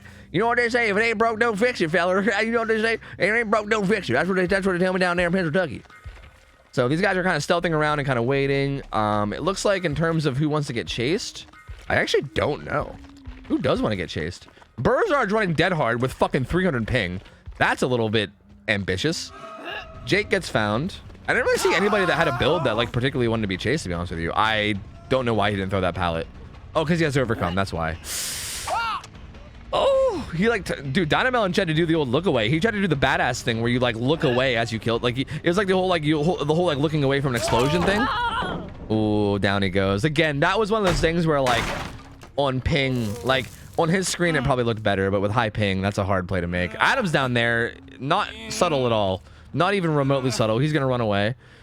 That's gonna be the first hook. The first hook on the Jake pretty quickly. He's also the reassurance survivor, so that is not ideal. That is definitely not an ideal hook to be. That's definitely not an ideal survivor to be hooked first. Is the is the reassurance survivor. Well, no, I'm pretty sure these other survivors aren't 300 ping. I think they're like 120 to 150 because I think they're from Europe. Burzard's from India, bro. That's significantly further. Oh my lord, dirty hatches from Dino Melon. Down goes Ada like fucking instantly. Melon's gonna eat a hit too to try to get Jake some distance, but he might just go down too. And yeah, I mean, dude, Huntress, you know what I mean? This is like, dude, if he hits this, it'll be so gross. Okay, he didn't get it. Jake was looking out for it, didn't quite land it. If you would have hit that, that would have been like literally, I would have just, you know, I would have just backed out and we would have just went next, you know? We would have just went next. Regardless though, I mean, this is still really gross. The good news here is they did get Jake out. This guy has deliverance, so he can pull himself off the hook, so he's fine. So basically it's just going to be having to unhook. Oh, well, this is actually not great because he's actually camping the slug in the hook. So deliverance here, it might actually be worth it to like deliverance right away. This is a weird scenario. What do you do here? I don't know. Do you deliverance right away to get them away from the slug? Or do you just wait it out? I think you might just wait it out. Yeah, you might as well wait it out. I mean, why not? I guess there's no difference in waiting it out, right? Because if you wait it out, that gives time for these guys to maybe come over and pick them up. So yeah, I think no matter what, you wait it out. Yeah, I think they're definitely doing the right thing here. If the killer's playing close to the hook with deliverance, I think you wait it out no matter what, and then you deliverance at the last second. This will buy time for their team to go over and pick up Adam, which they are. Burzard's getting them up right now. They are kind of tucked in this corner. Now the deliverance comes in, so that should get the aggro away from those guys in the corner. I think she could have maybe waited a little bit longer, but she does get some distance away. She's gonna I don't like her pathing though. Why did she run into main? Why did she do that? Was she trying to avoid, well, what? Why? Was she trying to avoid basement maybe? Maybe she was trying to avoid basement and shack? I don't know why she ran into main like that. That felt really bad pathing. Like, I feel like even if you want to avoid basement, you can maybe go around the outside and like, I don't know. You could probably still get more distance and stay alive a little bit longer. That felt like weird pathing. I don't really understand what happened there. That was an odd misplay. Well, these guys are doubled up on the gen in the corner. That's pretty close to the hook. And it looks like Jake's on the hook. Oh, they're actually Jake's on the hook the whole way across the map. Maybe she just wasn't trying to. Oh, I think she was trying to not take him to Jake. Maybe is what it was, because Jake was on that gen. But even then, no. Like you can run around the building. It was still weird pathing. Oh, Burzard needs a hatchet. I didn't even catch it. Oh, throws a little lob, but doesn't quite get it. Burzard doesn't get the unhook. He just runs away. I don't think he wants to die for it. He's gonna get the fuck out of dodge. I don't think it would have been too crazy for him to get the unhook. Jake's gonna reassurance. They need a hatchet. He has overcome, so he's gonna run away. Get the stun as well. He should be gonzo. Dino has no more hatchets, so he's gonna have to reload. But now what do they do? He might get the unhook during the reload. I don't know. Yeah, I think Adam's gonna come and get the unhook during the reload. That's pretty much the freest unhook you're gonna get against a Huntress, right? Huntress is really dangerous to unhook against. So that's probably the freest one you're gonna get. Doesn't quite get the hatchet. Dino Melon's 100% gonna want to target the Ada now and get her out. He's gonna land a quick hatchet onto Adam. Really Dino Melon. Interesting. Okay, well he's actually doing both. All right, well, if he lets his Ada go, that'll be very surprising. Is he lagging or am I lagging? I think he's lagging because it seems a little. I'm surprised. This feels like a throw. This feels like a throw. This feels like a pretty big throw, in my opinion. But Dino Melon did this last game and he still won. So who fucking knows, bro? Who knows? Maybe it's not a throw. Maybe Dino Melon knows something I don't. I don't know. But like, why not kill the Ada there? Like the Ada's right there. She's on death hook. Just kill her. You know? Like, he's still in a pretty good spot, right? Like there's only 2 gens done. There's like a survivor death hook and 2 other survivors have been hooked once. He's clearly good at landing hatchets. He's still in like a pretty good spot, right? Good job from Burzard not eating that one or that one. But it feels like he's putting himself in a position to lose, where I feel like him killing the Ada there is almost a guaranteed win. Like him killing that Ada is almost, oh, not like this. I want to know look at where he is. Look at where he was down on his screen. I was about to say, I wonder what that hatchet looked like for Burzard. I bet on Burzard's screen, I bet he vaulted that and then took like 3 steps to the side and then still got hit. I guarantee you that probably looked fucking crazy on his screen. I guarantee it. I don't know if they're recording, but I would love to see a recording of that. I bet that would look fucking hilarious. Hilarious in like a sad way. Dalman gets his hook though, and again, that's a fresh hook on Burzard though. Another fresh hook. So I mean, that is 4 stacks of no way out, right? I mean, he did stack up his no way out, I guess. So that's there for endgame. But I feel like getting a survivor dead feels more important to me than getting 4 stacks of no way out. So hard to say. They are doubled up on this gen over here. Actually, they're tripled up here. They're also healing. Ooh, the Ada doesn't want to get chased because she's death hook. What the fuck? What the fuck is that monstrosity? All right, well, Ada got hit. Oh no, Ada's down. She's death hooked and she's gonna die. Yeah, it's all just working out for Burzard. It's all working out for Dynamelon anyway, to be honest with you. Like, bro, honestly, fuck it. Like, potentially throwing risky plays don't even matter for Dynamelon because he's just fine. He's at the right place at the right time, hitting the right hatchets at the right time. This is what I mean. I don't know what to say. I mean, Ada's now dead. Burzard got unhooked before struggle, but now we're at 6 hooks at 3 gens with 4 seconds of no way out and deadlock. I mean, he's the Sabo though. Hold on a minute. She's not dead yet. She's not quite dead, but she's still. I mean, this doesn't change a whole lot though. You know what I mean? This doesn't change a whole lot. So he's gonna get this hook on the Adam. This Adam's gonna be on 2nd stage. He's not gonna be dead yet, but he's gonna be on 2nd stage. He's also gonna be tucked deep into a corner. Ada still needs picked up at some point. Actually, she has unbreakable sprint burst. So just kidding, she's out of this bitch. But is she gonna need a hatchet? I don't think Dynamelon saw where she went. She went to the left, but I don't think he saw. Sees the J, gets a hatchet on him. Actually, that was his only. Oh no, his entire overcome got wasted running into a wall. Oh no, and he got grabbed. Oh brother. Oh brother, not like this. Oh my god. The survivor Gambas in chat are losing their shit right now. They're big sad. Yeah, well, that's gonna be 2 hooks in the corner. That's gonna be it. That's definitely gonna be GG's.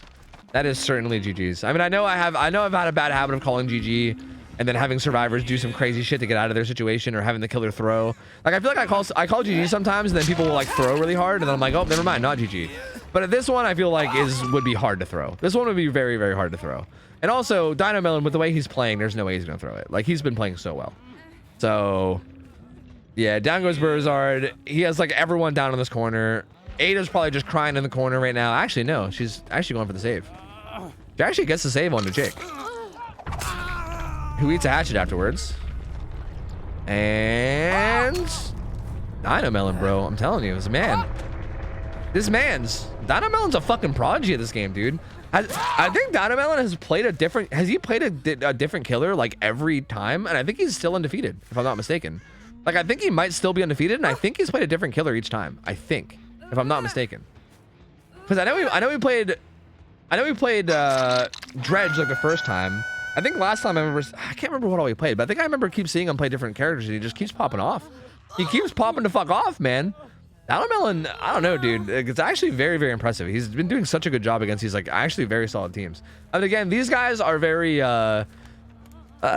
like this team of survivors. Unfortunately, again, like their ping problem is also a thing that you got to keep in mind as well. You know, like this is like playing on high ping is already tough. Playing on high ping against a Huntress is like it's like tough times 10. You know, so very unfortunate killer to go against with the high ping. But good try from Overcome. I mean, they put up a fight. It just Dynamelon was just landing every hatchet, coming out in force. Dynamelon's just a fucking unstoppable god of scrims. I don't know, dude. The man's a fucking undefeated legend. I don't know what to say about it. He's just really fucking good at the game. You know, I don't know, man. Man's just really good at the game, I suppose. Shit's wild. All right, let me play some music. Let me figure out what the fuck we're doing. Let me pay out the gamba. Hold on a minute. Here we go. Bam, bam, bam, bam. There we go. There's the payout. And who do we got next? Yeah, I don't think we're getting to a raid tonight, guys. I feel like we might not be getting to a raid tonight, huh? Unless we like skip a bunch of killers or something. Because the killers have been dominating, dude. We're on like a what, like 6, like we're on like almost like a 6-game killer win streak or something. I think it might actually be 6 games. I think that Doctor went 2-0. I think it was a 2-0 Doctor, 2-0 Pyramid Head, and now 2-0 Huntress, right? Isn't that what we're on now? I think we're on like a 6-0 killer streak at the moment, if I'm not mistaken. So yeah, I mean this is rough night. I mean, again, ideally the way that we do this is at the hour scale, right?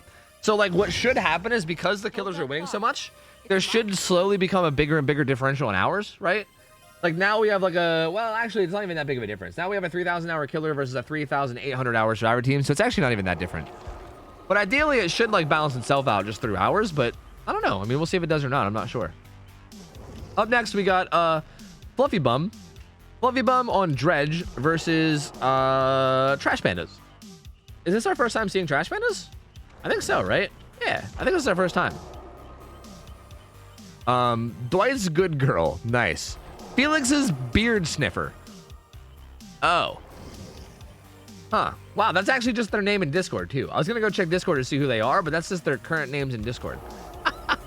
And Coach and Dalu. I don't know. Do I call you Dalu? Your name used to be Delusional, right? I think I remember you back when your name was Delusional back a long time ago, and then you shortened it. If I'm not mistaken. Like, do I just call you Dalu, or is it like Dayu? Is it like do I do the double L like you do in Spanish? How do I pronounce it just so I'm not fucking it up all the time?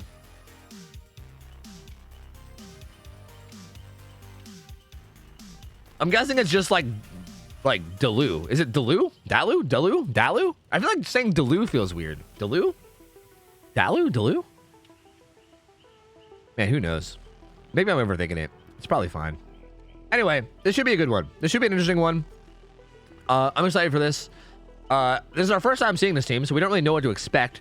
Fluffy Bum is playing Dredge. I don't think we've seen Fluffy Bum either, right? I think everybody in here is new, right? I think. Here, you guys can get your gamble on. Go nuts.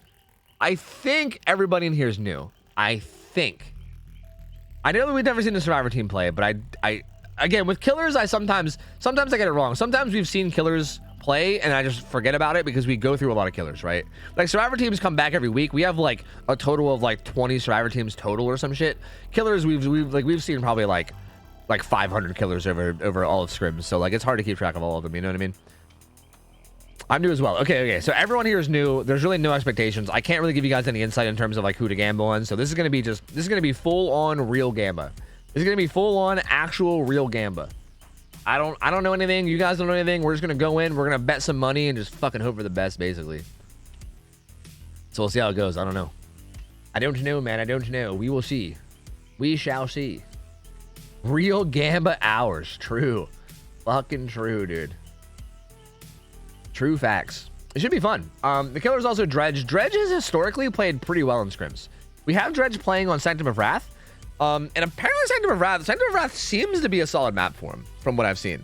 Because it's interesting because I feel like 3-gen scenarios don't really matter quite as much against Dredge because he can teleport, right? So like, I mean, having I think avoiding getting 3-gen is still important and you should still do it, but it's not like the end of the world if you do, right? Like sorry, it's not even like game over if you don't. I should say, right? Like if you avoid getting 3-gen, it doesn't necessarily mean it's going to be an easy win. Like I think gen macro in general is like, I won't say less important, but like less impactful on Dredge. On top of that, the top middle gen, like the entire top middle area has lockers. So it's really easy for the Dredge to check on main at any point, which is also a really important generator. So that's also kind of a big deal as well. So yeah, there's like a lot about this killer on this map that feels like it makes him particularly good. And I think Dredges have definitely performed historically pretty well in scrims thus far. Surprisingly well. I honestly didn't think, I kind of expected Dredge to not do well in like a competitive setting, but so far we've seen really, really good performances. So I don't know how this is going to go. Again, I don't know how the Survivors will play. I don't know how the killer will play. I really just don't know anything about it. So we're just going to have to go in and I guess just fucking, I guess we will wing it. We will wing it, I guess. We'll wing it. Yo, Kiki Mama, thank you for 3 months. Said, OhTofu, 3 months to fuck with the ads. Who, Kiki, the 3 months to not fuck with the ads? Who? All right, let's go. We in there, baby. We in there. We got barbecue and chili. What in the funkin' waggle? No corrupt intervention. Okay, so this is interesting. No corrupt intervention. Columbine pop. Like, I feel like if you just replaced barbecue with, like, corrupt, this feels like a really good build. But no corrupt, which is interesting. So add-ons, I'm pretty sure that's boat key, right? You guys can correct me if I'm wrong. Maybe it's lavalier and maybe I'm an idiot, but I think that's boat key and malformed skull. So malformed skull, or is it malnourished skull? What's it called? Malformed, malnourished? I don't know. It's the skull add-on. It makes it so that when people are injured, they fill up Nightfall more. And I think the purple one, I think is boat key. Boat key and lavalier microphone both look... Do they look similar, or am I just a dumbass? I might just be a dumbass. I think it's boat key. Boat key makes it so you teleport to lockers faster in like during the day. So normally you would go really slow during the day, but Boki speeds it up by like 25%. This was a pretty fast first down. So again, the big thing that makes having no corrupt kind of risky is the potential of losing a lot of gens early. But this first down happened pretty quick that it might not matter, especially considering the fact that he has pop. He might be able to, yeah, I think he's gonna come pop this gen. The thing about it though is he sees this gen, so he's gonna pop it, which means that they're gonna get away with Shack gen. Shack gen will probably get done, I'd imagine. But honestly, yeah, I mean, not that punishing of a start for not having corrupt. I will say, like, I feel like not having corrupt usually ends up in a much worse start than this, or it could, I guess. Malthinkers? Wow, I was wrong twice. Oh, so I was wrong twice. It was neither one. He just jumps in the locker manually. Did the person on hook see that? I think he did. Felix's beard sniffer's probably like, bro, this man's just jumping in lockers. I don't know what he's doing, you know? Like, that's probably the comms right now. Bro, I don't know. He's just jumping in lockers. I don't fucking know. So they get done with Shack gen. Dredge gonna pressure main. I feel like Dredge right now needs to pressure the hook. Yeah, like he kind of walked away from that at a weird time. I don't really like how he played that. Like, I feel like typically what you do, is like at the beginning of the hook stage, you kind of walk out, like you walk around, you pressure gens a little bit, because if they unhook right away, it's kind of bad for them because you can just tunnel them quicker, right? Like usually people want to wait like until they're about halfway through the hook stage before they unhook. Usually. So usually what you do is you walk around for the first like about half of the hook stage, and then once you get like close to half, maybe like 1/3, you go back and then you start playing close to it, you know, and then you don't really walk that far away afterwards. Like you don't like allow a free unhook usually. Oh, are the gammas? Oh shit, the gamma's still going. Wait, it's done now. It's done now. It's fine. It's done now. It's good. We're good. I mean, I don't know how long it was open, but it's fine. It's probably fine, right? It's probably fine. Anyway, he also didn't tunnel the Felix, which is interesting too. Like he kind of just let the Felix get away. He's on Nia now at this tile. She actually just holds W away, which is interesting. Ends up kind of working out in her favor. She's gonna run back down to the side of the map. There is still a 3 gen on this side, so they got to be kind of careful with like going down here. This is definitely not a place you want to go down a lot. There is a survivor on a gen here. He's gonna go interrupt it. It's actually injured Felix too. This is so bad. Oh, this is really not good for these guys. He's gonna zone it, but actually, okay, actually gonna see it too. This is really bad for these guys. Oh, this is very not ideal. This is very, very not ideal. The Deliverance survivor could activate Deliverance off of this at some point. The Reassurance survivor is also not hooked in across the map.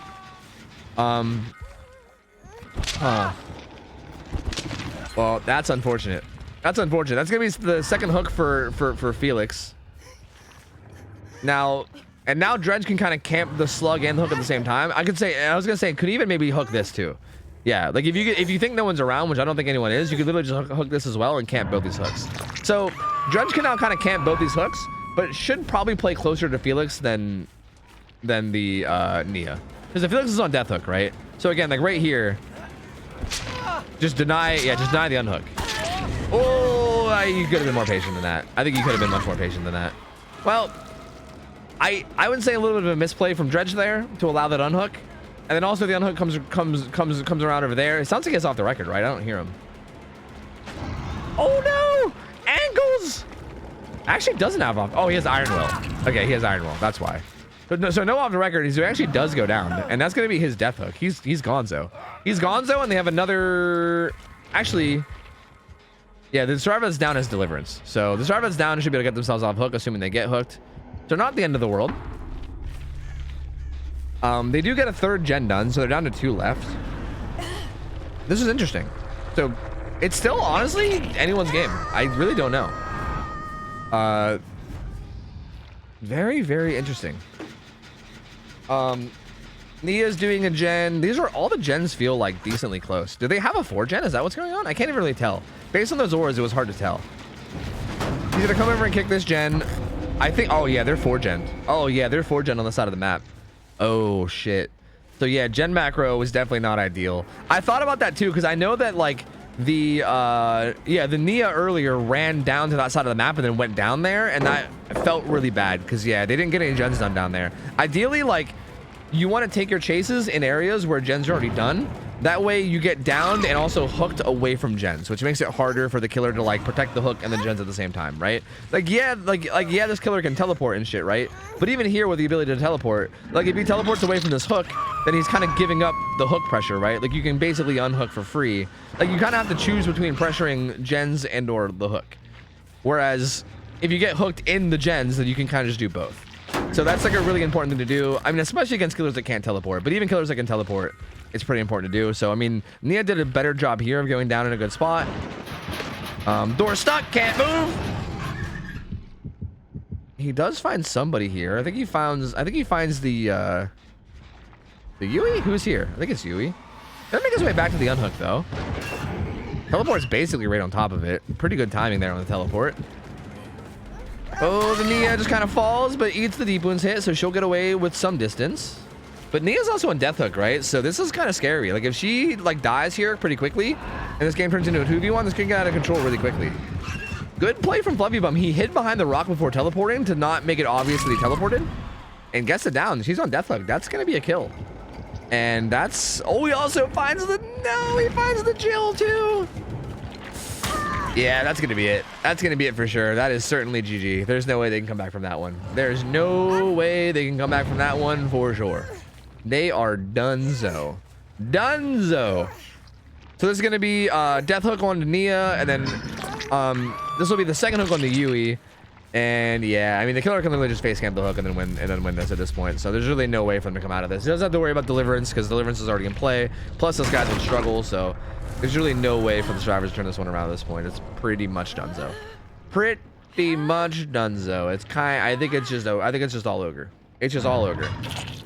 So I mean, to be fair, this survivor team, this is their first time playing in Scrim Night.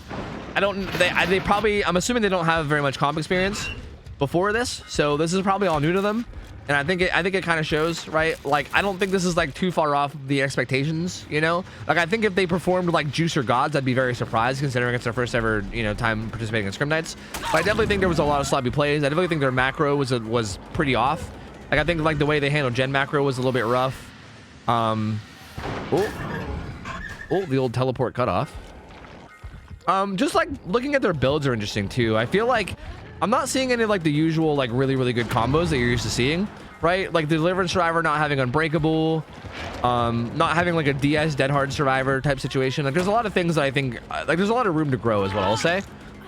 But I mean definitely a good attempt though. They get the unhook here, but again, no matter what, the next hook wins. So like he doesn't even have to do this. Like he can just hook, he can hook Coach and it's a win. Like I don't even know why he's going after Jill. Like if anything, you're just risking a potential Unbreakable, right? Because actually this guy does have Unbreakable. So even this is like kind of weird. I mean, again, I don't think this is going to result in him losing unless this Yui has like a year-long chase. Is it a Yui? No, this Jill. Unless this Jill has like a year-long chase, I don't think it's going to matter, but okay, there he goes. There he goes. There he goes. There's the hook. So there it is. There's hook number 9. That's the official GG for Fluffy Bum, who's going to stick around, and we're going to get another team of survivors for this one. But good try. Good try from this team of survivors, the old trash pandas. Good try from these guys. They did put up a good fight. Again, I do think it's one of those things where I think it's just like a lack of experience with things like macro and stuff. Where there's got to be a bit of a learning experience in terms of like learning how to handle a lot of these situations. But they put up a good fight. Hopefully they're not like discouraged or anything. Hopefully they come back and practice a lot more and we see more of them. Because again, one of my favorite things about Scrim Night is seeing teams come back every week and see them slowly improve.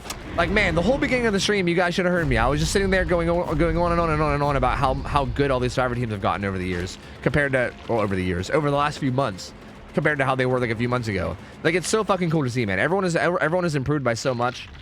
Shit makes me so fucking happy. So, like, again, I'm gonna assume / hope that these guys do the same thing. This Dredge really wants to get a hit through the window. Like, he really wants to get a hit through this window.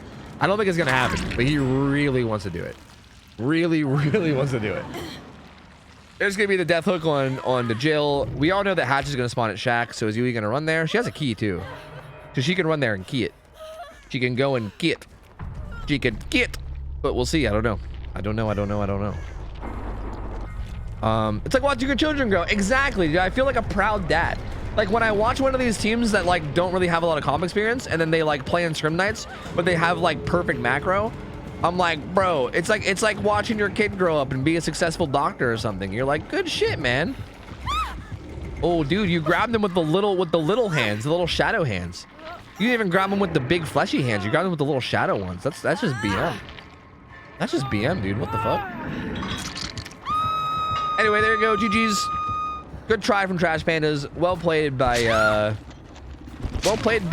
Fluffy Bum, man. I mean, this was good. Again, Dredge still performing extremely well in scrims. Like, it's been historically how it's been, and it's continuing to do it. Like, I feel like Dredges just seem to pop off and do pretty well. Like, their win rate has to be like through the roof in scrims, because I feel like it's very rare to ever see them lose.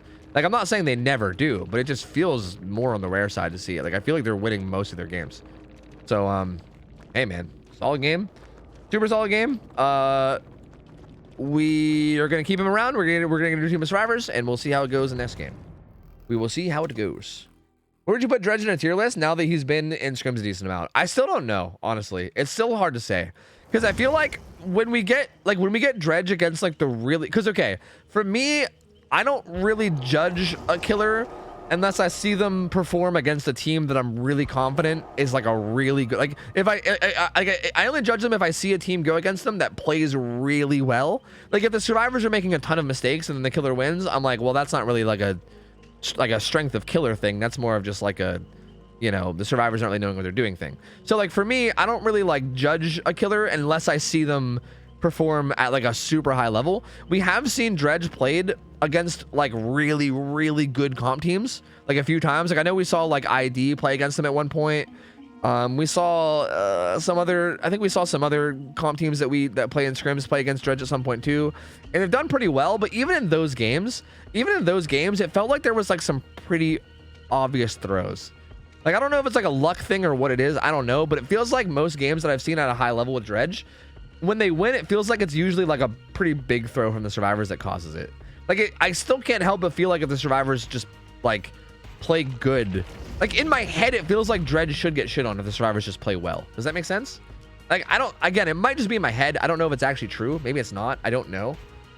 But it like feels like it should, if that makes sense. I don't know. I mean, I could be wrong. Maybe Dredge is fucking insane and I'm just not giving enough credit. I don't know. But I just don't think I've seen enough yet to really like confidently say that Dredge is like, I don't know, like A tier fucking super good killer. Like he seems like he should be pretty beatable through like really, really solid survivor play, right? Like the same way that a killer like Oni is beatable, right? Well, maybe not even Oni. Oni I think is even stronger. I should say a killer like Hag. Like Hag will shit on you if you don't really know what you're doing, but if you know what you're doing, Hag will get shit on. Like maybe less so. Like maybe it's somewhere in between Hag and Oni, because I think those are both kind of extreme examples. So I don't know. Like those are both bad examples. It's hard to find an example because everyone's like, you know, you got me. Hey, Spider-Man, thank you for hooking up both Rinka and Dally with the sub. Dally, welcome in. Rinka, welcome in. Oh, Rinka, were you on that team? Wait, were you one of those survivors and I just didn't realize? Am I this confused? Bro, I swear, all these you guys in your fucking names, I swear to God, I never know who the fuck's who anymore. Anyway, let me give you guys a prediction. I think I also need to play some ads. Let me where's the Dredge? I want to hover Dredge so you guys know who's playing. He's right there. I'm dumb. Okay, we got Soro Clan. You guys know Soro Clan. Soro Clan are a pretty popular, well-known team here. These guys do have a lot of comp experience. They're quite a good team. These guys are the closest that these guys came the closest that we've ever seen to beating Array. Array is the infamous final boss of scrims. We kind of like throw Array at teams whenever they are winning too much and we want to give them a challenge and we want to see if they can be beaten. We usually just throw Array at them. We're like, oh, hey, you're winning a lot? Well, let's see if you can take Array, pussy. And then we throw Array at them, and then Array usually wins. And by usually, I mean always. He hasn't lost yet. So like Array has like a reputation around here of being like an unstoppable beast. And Sora Clan was like literally one eruption proc away from beating them. Like they had him beat, and then there was an eruption proc that fucking incapped them, and then they lost because of it. And since then, we've banned eruption. So hypothetically, had that game happened again right now, they might have won. So that being said, they're fucking good. They're pretty goddamn good. They're pretty fucking good at the game. But again, Dredge has been popping off. So who fucking knows, bro? I mean, who knows? I have no idea. Like, I literally have no idea how to go. I don't know. Solarcore wants a lesbian pride in chat. Is that actually is that an emote? It is an emote. There you go. There you go. In support of Sora Clan, hit the motherfucking lesbian pride in chat. Hit it in chat. Also, who do we got? We got Igor, Funk, Valeni. Is Valeni? I think we've seen Valeni before. I think we usually saw Dr. Sex though, right? I think they're missing Dr. Sex, but this is like pretty much their usual lineup. So yeah, I mean, this I'm excited for this one. This one should be good, man. Oh, I never played the ads. I'm fucking stupid. I never played the ads. I went to hold the lobby hostage to play ads, but I never played them. I'm fucking dumb. Okay, I'm gonna play them now. Sorry, I'm playing them now. Once they're done, I'll go back to spectator and we can get ready to do it. Did I give you guys a prediction? Let me give you a prediction too. Here. No. Yes? No. Predict. Predict, you fuck. There you go. There's the Gamba. Gamba it up. Gamba it the fuck up. Valeni is my replacement because my computer has been shitting itself. That sucks. Sorry to hear. Dude, having computer issues is like the fucking worst, bro. I hate it. Because every time there's a computer issue, like computer issues kind of it reminds me of car issues. Where it's like one thing will fuck up and then it's not even like you can just fix it, right? You got to do like a fucking million troubleshooting bullshit just to like figure out what the one thing that went wrong. I fucking hate it so much, dude. I hate it. I hate the idea of fucking computer issues and or fucking car issues. It's never just like you just fix something. It's always like, well, let's fucking diagnose it for 30 hours and, you know, try to figure out exactly what's wrong. It's just, brother, I just hate it so much, man. Not a fan. I'm not a fan at all.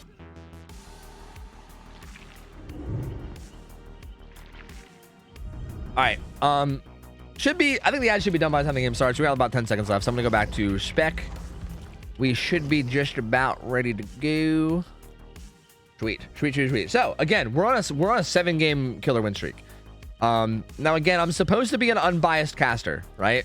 I'm supposed to be an unbiased caster, but I'm gonna go ahead and say that I kind of just want to see some survivor wins, bro. We're on a fucking 7-game win streak, you know? Like, if the Dredge wins again, I'm not gonna be disappointed. You know, that's cool. Pop the fuck off. I'm down to see Dredges pop off. Sure, go nuts. But like, bro, like the poor survivors, man, they're all just getting shit on. We're on a 7-game killer streak, dude. Plus, there's like a lot of killers that are like waiting to play that we might not get to if killers keep dominating. So like, we kind of need. Well, I mean, I guess no matter what, we're like rotating killer after this anyway. So I guess this one actually doesn't matter. But still, regardless, you know, I kind of want to see some survivors pop off every once in a while. You know, it's been rough. We've had some rough games today. But having a fucking toughie, man. So we'll see how this one goes. In terms of my prediction, it's hard to say because again, Dredge is just such a weird killer. Like, if this was a more predictable killer, I think I'd be able to give you a pretty easy prediction. Again, Sora Clan is a really good team. So I guess I'm going to say that my prediction is that they'll win. But, like, it's not a super confident one. Like, they can definitely lose, and I wouldn't be surprised because, again, I just don't, like... I'm not super familiar with Dredge and his power, and Dredge does seem to keep popping off every time we see him in scrims. So, like... I think I would give Sora Clan a slight edge if I was a gambling man, but not by much, like not by a whole lot, like a very slight edge if I was a gambler. So like what that means, I don't fucking know. I don't fucking know, brother. I don't know. Any advice for someone who's very hard of hearing but wants to try killer? Learn to track without. I don't really need to hear stuff to play killer. Honestly, just avoid killers like Spirit. Just don't play Spirit. Most killers you can play without really having a lot of sound. Like, I've historically played DBD myself without a lot of sound. Just learn to, like, try your best to learn to track through, like, scratch marks and blood. And you can use that to track people a lot of the times, and then sound's not really quite so important in like, a lot of situations. Like, obviously it helps, right? Like, if you can use sound, too, it helps, but you don't really need it. End Gamba, you're right. You're right, I should end Gamba, thank you. All right, so, right off the bat, again, no corrupt intervention again, which is a little risky. We saw that last game, and it didn't really matter too much. We'll see if it ends up mattering this game. Nia pre-throws his pallet, then runs away. So again, this is what I mean. If this first chase lasts a while, this is what we didn't see last game. But if this first chase can last a while, good prediction from Nia. Good play there. Literally just baited it out smart. He knew exactly what he was going to do, and then just played around it. Also faked that vault really well, but then got stuck a little bit, so she might get hit. Yeah, she won't get smacked by the tree hand. Or the doll hand? I guess it's a doll hand. He's got the doll hand on his right hand, and then his left hand is like a snowman? Is that what's going on? Is he like some weird freakazoid, like Mr. Potato Man Dredge? What the fuck is this? Ooh, kind of a weird play, but teleports to Shaq. She comes out. She does a pallet over here that she could use, but he's moonwalking it. She goes around. This Nia is playing this chase really. Oh, he could have got her there. That was a good chance to get her, but she's going to make it a Shaq pallet. She's going to throw it. And yeah, the whole time she's doing this, I'm assuming gens are getting done, right? Meg does a gen. Cheryl's doing a gen. Again, this is the risk of not having corrupt intervention. This is why you should pretty much always run corrupt intervention, in my opinion. I actually forgot that this guy did run corrupt intervention last game. I forgot. Because he got it down really quick last game, and it kind of just made it not matter. But if you go against a team that really knows how to play safe early game like this Nia is doing so good. I mean, I can't even say necessarily playing safe. I mean, she's just looping really well. Like, it's not even necessarily safe play. It's like safe play mixed with just good looping. But 2 gens popping before a down even comes in. Like, this is a rough start. And he's not even chasing a full health survivor right now. He's chasing an injured survivor. So I think he's trying to get a lot of people injured because of his add-on that makes it so that Nightfall charges quicker. Well, he finds Nia again, so I guess he's gonna get back on her. She is the toolbox survivor too, which maybe makes him more confident in chasing her. Huh. I mean, dude, Nia is just putting on a fucking clinic here, man. Lovey Bum, that looked weird. Was he lagging? Did he activate the lag switch? What happened? I don't know. That was weird. He looked a little bit. Ace is kind of here to take a hit as well. He's got a med kit, so he can just take a hit and then heal himself up, no problem. So there he goes. That buys Nia at least some time. He's gonna try to zone this. She might just charge into it. Okay, yeah, I think she tried to charge into it to eat it, but it didn't quite work. Ace is here healing. He's gonna get the fuck out of here. He's got for the Peepo as well as Dead Hard. He might try to make a play on her. She does have. Okay, so yeah, this survivor has Prove Thyself and a toolbox. So this is a pretty, like, of all the survivors of Tunnel, this feels like a pretty good one because she's like probably the best gen doer. But that being said, I mean, you lost 2 gens before the hook even came in, so you're still really not in a great spot. This is definitely a rough start for Killer. We'll see how it plays out from here, though. Like, you never know, right? Like, any game can snowball from one side. Like one side can look like they're winning, and then it can easily snowball to the other side winning just through like a couple bad plays, right? All it takes is like one throw or one rough play, and like momentum can shift in this game so easily. But right now, survivors are in a pretty good spot. They're getting a lot of gen progress down on the map. This guy's gonna want to reassurance him, so he does get the reassurance. He's got to be careful, though. If he goes down here, it's not going to be great. He has Unbreakable. Oh, you can just stun him. Yeah, I don't like the way the Dredge played that. Gets the stun and the Sprint Burst. Soracore actually getting the Sprint Burst away, too. Nice play. Good play there. Gets the reassurance and the stun and the Sprint Burst. I don't know why he didn't leave his... He should have left his clone thing, like, in the pallet, not around the side of it. Because, like, leaving it around the side just means that they could stun. Like, that felt a little weird. Not really sure why they did that. And now we're protecting this hook, but I feel like at this point it's kind of too late to do this. Like I don't know if this is gonna work, man.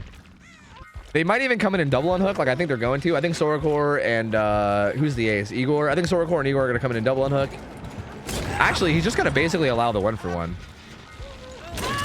So Soracore gets the unhook. She's probably gonna get deliverance up, assuming Nia doesn't go down in like really bad timing.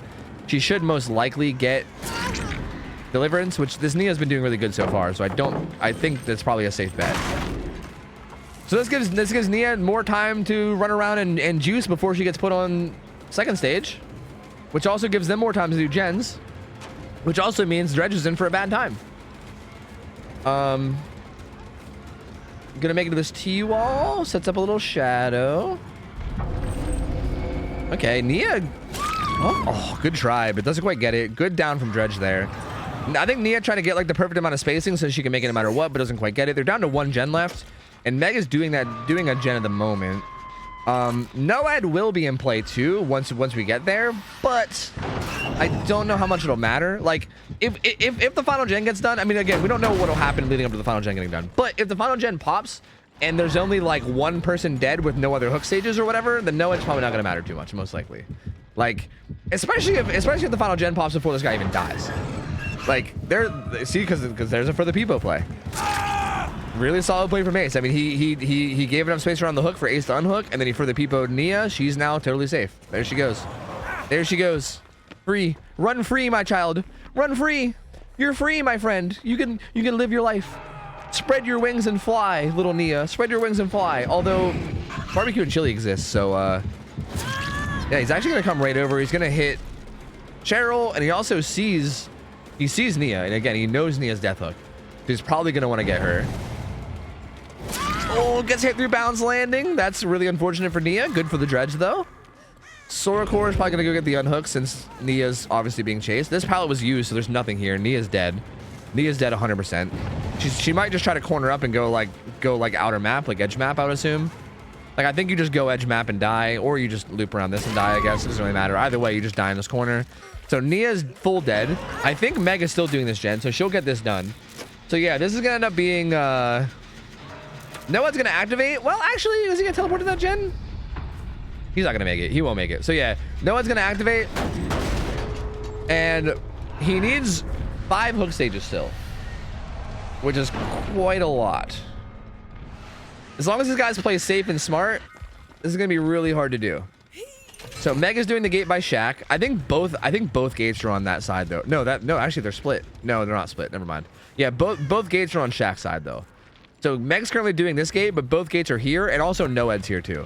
So that's actually really fortunate for Dredge that everything's there. But I think Meg might get this gate open. Not quite, but close. Really, really close. I think getting that progress on the gate is really important though, because that puts a lot of pressure, right? It's going to be scary for the Dredge to walk away from that gate at any point. Still has this pallet too that she can use, right? They actually break Noed. Oh, well, that's it. That's it. Breaking Noed, that's it. That's over. Yep, there's definitely no way you're coming out of that one alive. Yep, alive. No way you're coming out of that one on top. Sorry, the killer's not going to die. You can't kill the killer in this game. But the killer's not going to come out of this on top, that's for sure. That's definitely like a game-ending Noed break. I think he's just going to go open the exit gate. Yeah, he knows. He was going to open it because he knew the game was over. But they opened the other one, so they interrupted it, so he couldn't. And they're all just going to straw out the gate, holding hands, singing la la la, being happy. Sora Clan playing really well, man. I mean, again, this is... I guess this was, like, again, kind of, I guess, what I expected. Because, like I said, Sora Clan is a really, really good team. We've seen these guys play really well. And again, I really feel like the biggest thing here was the lack of corrupt intervention. I really think that was it. I think this killer replaces barbecue and chili with corrupt intervention, and this is an entirely different video game.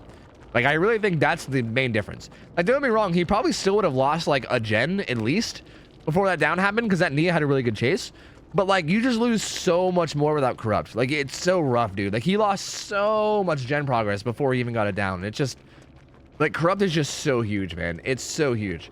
And I mean, I don't think barbecue is necessarily bad on Dredge, especially with the ability to teleport, especially with something like Pop Goes the Weasel as well, right? Like, I get why they're running it, but I just feel like corrupt is so important, and I don't know, it feels odd to not have it. But good try from Fluffy Bum. Sora Clan, good fucking team. Good team. Takes the win. Breaks the fucking killer win streak that we've had. So finally a survivor win, dude. We've had 7 killer wins in a row. Finally, we have a survivor win. So Sora Clan's gonna stick around. We're gonna get another killer in for them to go against, and we'll see what they can do. How many teams do we still have, by the way, after Sora Clan? We still have 3 more. Damn, we got some high-hour teams today. Oh yeah, CDG is the last team. Okay, we got Overheated. I remember those guys. They played really fucking well. Shrouded. I recognize Psycho Mantis. That was the Victor. I remember him. Okay, yeah, so I think we got some... I think we still have some good teams coming up. So, yeah, we still have, like... Even after Sora Clan, we got 3 more teams, and I think all 3 of those teams seem to be really solid. I think we still have some really solid games coming up. Maybe we can still get to Array. I don't know. Who knows? We might even get to Lippy. Lippy is really far down the list. I would love to get to Lippy. I would love to watch Lippy play Oni again. I hope we get there. I don't know if we will, though. What time is it? It's already, like, 2 a.m. Shit, we're probably not. I don't think we're getting to Lippy. We might get to Array. I think there's pretty much like 0 chance we get to Lippy, which is kind of unfortunate, but what are you gonna do? What are you gonna do, man? What are you gonna do? What you gonna do, man?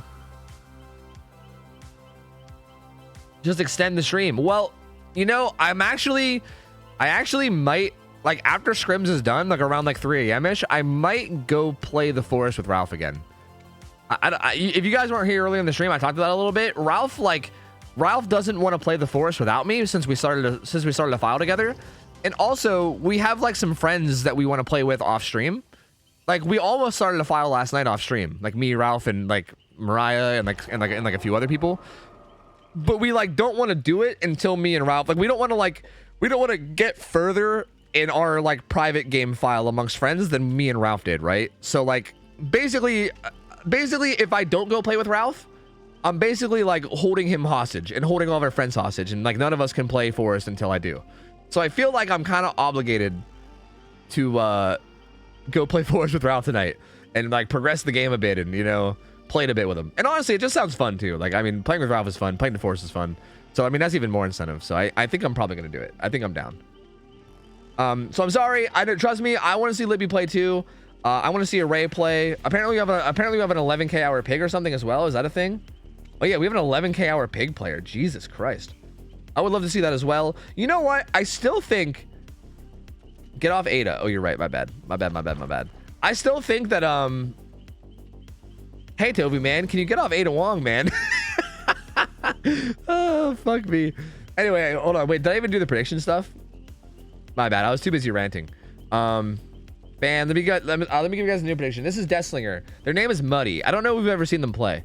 I'm not sure if we've ever seen Muddy play. I don't recognize the name. Maybe we did, and I'm just not remembering it, but I don't remember. If so, I don't remember how the games went, so I'm not really sure. But, yeah, game it up if you want. I mean, you guys already know Sora Clan. They're fucking beasts. Slinger has played on Thompson House, which is not really like a bad map for him balance-wise, but there's not a lot of like crazy shit he can do on that map, so maybe it's a little bit predictable. I don't know. We'll see. Not exactly the best map for him. Sora Clan's also cracked. We don't really know much about Muddy yet. I don't think, anyway, but I mean, yeah, we can always see. You know, we can always see. We'll find out. We'll find out together, you know? We'll see how it goes. So yeah, feel free to gambit up. You guys should listen to Dystopia on Spotify. They're a cool band. Cemetery better. What kind of music? Sell me. Alt stream? I feel like chat's now invested in the Force too. No, I wouldn't do an alt stream. I would just do it on my stream is all. I would just do it on my stream. Anyway, what was I saying? I think I was saying shit. I was like in the middle of saying something, and then you guys yelled at me to get off Ada, and then I forgot. What was I saying right before you guys yelled at me to get off Ada? Shit, I had a thought that I think was important. Maybe it wasn't important. Maybe I thought it was important and it wasn't, but I thought it was important. Are you or Ralph streaming the Force? We might both stream the Force. Well, I was trying to decide. Whether I wanted to stream it, because like here's my options, right? I could end stream and then just raid Ralph, and you guys can all just hang out on his stream while we play together. Or I could just stream it myself and we can both play it together. Like, I don't know. I feel like, okay, part of me like wants to just support Ralph. Like as Ralph's friend, part of me wants to just say fuck it and not stream and then just force you guys all to watch on his channel as like a way to support him. But then also a part of me feels like playing the Forest might end up leading to some really good moments for the boy Scoops. And I feel like I'm stuck in between supporting Ralph and supporting Scoops. You know what I mean? So I feel like I don't know, I might end up just streaming it. I'll probably just stream it, you know? I'll probably end up streaming it. Scoops needs it more. True. Yeah, my stream sucks, so like anything that's highlight worthy is definitely, yeah, he needs it for sure. Also, how you doing, Raz? Good to see you, man. Hope you're doing well, buddy. Fucking Ralph chasing around motherfuckers with crosses, dude. What a psycho. What a fucking psycho.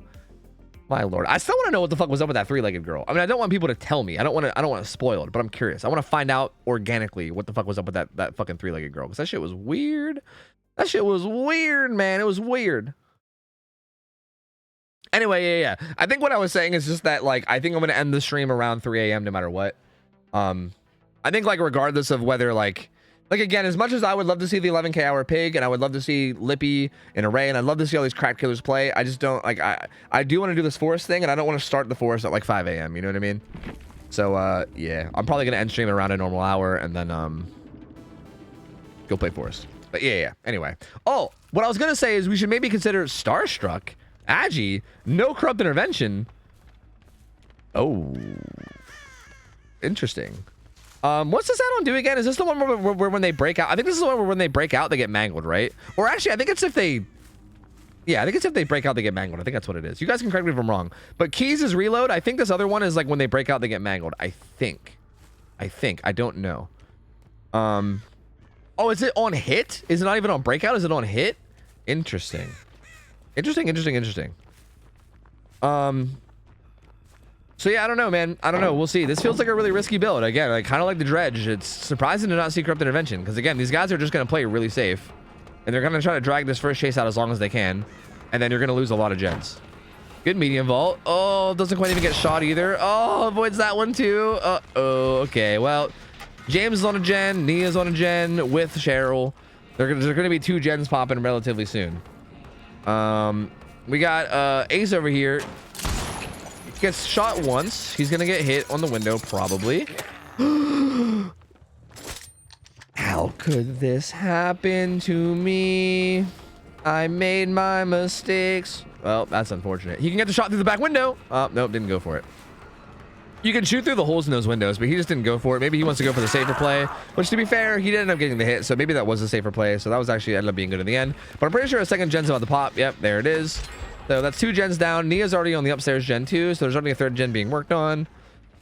And yeah, this is dude, this is the no corrupt intervention life, man. I don't, these killers are bold not running this shit. I don't like, it's crazy. I expect to see it every game. Woo, that was a good fucking shot though. Okay, all right, Muddy, all right, gamer, that was a good fucking shot. Down goes Ace. And that'll be the first hook. Maybe he should be able to make it to a scourge hook because of Agi. Now the thing about Starstruck is that, like, they just get notified of it, right? So, like, this is one of those weird perks where I'm not really sure, like, what, like, it feels like anybody that's good at the game is just gonna not get chased with Starstruck. You know what I mean? Unless you have some kind of, like, crazy way of finding them. But, like, this James is just gonna play really safe and stealth like crazy, right? The others aren't affected, so the others don't really give a shit.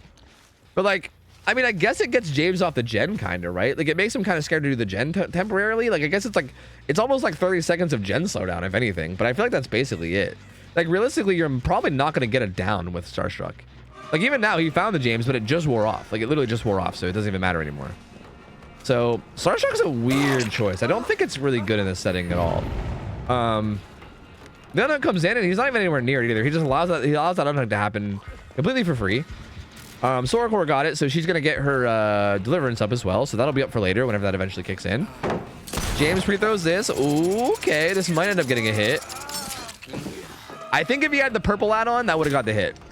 That's one of the spots where the purple add-on's huge. Like, that purple add-on where you get more time to, like, reel before it breaks makes shots like that viable, but without the purple add-on, that's not really as viable. Whoa! It's raining Nias, dude. It's literally raining Nias from the sky. He actually shot her out of her balanced landing too, which is actually kind of a sick shot. Like, honestly, like, I don't want to take away from that. That was actually kind of cool. Free throws that though. Oh, good shot. She should be dead here. That was a really good shot. And follow up. There goes it down. That's Nia's first. But this is only Nia's first down, right? Like that's her first hook. James got away. Cheryl was doing a gen over here, but she has to walk away too because I think the killer's coming over here. This must be a pain res hook. See, they did get a bunch of gens done at main. So, like, I don't know what the gen split's looking like, but I think they probably have... Yeah, there's, like, kind of a 3 gen out here. There's, like, Shack, and then kind of 2 near Cowtree. So there's kind of a 3 gen out in that cornfield, which is not really ideal because the cornfield's also just a massive dead zone. So definitely not the best place for a 3 gen for the survivors. You know what I mean? But also, the killer doesn't seem to want to protect it. Like, he had someone hooked in it, and he's not really protecting it. He kind of left entirely. So the killer kind of having, like...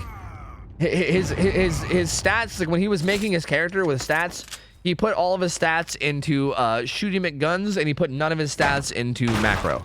His macro stat is literally at 0, but I think his shooting McGun stat's pretty high because some of his shots have been pretty fucking good.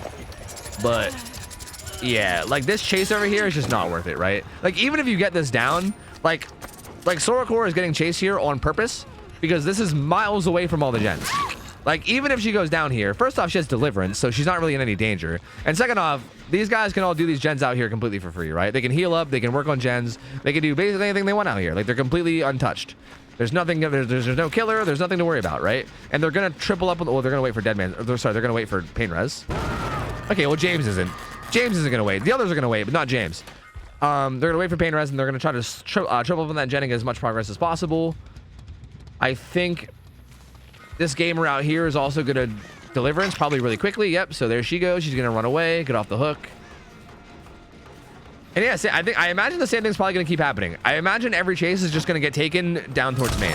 Like I would expect to see every single survivor that gets chased is gonna take the chase towards main somewhere, right? Because as long as you're taking the chase just towards main at like somewhere, then like you're taking the killer away from the gens, which allows free gen progress. So yeah, like look, like for instance, this James, right? He gets away there and he gets hit here. Guarantee you just runs towards main. Yep, he's gonna run deep into main. And again, even if he goes down here, it just doesn't matter at all because survivor team can just do the gens for free with no issues. Good shots though. I mean, again, it's a shame it's a shame because this slinger is hitting some good shots. Like you can tell he's a really good slinger, but like I'm not gonna sugarcoat it. His macro is very, very bad. Like his macro is pretty much non-existent. Like he almost just doesn't even have macro play. He's kind of playing it like you'd play a pub, where he's just kind of like, he's just kind of going around chasing people and landing shots for fun, right? Like this is how I imagine someone would play in like a public match. In like a scrim setting, this is just doesn't work. It just doesn't work at all. Like you need to have some kind of macro strategy, or else this is just gonna happen, right? Or else survivors just kind of dictate the pace. They decide what happens, where, and when. That was almost a sick shot. That could have been a really sick shot. So, yeah, I mean, kind of unfortunate, man, because I think the slinger's really good. Like, this result is going to be rough, right? Like, they're going to get out with probably, like, I don't know, like 5 or 6 hook stages, probably maximum. So, like, this is going to look like a pretty bad result because, like, the survivors are going to win pretty hard. But it's a shame because I do feel like the slinger is very good. Like, he feels like he's very fucking good at slinger. So it's a shame to see it go so poorly for him solely because of his macro. Like, look, everyone's been hooked once. Like, he literally just spread hooks. He just one-hooked everybody. And also, like, took chases away from gens. Didn't take advantage of hooks that were near gens. It's just a shame. Like, he didn't really play around hooks or anything at all. He kind of just ran around and chased people and hoped for the best, and it just didn't quite work. So, what are you gonna do? There they go. James is at the gate. He's getting the old stare down. Hey, dude, that was kind of intimidating. Jesus Christ. James the fucking Giga Chad. He's gonna get smacked out. Probably buying time for Soracore to get somewhere. She might go to Shack to get Hatch. Yeah, I think she's gonna go get Hatch. I think Nia's gonna run out of the gate, and then I think Soracore is gonna get Hatch. She actually has a key too. So yeah, and that should be the four out. Why does this look? That's a bug, right? Yeah, I was gonna say that has to be a bug.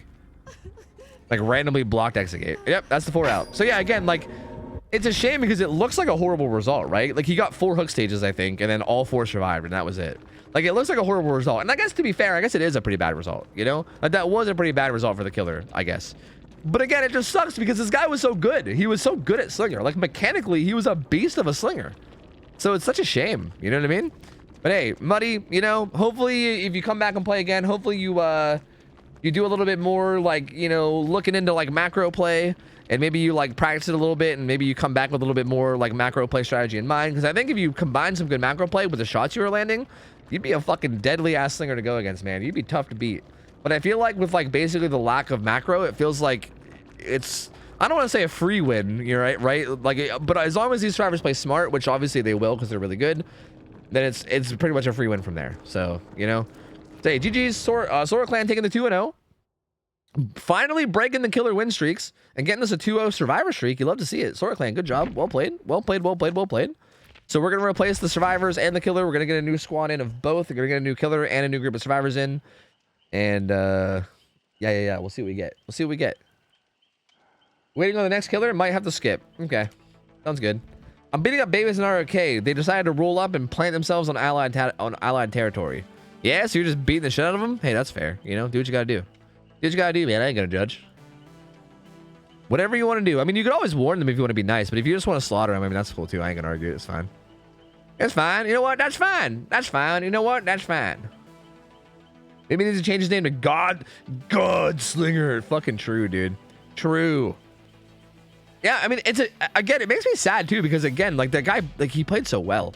Like it makes me sad to see someone playing so well, but then also like having the like result not be good, because I don't know, I want to see that good mechanical play rewarded. So it kind of makes me a little bit sad, but also at the same time it was still cool to watch because there was still some really cool shots, you know.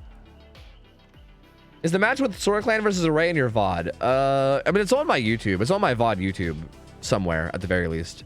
On my Twitch VODs, no, because it was a long time ago, so I don't think it's on my Twitch VODs anymore. But it's definitely guaranteed going to be somewhere in my it's gonna be somewhere on my VOD channel on YouTube for sure. You just have to dig back on my VOD channel. If you type VODs, you'll get a link to my VOD channel on YouTube. I upload all my VODs there, and I also upload every scrim night there. And the scrim nights are also in a playlist. So if you go to like that YouTube channel's playlist, there should just be one playlist, and it should be all the scrim nights.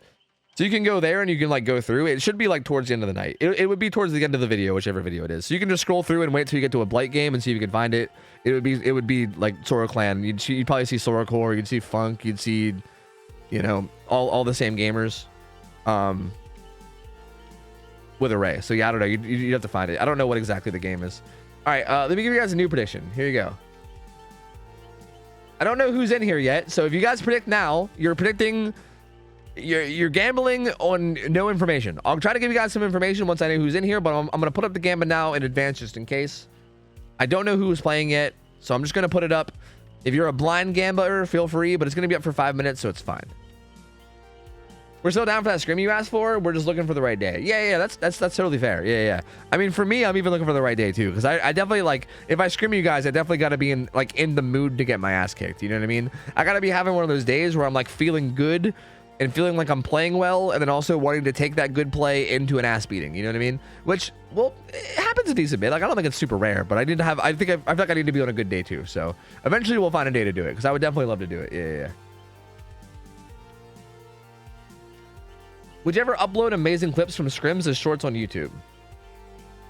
That's a good idea, actually. You know, I've been kind of unsure about what to like upload on YouTube, but that might be actually a really good thing to do.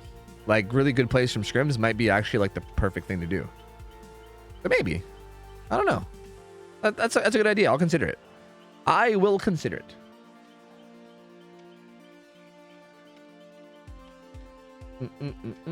So I'm guessing we're either skipping killers or we're like waiting because the killers are responding late. I don't know. I'm not sure what's happening, but we're waiting on something. I think the next survivor team is going to be Shrouded. These guys, again, out of the names I saw, I recognized one of them because one of them I know is a comp player, and I know they also came and played Twins and Scrims a while ago. They were literally the Victor. But I know that they play comp, so like I expect good things out of this team. Basically what I'm getting at is I expect good things out of this team. We'll see how it actually goes. I don't know. I've not actually seen them play yet, but I'm just assuming it's going to go well, you know? I'm just going to make an assumption and just assume it's going to go well. A killer didn't play. Hang on. Okay. Would you or have you ever had a guest commentator? I had Ralph on at one point. But then also when I had Ralph on, there was like a lot of there was like some like technical issues that I was dealing with. Like his stream would like lag and shit at times, and it was like there was like some issues with it. That being said, I would be down to have guests on again. I honestly, I'm just kind of like introverted. I don't know. I'm kind of introverted, and I kind of just like doing things solo, you know? So like, I don't know. Lately, I've just been doing solo shit. But I would be down to do that again at some point, maybe. Gotta use Skype for this. Bro, fuck Skype. I'll fucking never use Skype. Fuck that shit. There must be a better way to screen share, though, right? Like, there must be, you'd think. Guys, I might cancel the Gamba. This is taking so long that I feel like the Gamba being up right now is kind of pointless, right? Like, it's probably going to run out by the time we even realize who's playing. I'm going to delete it. Actually, wait. No, we're okay. Never mind. We're okay. We're fine. Never mind. You know what? It's fine. All the blind gamblers can go in blind. It's fine. We're good. We're good. It's fine. We're in there. Oh, we got Nico, dude. We skipped quite ahead. Shit. I think right after Nico's Array. So if this team of survivors comes out and plays well, maybe we'll be seeing Array after all. I don't know. But also, wait, how much ad free time do I have? I gotta play some ads, guys. This might end up being like an hour-long game because it's Nico. It's Nico, so this game might end up being like an hour long. All right. This could end up being a very, very long one. I gotta play some ads. I gotta make sure I have a lot of built-up ad-free time because I think we're gonna need it. I've sent 2 invites. Really? Did I just not hear them while I was looking at the schedule? I'm dumb. I am dumb. I want to see DBD content creators go comp against each other. I mean, some DBD content creators have played comp, but like most of them, I think most DBD content creators hate the idea of comp. Most content creators on DBD have like the mindset of like, DBD is a strictly for fun game, and anybody that takes the game seriously enough to play comp is an idiot, and blah, blah, blah. Like, most of them are, like, anti-comp. Like, I think they, like, kind of hate the idea of comp. Like, I don't think you can even try to convince the majority of content creators to even come try it. Like, most of them would just be like, fuck that, you know? But that being said, some people have. I mean, I know, like, Aaron was like got into comp a lot, and he, like, won a bunch of tournaments and shit. Like, he was on, like, a very, very top team. Like, he was on one of the best teams in the world. So, like, Aaron has already kind of went there and did it. In terms of like other ones, I don't know. There's like some here and there that do it a bit, but not like a whole lot. Like I know Otts has dabbled in it a little, like not nearly as much as Aaron, but like a little. But yeah, I don't know. Anyway, this game is okay. So this is Nico. Nico plays Onryo. We allow Onryo to run a lot of shit, and one of the shit that we allow him to run is iridescent videotape and ring drawing, which makes it so that you can just give people stacks of condemn, and then basically, I don't know if you guys ever seen One Pump Willie, or if you've ever heard about One Pump Willie and how he plays Onryo. It's basically like that. Oh god, sorry. You ever just choke on air? It's like same. Fucking same, apparently. Sorry for coughing. I hope that didn't come through the mic too heavily. But anyway, Nico usually plays in that play style where he, like, you know, builds up condemn, and the kind of like, he doesn't even, like, usually it's like you don't even get kills through hooking. You get kills through maxing out their condemn and then, you know, giving them the eyeball. That's typically how kills happen, rather than kills happening through like normal hooks. So that might be what happens here. I don't know. It's kind of what I'm expecting. We'll see. Although, but again, this Survivor team, we've never seen the Survivor team play. Like, this is their first time playing in Scrim Nights, but I would assume that they know what they're doing, because I recognize Psycho Mantis. I don't recognize the others offhand, but I'm assuming that they're going to be like a bunch of comp players who know what they're doing. I'm going to assume. I think it's a pretty safe bet, you know? Like, none of them have hearts in their names, but they do have the one word semi-edgy name. So we have like half of the criteria for a comp team, right?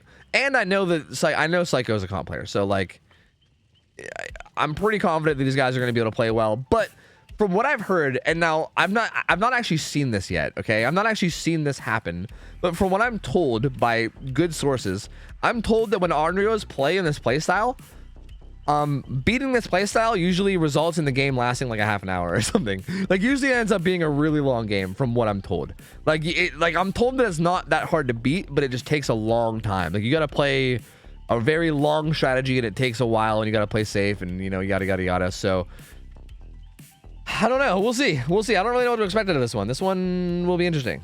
This one will be very interesting, man. I don't know. I do not know. I'm unsure how this will go. I don't know. It's got to be doing tapes. Yeah. Hurry, Nico. Put your controller into port 2. That's right. That's an underrated joke. That's a bro. Only the boomers know that one, dude. Only the fucking boomers even understand that joke. Everyone else is like, huh? What the fuck are you even talking about, Lemon? Oh man. Oh, classic gaming. You'll love to see it. Oh, you'll love to see it. You play Castlevania? Me? No? Unless you're talking to someone else. I'm not sure. All right, we're good to go. We're good to go. We are ready to go, dude. We are shreddy. On the real though, Psycho Mantis was actually like one of the coolest bosses of any game ever. Just you know, I don't want to get too sidetracked, but I just want to say Psycho Mantis was probably like the coolest boss. Maybe like one of the coolest bosses of all time, right? Like, if there was like a list made of like the coolest boss fights in games like throughout history, Psycho Mantis has got to be up there. Like, what a fucking cool ass fight. Like, what a crazy, like, he literally would, like, wouldn't he, like, read certain things off your memory card and, like, comment on them and shit, too? Like, that shit was wild. It was crazy what they did with that guy. Anyway, it's whatever. Let's just go back to gaming. Okay, so here we go. It's actually not Eerie videotape. What? This is the one where they all start with videotapes. Interesting. So not Eerie videotape, but it's actually, I forget, tape editing deck, I think is what it's called, right? I think it's tape editing deck. It makes it so that all survivors start with tapes. So like they all start building up tape. Oh, the bamboozle play. That's a really fast down. Oh, just kidding. There's that hard. I didn't even get a chance to see who has what perks. That was almost really fast down. Well played by Nico for a minute there, but doesn't quite get it. Still on Ace though. Ace had dead hard, so he's probably also the decisive strike survivor. Like, if I had to guess, I would say his build's probably like decisive strike. Well, I don't know. These guys do like they kind of like cut their losses sometimes. Maybe like for the Peepo resilience or something. I don't know. That's probably my guess. Let's see if I'm right. He's leaving Chase. Let's see if I'm right. Shit. Well, I got DS right, but that was it. All right, whatever. Close enough. Who cares? I think that combo is the obvious one. So Nico's gonna leave, and he's actually gonna go after Cap. Now Nico might be doing this because Nico probably knows the same thing, right? Like, again, typically the DS or the Dead Hard survivor runs DS, and typically that's the ideal person for the survivors to have being chased, right? Like, that's typically who they want chased. So yeah, like this Ace is kind of like who they wanted. I don't think they wanted him to go down this fast, but they definitely wanted him to get chased. So down he goes. Also, maybe Did Nico like hear me? And he's like, you know what, Tofu, fuck you. I'm gonna play Andrio in a different way because he's not really doing the thing that I thought he would do, where he like spreads tapes around to everybody but he's like running ring drawing. Another bamboozle play, really solid. I think Nia's, well, she might have even bounce. I think she goes down here, right? Ooh, I think if he lunged earlier, I think he lunged a little bit too late, but I think he maybe could have got that. Dude, wait, is this the idea behind it? Is the idea behind it that you just tunnel down one person early game and then they just build up stacks over time? I don't know what his stacks are. The overlay is like really buggy. This bait though. I mean, he's probably just gonna wait and then DS and dead hard after, so. I feel like he's just gonna not dead hard. Yeah, he's just gonna hold his dead hard so that when he gets picked up, he can DS and then dead hard, but maybe he won't get picked up. No, he's gonna get picked up. So yeah, he's gonna DS here, and then after the DS, he's gonna have his dead hard up, so now he can run away and he can potentially use his dead hard to actually get distance to go somewhere. The K at least forces the Onryo to cloak and uncloak, which gets some more distance. And actually body blocks here too. This is a solid body block from Kate. Takes that hit, has a med kit so she'll be able to heal herself.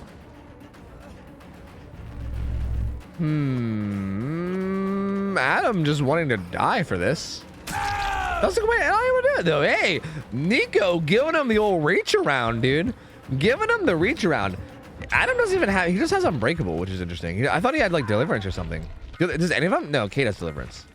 Interesting. So he has Unbreakable though, so he'll be able to pick himself up there. They're gonna try to hurry up and pick up Ace. I don't think they're gonna be able to do it though, right? Well, they did, but I think the hope there was to pick up Ace and then have him dead hard. I think that was the hope. I think that was like the dream scenario there, was pick up Ace and then he dead hards and he gets away. But the dream, it didn't happen. He's gonna come back over towards Psycho Mantis, who he knew he downed over here. Psycho Mantis, did he have Power Struggle, by the way? Oh my fuck. I didn't actually see what this guy's build was. This motherfucker's got Power Struggle with Flip Flop. What a fucking god. What a god, dude. What a legend. What an actual legend. I wanna see this work. I don't think Nico knows he's here, so I don't think it's gonna work. But I would love to see that work. Nico's also just protecting this hook right now. Ace actually, I'm surprised they're getting this unhook so quickly. I don't, maybe the gen macro calls for it, I'm not sure. No, he's actually just running towards Shaq. I'm surprised that unhook came in so quick. I thought they would maybe let him sit for a little bit longer, but they kind of unhooked him pretty quickly. Kate has Deliverance, so she's not really worried about being hooked, but she doesn't have Unbreakable, so she does need someone to come pick her up. Interesting. The blind comes in. Ace gonna get some distance away. Kate gets picked up, so she's gonna be Gonzo. I think the Adam going for it again. So okay, I think the idea behind Adam doing this, I think I get it now. The idea behind Adam doing this is he knows that he's gonna get slugged, right? Like he knows that the killer isn't gonna prioritize picking him up over tunneling out the survivor, right? Like the killer wants to kill this Ace, and here it is, right? I think it's gonna work. I think it's gonna work because now that he's slugged, because he knows he's gonna get slugged, he can crawl to the close by pallet and then recover and then power struggle. So, kind of genius. That's Tap? Is that Tap? Oh, that is Tap. I forgot that they gave him this fucking skin, dude. Fuck. I'm sorry. I'm used to seeing Tap in his fucking police vest, man. Fuck. Anyway, Tap, whatever. The Tap is going to make a really good play here. That's actually fucking genius. Like, that's actually fucking brilliant. I love that. To be honest, though, like, it's brilliant, but also it kind of looks like Nico's not falling for it. Nico's, like, not really going for it. He's kind of just not. Okay. Now I think Nico is doing the thing where he's adding stacks. Okay, I think I see what Nico's doing. I think Nico's strategy is basically tunnel out one survivor, and then once you turn the game into a 3v1, then go for the building up stacks play. Which is really unfortunate for these survivors because that means that he was not interested at all in picking up Psycho. As a matter of fact, he might not pick up anyone the whole rest of this game. He might literally slug everyone for the whole rest of this game for all I know. Because ring drawing makes it so that if you pick someone up from the slug state, you get more condemned stacks, right? You like spread around condemned stacks. So it's possible that from here on out, Nico might just slug everybody. Like he's probably just gonna teleport around. That gave a stack to Tap as well as Nia. And yeah, it's possible he just might slug everybody. So, and he'll probably never pick up, which is gonna make power struggle maybe useless. So that strategy that Tap was doing was actually really cool. Like I actually liked that a lot. That was really sick. Like against a killer that wasn't doing this exact strategy that Nico's doing, that was such a cool, interesting strat and such a cool, interesting play. But it just happens to get hard countered by what Nico's doing right now, which is a shame. But also, like, what is going on with this chase even? Like, this was like, I feel like we spent way too long on this pallet. We just spent like 30 seconds trying out weird mind games here while Kate did a gen across the map. That was really odd. He's going to stay on him. Again, I think he just wants to spread stacks as much as he can. All right. Tap pre-throwing that. He's just going to try to run away and let them pick up with relative safety. Has a pallet here that he can use too. The Nia gets picked up. Again, what sucks about this is that the overlay is really buggy. So if we swap to survivors, we might not necessarily see how many stacks they have. Like, this is not accurate. There's no way that's accurate. There's no fucking way, right? I don't think that's accurate. They have to have more than that. So the thing that sucks about this is, again, the DBD spectator experience is fucking awful. Unfortunately, the devs have not prioritized custom games spectating at all in the past like 6 years. So there's a lot of bugs. One of the bugs, this is interesting. She's actually fortress. He might just, I bet he just drops her. I bet he just drops her without even hooking. Well, he does have basement. I think he might carry her to like a gen and then drop her near it. He might hook her though. I don't know. He might hook her. Okay, yeah, he's actually gonna hook her. I wouldn't be surprised if he just dropped her. I literally wouldn't be surprised at all. She has deliverance though. So she's gonna be able to pull herself off the hook. She's not really in any immediate danger. So she's kind of okay. And as a matter of fact, it happens right away. So she's gone, so. And again, I just don't have any way of knowing. Like, Nia currently has a tape, and I think she's actively going to go put it away. So she's going to be dropping some... Oh, wait, this actually might be accurate. Maybe it's accurate while they have a tape. This feels accurate. This feels like it might actually be accurate. This feels like what Nia probably has, and even tap seems right. So I don't know. It's weird. It's like sometimes it works and sometimes it doesn't. I have no idea, dude. I don't know what the fuck. I don't know how it works. I don't know. But it's like sometimes it just shows like a buggy amount, and sometimes it shows what might be real. So there you go. Now Nico is... Well... Interesting that Nico's not prioritizing that. You'd think he would teleport to one of those TVs to try to interrupt that. And there he goes. He is now. The Nia might just be hiding, though. I'm not sure. No, actually, she got it. She got it. She actually put it away. I'm surprised Nico didn't prioritize that more. That felt like exactly what you want, right? Like an injured survivor that I think is a fresh hook, too, right? I don't think that Nia... Yeah, a fresh hook survivor that's injured that gets max stacks. I'm surprised Nico didn't pounce on that immediately. Like, he... kind of like let them just get away with it, it feels like. Like, I mean, it wasn't that much of a hesitation, but it was like a good like 5-6 second hesitation, which is enough, honestly. So interesting. All right, well, we'll see what they do now. He's kind of just patrolling around. He doesn't currently have a chase. He's kind of patrolling around, kind of keeping an eye on this gen. It's regressing with Call of Brian. I think... Yeah, I mean, there's only 3 gens left, and there's one kind of separated down by main, but there's 2 down here by Shack, so I think he just kind of wants to keep an eye on the Shack gen. They're going to be healing each other up, but again, this could be spreading stacks. Like, again, this isn't accurate, because he just put away tapes. So this isn't accurate anymore, right? Like, that's not what's actually... Like, is it the direction I cycle? What if I cycle this way? Okay, maybe this is accurate now. Maybe? Because they spread stacks while healing. So maybe Nia might have that many. I have no fucking idea, bro. I don't know. I'm pretty sure they all have high stacks. I'm just going to say I'm pretty sure that they all have a lot of stacks because ring drawing makes it so that they're constantly giving each other stacks when they're healing each other. So ring drawing is going to be building up stacks a lot. On top of Nico just teleporting on them, it's just going to be tough. Like there's going to be a lot of stacks on everybody. So again, how they handle this as well as like they got to basically handle getting rid of their stacks. That's unfortunate. While also handling doing the gen, which is just a lot. Again, is this accurate? Maybe. Nia's just doing the gen. She's like, fuck it. I'm just getting some motor progress. That's gonna be the second hook on the Kate. So she's gonna be on death hook after that unhook, which is gonna be a little scary. Because if she dies and the game turns into a 2v1, that's essentially like... There's not really much you can do once the game turns into a 2v1. That's basically like next chase is over, you know? Finds that onto Nia. She's gonna run away. The unhook comes in. Gonna kick this gen down here at Shack as well. Like, this feels like such a tough spot for survivors. I'm really not sure like what you do. Tap's gonna grab a tape, but he's only 1 away, so he's got to be really careful. If Anio just teleports close to him, which she did. He could, though. What he could do is he could basically die for this. Like, he can basically get hit and then put the tape in between hits. I'm assuming that's what he's gonna do. It's either that or like literally die, right? Woo, that was close. He might be able to do it here. Actually, never mind. Never mind, dude. He actually gets the stun and puts it away without dying for it. So never mind. another kind of missed opportunity for Nico. I feel like another kind of somewhat missed opportunity there.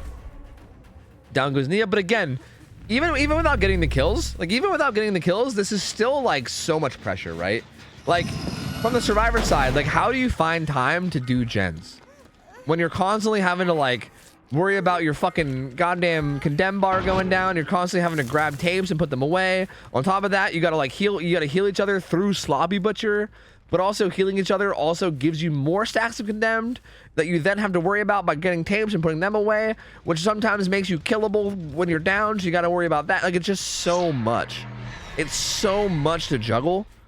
And I'm just gonna say I don't envy the survivors right now. Okay, another situation where Nia is full stacks. So we'll see if Onryo can figure out, or Onryo Nico. We'll see if she can figure out where the Nia is heading to. It's the hill gen, or the hill TV, which he's not teleporting to. He actually teleported away from. Actually, the TV was off, so he couldn't teleport to it anyway. So Nia is now safe for now, at least from being moried. It feels like the survivors are like almost reset. Like now if they can just heal up, they'll be like reset because they got rid of some of the condemned progress. Man, this is such an awkward game. Now they're healing up. I feel like double healing is probably bad, right? Because wouldn't you be spreading multiple condemned stacks if you double heal? I think with ring drawing, double healing is actually bad. Like maybe you can double heal and then let go at the last second or something, maybe probably to get around it. I don't know. I've never really been in the scenario to even know, but I'm assuming that's how it would work. Back on the Nia. The problem here too is that Kate's on death hook. So if this Nia is kind of like, if this Nia gets hooked, it's not the end of the world. But if this was Kate, right? If Kate ever finds herself in a situation where she's hooked or potentially getting hooked, then that could be bad. So again, he's gonna leave Nia on the ground because again, if you pick her up, stacks get spread, you know, which is something that Nico wants. Psycho Mantis dealing with his thing though. I mean, his condemn's gone. That actually didn't give a stack to Kate, I don't think. So Kate, I think, must have ran around the back of Shaq's side. So she's doing all right still. Oh Lord, but like when do you do gens, you know? Like I think this is what people were talking about, how Onryo games take like 30 years when people do this. Because it just feels like it's like, when do you fucking do gens? Like you gotta, like again, it's just so much other stuff you gotta juggle, right? You gotta juggle health states, you gotta juggle condemned states. And it's like, when the fuck do you find time to do gens? Nia getting herself grabbed out of a locker. Gonna take her over to like right around mid. This is a really good hook. This is like right in the middle of the 3 gens, so pretty solid hook. Some scratch marks at Shaq. The Nia's doing the gen near main and taps at Shaq. Did I say Nia at main? Because I meant to say Kate. I don't know. I might have said it backwards. But again, this is dangerous because Kate's on death hook, right? So like this is sketchy as shit too. Like this is not exactly the safest palette. Like it's definitely mind gameable. So if Kate happens to die here, like if she goes down and then gets hooked before they like pop a gen, like if he really commits here, they have to like duo up with a gen and get it done really quick before Kate dies. Honestly though, well played by Kate to get away from that situation. Like that palette I think was actually kind of dangerous post throw. Like I think that's actually more mind gameable than people give it credit for. But yeah, taps here to body block. He takes the hit. Nia is doing the gen across the map, but I imagine Nico's just gonna decommit now, right? Gonna teleport over. I imagine probably spread some stacks. I think teleport to the back gen because probably predicted they were gonna run away like preemptively, but they actually didn't. Still no stacks on the Nia. Surprisingly, she is stackless. She is condemnless. Bounce landing, kicking in, gonna run away. Kate has a tape. Tap, I think Tap has a tape too, right? I think they both have tapes. Uh-oh. I think... Oh, there's a long wall jungle gym. Did they use this pallet though? I don't know if they've used this pallet. Kate's also full condemned. Well, I think that's it. I think that's GG. That puts them at, yep. That's, I think that's actually just 9 host stages, right? I think that might just put them at 9 host stages. Yeah, that's actually GG. That's actually 9 host stages. So yeah, that's actually just GG. That's game over. And then this is also going to be a kill on the Nia as well, which is going to be 11 hook stages. And that's GG. That's it. That's it. That's over. Man, Unreal, like running these add-ons and like this playstyle just feels so like obnoxious, oppressive, annoying. I'm trying to think of a positive way to word it, but it's hard because like, what the fuck? Like, what is it, dude? It's like, when do you have time to do gens? Like, it's like you never have time to do gens ever. You're just like, condemn, fuck, healing, fuck, condemn, shit, fuck, shit, fuck. He didn't even have Eerie videotape either, which is actually kind of wild.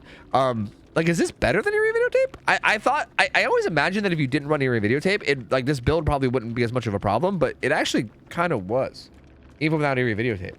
So that's interesting. Good, well played from Nico. Gets 4K. Good try from the survivors. That was a very interestingly played game. I feel like maybe the thing that went wrong here, if I had to guess, was maybe just the first person dying as fast as they did. Like, maybe against an Onryo, you can say that like they could have had the first person you know, take longer to die. I don't know. Like, maybe I can hear from the survivors if they want to chime in on what they think could have done, like could have went better, because I'm honestly not 100% sure. It felt like once they got into that 3v1 scenario, it felt like it was so hard at that point, right? On a map like Whole Tower, it's just so small and it's so hard to like get somewhere safe and reset. And also resetting just gives you more stacks of condemn, which means you then have to go put your tapes away more. Like, it feels like a combination of the map plus the playstyle mixed with the fact that the game's a 3v1 just makes it so tough, you know? Like, so tough. Maybe gen macro could have been better, right? Like, maybe if like the middle gen was done and they left the gen down at like 12 o'clock, right? Like somewhere down by main. Like, maybe that would have made it. It's hard to say. Like, it's hard to say what exactly could have been done better. I don't know. Like, they played it really well. It just feels like that Onryo style just feels so like oppressive. Like, I don't know if oppressive is the right word, because I know some people might, you know, push up their glasses and go, actually you can beat it by doing this and that. But like, it feels overwhelming. Maybe overwhelming is the better word. It feels very overwhelming. It looks overwhelming even. Like, it just seems like a lot. But all right, we're gonna keep Nico around, and we're gonna move out this survivor team and bring in another survivor team and see what they can do against it.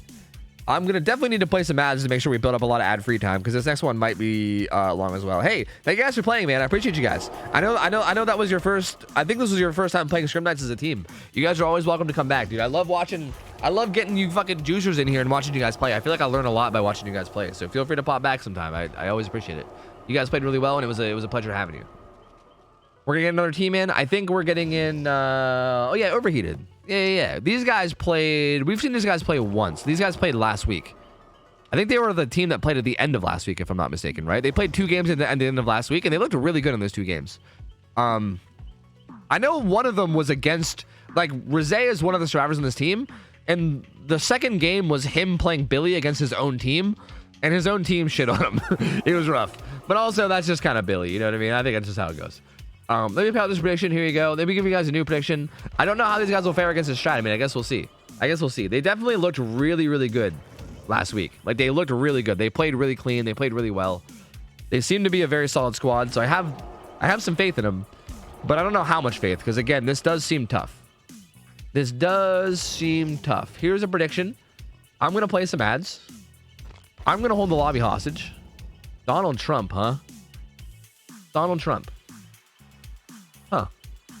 Huh. Interesting.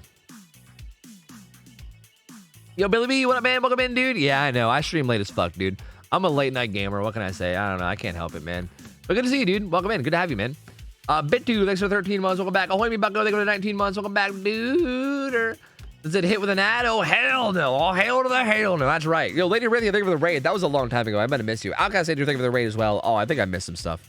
Thank you guys, though. I appreciate it. I think I missed both of those. This happened a while back, so I apologize. But thank you guys. Appreciate the raids. Hope you guys have good streams. Thank you. I'll thank you. Oh, thank you.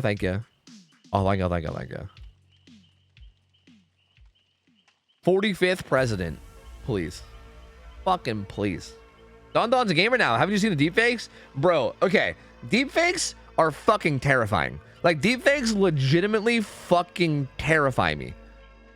But the ones, like, for now, like, I feel like they're not, like, they're not being used in ways. I mean, obviously there's like the, you know, like the fucking weirdo porn thing. Like, that's pretty horrible. But like they're not being exploited in like the worst possible ways yet.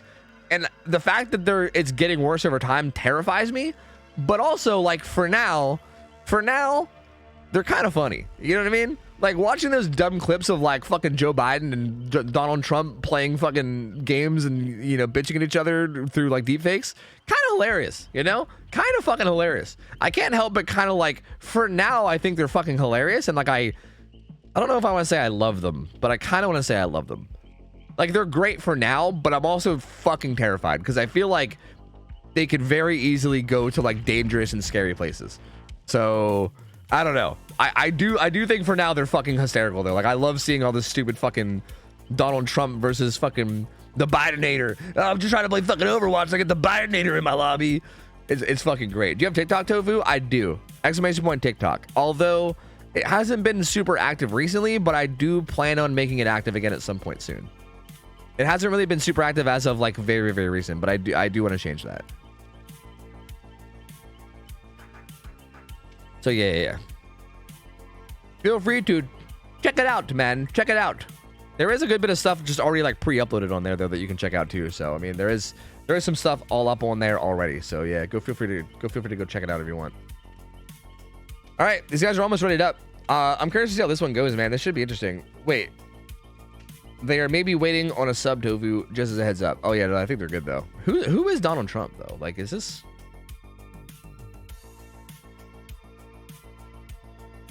Vamp. It's Vamp. Okay. All right. Vamp. Got you. Guys, it turns out it's not actually Donald Trump. Fuck. God damn it. I was hoping we actually had the real Donald Trump in our lobby, but it turns out it's just somebody with the name Donald Trump. Turns out somebody just changed their name to Donald Trump, but it's not actually the real Donald Trump. God damn it, man. Ugh. I got you baited, dude. Fuck. That's a good point. Maybe Donald Trump usually goes by Vamp. Like, we don't know. We don't know. That feels a little wrong, like, in my head to imagine Donald Trump playing under the name Vamp. But you never know. I mean, maybe Donald Trump typically goes by Vamp. I mean, you know, how do we know? We can't guarantee you that that's not the truth, you know? Who knows? Who knows, man? I don't know. I don't know.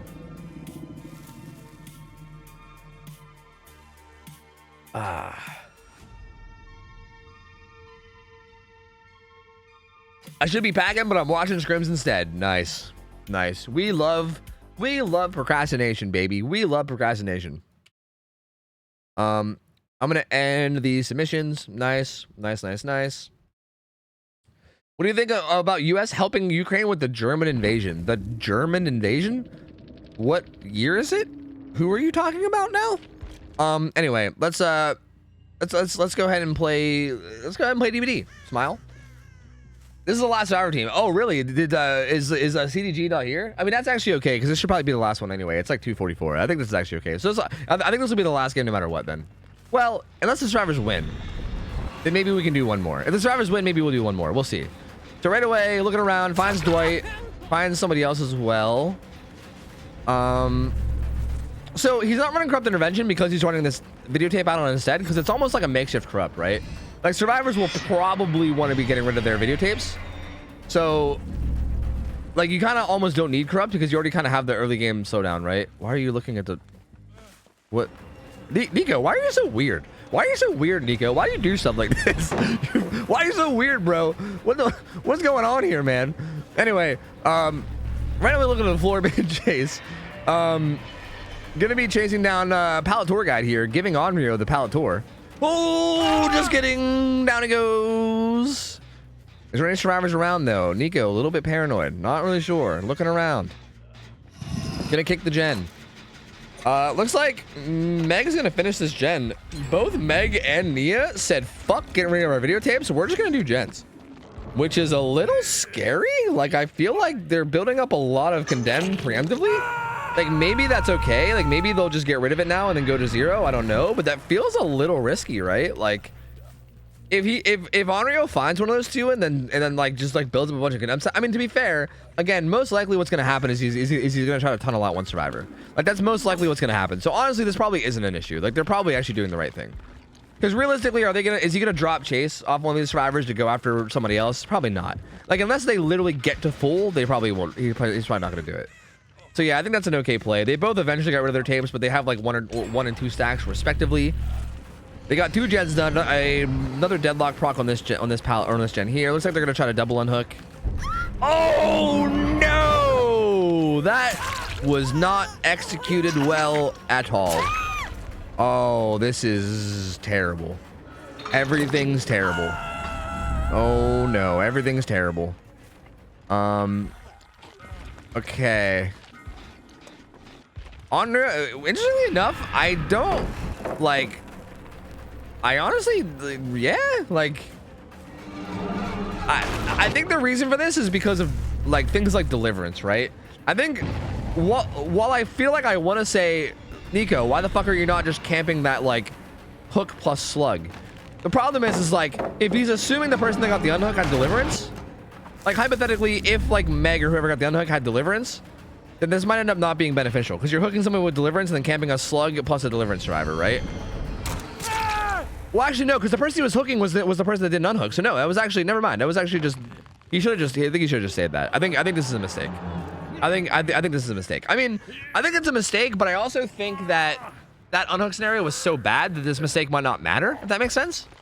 Like, I feel like, even though I think he could have played it better, like, I think he maybe should have shifted and just played around that hook that he had. But even with that being a thing, I still feel like he's so far ahead because of how bad that unhook scenario went that it might not matter. I think he's fine. Because, yeah, like, the survivor he hooked was the one that got grabbed off hook.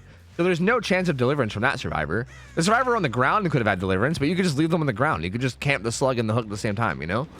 That puts so much pressure on him. I feel like that's probably what he should have did. I mean, this is, I guess, also fine, too. I guess he just really wants to commit to the getting out Dwight strat, which is, I guess, not horrible. Ooh, Rose eating that hit and getting hit with the old classic look away and swing mind game. Onryo not quite teleporting back yet. It seems like Kinship was procced on Dwight because that bar is not moving. So Kinship must be active.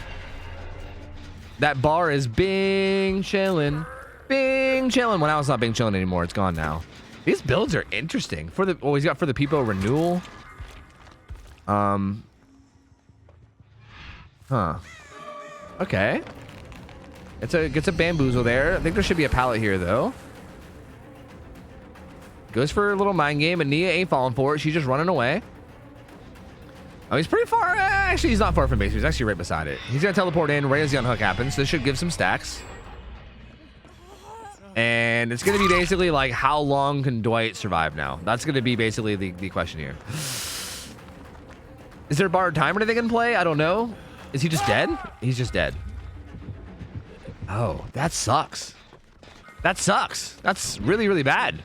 That's very, very bad. That's not bad at all. Or that's not good at all. That's really horrible. So he's gonna be dead. It's not gonna be a 3v1, and now is where the fun's gonna begin. Smile. Now is where it's gonna get fun. Smile.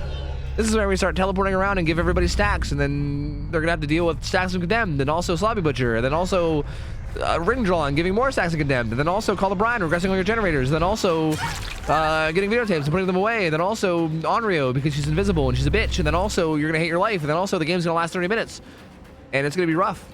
But we'll see. Claudette playing this pal. What the fuck is happening? I don't know. But Claudette got grabbed. This is gonna be her second hook, actually. This is looking very reminiscent of the last game. In the last game, Kate went to death hook pretty early on, and then they had to deal with like a death hook survivor as well as like all this other stuff. And now Claudette is getting put on second hook, so she's gonna be death hook after that unhook.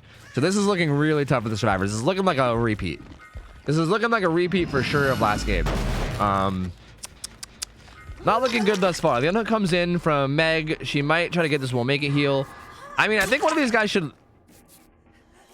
Fucking Meg players, bro. I'm telling you. Fucking Meg players. I'm telling you, man. Meg players are the fucking worst, dude. Anyway, I thought one of them would, like, let go. Okay.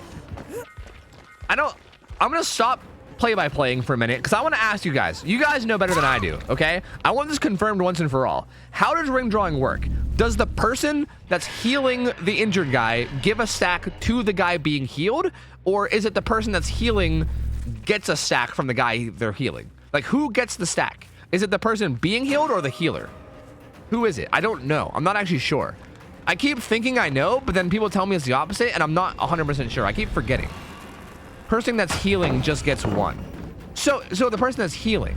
So in that scenario with them double healing, that means that both of them got stacks, right? So like in that scenario, one of them should have let go, right? Like I guess that's kind of what I'm trying to figure out. Like in that scenario where two people are healing one person, one of them should let go because otherwise they both get stacks. Like one of them should like go right at the last second. Okay. I just wanted to make sure. I wanted to make sure I understood it. Thank you guys. Thank you. I always get it mixed up. I think Nico's just trying to spread stacks right now, and I think he's doing a pretty good job. Again, Claudette's gonna have to be really careful because Claudette's on death hook. So like, not only does she have to worry about tapes and stuff, she's actually just getting rid of some right now. So she just got rid of a bunch of her condemned stacks. Not only does she have to worry about like condemned and tapes, but she also has to worry about just actually going down too. If she goes down naturally at any point, it'll be a death hook, which will be really bad. So Claudette's gonna have to be playing extra safe. We'll see what the rest of these guys are up to though. Meg did get picked up across the map. Nia's getting chased right now. They're doing a pretty good job thus far. Like the last like 30 seconds or so has been good. Like they haven't gone down. There's really been no major pressure. Nia's gonna get smacked here. She's gonna run to the corner. Yeah, she's gonna run to like 1 and probably chill over here because there's no gens over here. But Nico said, fight ya. We'll be fighting ya. It's gonna Meg. Okay, she didn't go for the Meg. She was close. Oh, she finds Claudette. Oh, I thought she was close to the Meg, but I think she was close to the Claudette, actually. I think I went to the wrong place. Oops. On Claudette, though, again, this is where it's kind of scary because Claudette's a death hook. She's got to be real careful. Now, again, if Nico just commits to this and ends this chase and, like, kills this Claudette, he's not. But it could be bad, right? It could get bad if he does that. He actually finds Meg, who makes it to a pallet. We'll see how her she could have used that window there. I'm surprised she didn't. All right, so far so good. I mean, if he keeps looping this, like, yeah, that window there is very, like, you could easily combine that window with that pallet. Looks like Nico just giving more stacks. Meg with the blind, but blinding good killers is probably not the play because they just track you through hearing and then you get nowhere. And then you got to use your dead hard. But hey, that was a good dead hard. So gonna get some distance off that, gonna get away. I kind of want to check on gen progress. He's gonna kick this hill gen, which had a bunch. Nia has a little bit on this hill too, and I guess she just assumes she's going to teleport. I don't know if that TV's even turned on. Actually staying on Meg. Meg has a lot of stacks too. She's got to be careful as well, just because of the amount of stacks she has. She's getting close to max condemned. Down she goes though. I imagine Nico will want to get this hook on the hill next to this gen that's regressing. Or maybe mid. I guess mid's also fine too. The hill gen seemed like an obvious one because there's also going to be a TV there. But goes to the hill instead, or sorry, goes for mid map instead. I'm actually kind of surprised by that. I feel like the hill would have been better, but hey, you know, that's fine too. Not that big of a deal. Finds some scratch marks, some progress on this gen. This is where the Nia was. She also has a tape right now, so she might be high condemned. Yeah, she confirmed as high condemned. Now here's the question: does she die to put this tape away? Does she die to put this away, or does she like just? I think she has to. Yeah, she has to. If I'm not mistaken, can't you get grabbed? Can you get grabbed out of that? That felt kind of risky, right? She like immediately hopped on it and didn't even like tap it. Like she had committed, right? I'm pretty sure you can get grabbed. You can't get grabbed? No. Oh, really? I thought you could. Huh. All right, well then never mind. I take it back. Yeah, I mean, I should have probably assumed that the survivors that have comp experience probably know this shit better than I do, but you know, it seems like the kind of action that you should be able to get grabbed off of, but I guess not. He slugs the Nia, gonna be chasing the Meg out here towards Shack. I'm curious if Claudette like tapped that gen at the hill, because that gen at the hill had a lot of progress, and they got some more progress on it after the pickup. So they're probably gonna want to pop that gen at some point because of how close it is. But I think it got Call of Brian at some point too. I'm not sure if it ever got tapped. The TV that's over there isn't currently on too. Looks like Nico's gonna get back onto Nia. And again, it's gonna be a lot of slugging too. Like again, this is how it's gonna be because of ring drawing. Like ring drawing makes it that slugging is so valuable here. So this is tough, man. This is tough. This gen has so much, but it's just not quite ready to be done. Oh no, and then Claudette gets hit, which is scary because she's death hook. And this is gonna get kicked again. Oh god. Oh god, not like this. It's we'll see. They can still recover, but they gotta be really well, I mean, to be fair, she's death hook, so like her being oh god. Oh no. Claudette being max stacks doesn't really matter too much. Okay, Nico was trying to time it just right so that as Nia was about to put it away, he teleported, so he did. I think Nia's dead now. Unless like they pull out some really good shit. Like Nico literally knows the TV that she needs to. Like he literally knows the exact TV that she actually, she was trying to get a tape. She wasn't even trying to put it away. She was trying to get a tape. She doesn't even have a tape. She So never mind. She's dead no matter what. She would have to go get a tape and then put it away. So yeah, no, she's dead. And that's gonna be, yeah, that's actually 9 hooks. That's like literally 9 hooks. There you go, GG. This felt like a literal repeat of the last game. It felt like it went the exact same way the last game went. First person got tunneled out around like 2 gens left-ish. Somebody got on death hook like immediately afterwards, or shortly afterwards. There was a lot of slugging and, you know, drawn out gameplay, and then eventually someone gets moored and then it's over. You know? That's wild, man. That's wild. Again, I'm curious to hear from, like, there's probably a lot of people in chat too that are probably like comp players, and you know, you guys probably know what you're talking about more than I do. What is going wrong in a lot of these scenarios? Like, is it just like, is there like one major thing, or is it like a combination of like 50 things? Because I guess, like, again, in my amateur opinion that I'm not 100% sure about, it seems like maybe it's just like the first chases. Like, it feels like the first chases are ending pretty quickly. Like the tunnel outs feel like they're happening really fast against an Onryo. Like, it feels like against an Onryo, it feels like you should be able to survive much longer, you know? Like, I feel like the strat of like tunnel out one survivor and then start doing this shit, I feel like I just, oh my god, ankle shattered. It seems like you should be able to get down to like 1 gen by the time someone dies, it feels like, but I don't know. Like, maybe not. Like, maybe I have unrealistic, like, maybe I have like unrealistic expectations about like survivors' ability to loop against good killers. I mean, I don't know. It's hard to say. Like, again, I'm not an experienced comp player, so I'm talking just mostly from like my experience in general DVD. But it's hard to say. I mean, I could definitely be wrong. What's he doing now? But he's not giving Meg the eyeball. What's the dealio? What is the dealio here? What's the dealio?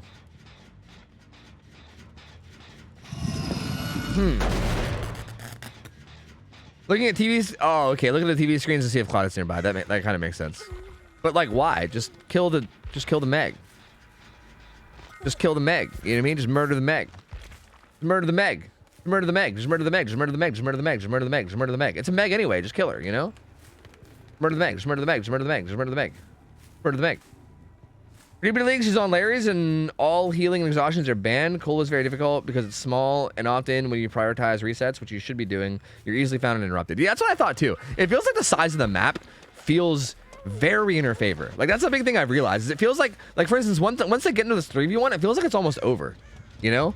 Because they just like trying to reset is like impossible. Like, there's no way. It's so like, and Cold Tower also not only is Cold Tower small, it has so many lanes of vision. Like, look at how open the middle is right here. Like, you stand like in the middle, you can like do a spin and see like the entire fucking map, you know? So like trying to just get around the map on this map without getting spotted is a nightmare. So I kind of figured it was something like that. I imagine it's just a combination of the map and everything. Again, I still can't help but feel like the first chases could last longer, but I feel like, assuming the first chases or the first tunnel out doesn't last super long, it does feel like once you get into this scenario, it's almost like over. Like, it's so tough to deal with. It's interesting. Fucking dude, Nico is so weird. Nico is so weird, dude. I'm telling you, this motherfucker is so odd. All right, he's gonna give her the eyeball. There she goes. Now she dies. Now she dies. And there you go. GG's. 2-0 from old Nico. Old Nico back at it again with the old 2-0. Little old fucking Nico out here. And hey, there you go. That's it. I mean, man, I don't know. That seems tough, dude. That seems tough. We used to have Unreal on Midwich. It's actually funny. We actually moved her already. We used to have her on Midwich, and then literally Nico played with like Eerie videotape and ring drawing, and it was like insane, and we were like, yeah, maybe we shouldn't do Midwich. So we moved her to Cool Tower, and now I'm like, well, I feel like we either like move her or we ban ring drawing, or maybe we do neither. I don't know. Maybe we shouldn't make assumptions off one game, but like if we want to make changes, I don't know. It's interesting. I don't know, because that definitely did feel kind of insane, right? Like, that felt nuts. I mean, but maybe I want to see more examples, though. I don't know. Maybe. I don't want to make any drastic decisions yet. I wouldn't be opposed to seeing more examples first before I make any huge decisions. We'll see. I don't know. This is a whole discussion that we'll have, you know, fucking off stream, you know, with the mods or whatever the fuck. But GG's. Well played from Nico. I mean, once again, coming through. I think Nico might still be undefeated in scrims, if I'm not mistaken. Man's a pretty good Onryo, you know? Man's a pretty good Onryo. Pretty damn good Onryo player, I gotta say. So good try from both those Survivor teams. Both those games were really fun to watch. I enjoyed both of them. And I think that's the last game of the night, if I'm not mistaken. I believe that's the last game of the night. Is Ralph awake? Ralph, sir, are you woke? I think Ralph might be asleep, dude. Uh-oh. Ralph might be fucking gonzo. I don't know, man. I don't know. Maybe ban ring drawing with sloppy combo. Just the combo? That's an interesting idea. I don't know. Look, this is something we can discuss later. I don't want to get into like the discussion of what we ban and don't ban like now, because I feel like the mods have to hear about this shit like 24/7. I don't. I'd rather not do it here. It's fine. It's fine. It's fine. It's fine. It's fine. It's fine. It's fine. Array. Do you guys, does this Survivor team want to just play against Array for fun? We could like watch one Array game if you want. If Array is around and if this team wants to do it, if they both are up for it, I'm down to watch like one quick Array game, and then like that'll give me time to see if Ralph is actually there or whatever. So yeah, I don't know. I'm down. I've already signed out. That's okay. I can invite Array. Wait, no, Array can invite me, and then I can invite shit. I can invite Rizé. There we go. Array can invite me, and I can just handle it. It's fine. I can handle it. It's cool. It's cool. It's cool. It's cool. I can handle it. Fine. Yeah, let me pay out. Here you go. Bam. You don't have to do scoreboard if you don't want. It's fine. It's fine. It's fine. It's fine. It's fine. We already know the win condition. It's fine, dude. It's fine. I want to give Ralph a chance to maybe wake up, but he's like not. He's not there. He's like offline on Discord, and I don't see him. This motherfucker, man. This motherfucker. Feels Banana Man. Thank you for the sub. Welcome in, dude. Welcome in, dude. Appreciate the support, man. Thank you, buddy. Appreciate it, bud. Thank you, thank you. Hip hip array. Is that his chant? Hip hip array. He's on DGen schedule. I know. I've actually been hanging out with him a little bit off stream, which only happens when he's on like mega DGen. Like, I know Ralph's schedule is fucked when he like pops in and actually like hangs out with me every once in a while, because I'm like, oh my god, you're up this late? What the fuck? But I don't know. I think he's like going through the cycle, because like he seems like he's waking up later and later every day. Will you be streaming for us too? If he gets on, like by the time this next game is over, yes. If he doesn't get on by the time this next game is over, then I might just end stream, and then if he wants to play later, maybe I'll play with him and just have him stream it. I don't know. Hard to say. I don't really know. But if he gets on soon, then sure, I'm down. I might need to like, fuck, I might need food though. I haven't eaten much. Pain, dude, pain.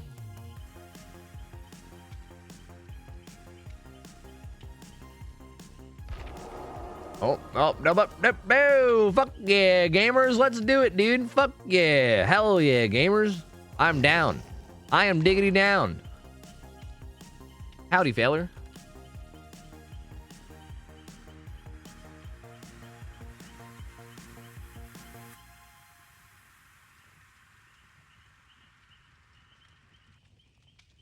Do you recommend Forest 2 after yesterday's gameplay, or do you still need to feel it out? I think no matter what, if you just want to fun, like, okay, for me, the reason why I love the Forest so much is because I have a group of friends that is probably like the size of like, I don't know, like 8 people maybe total.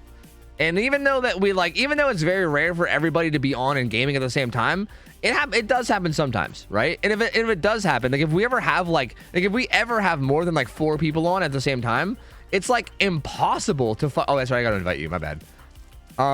If we ever have more than like 4 people on at the same time, it's like fucking impossible to find a game to play, dude. Like almost every game that exists out there is like limited to like 4 players or 3 players or whatever the fuck, you know what I mean? But Forest is a nice game because you can have up to 8 players. It's nice. It's 8 player servers, and you can kind of just fuck around, survive, craft shit. Like like no matter what, the Forest or Sons of the Forest or whatever, I think it's definitely gonna at least be like double-digit hours of fun for you and friends. You know what I mean? Which for me makes it worth it. I think to me, I don't mind spending $30 or however much the game costs to get like pretty much like a guaranteed like, you know, like even if it's only like 10 to 20 hours, like even if it's just that, like I don't know how long the game is. I don't know how much there's to do yet because I haven't beat it, but like I mean I was a good like 6 hours in, and it was already like I was already having a good time. So I feel like it's, you know, to me I think it's worth it. All right, we'll do one final gamba. One final Gambaroony to see how this one goes. I don't know. Here you go. Wait, it's already up. The game was already up. Wait, when did I put this up? 97% killer, 3% survivors. Damn, dog. Ye of little faith. Ye of little faith out here. Hey, man, don't sleep on these survivors, all right? I mean, those audio games were kind of funky, but these guys are juicers, dude. These guys are juicers.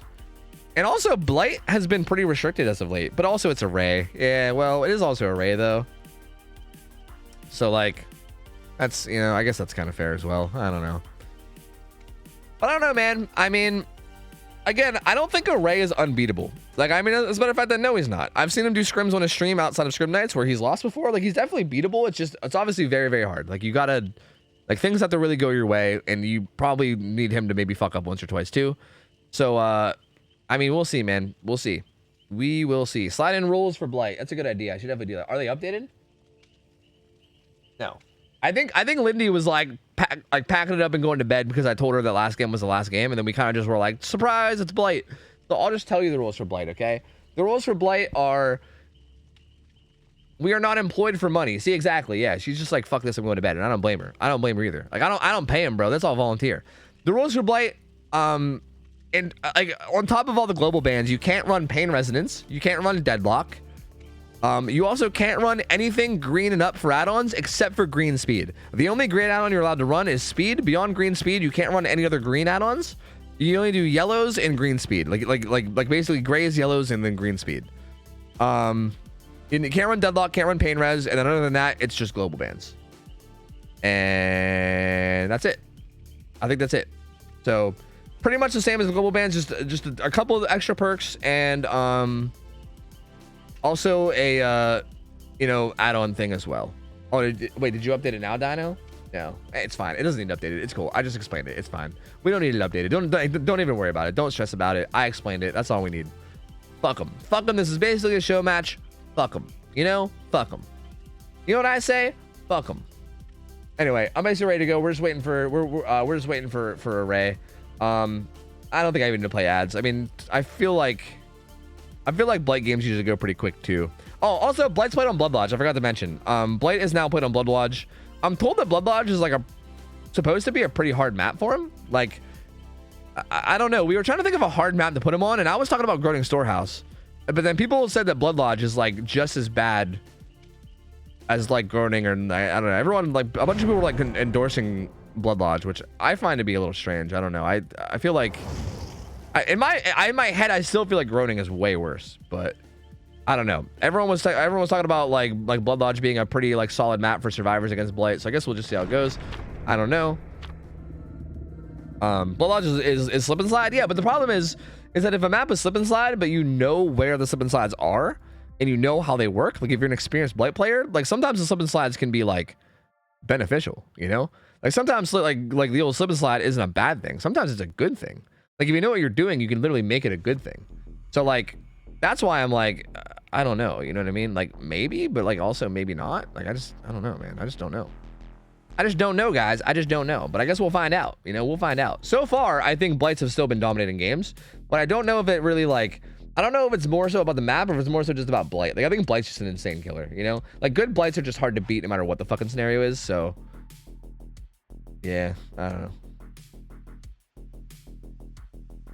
I bet survivors so I could donate money to the believers. Nice.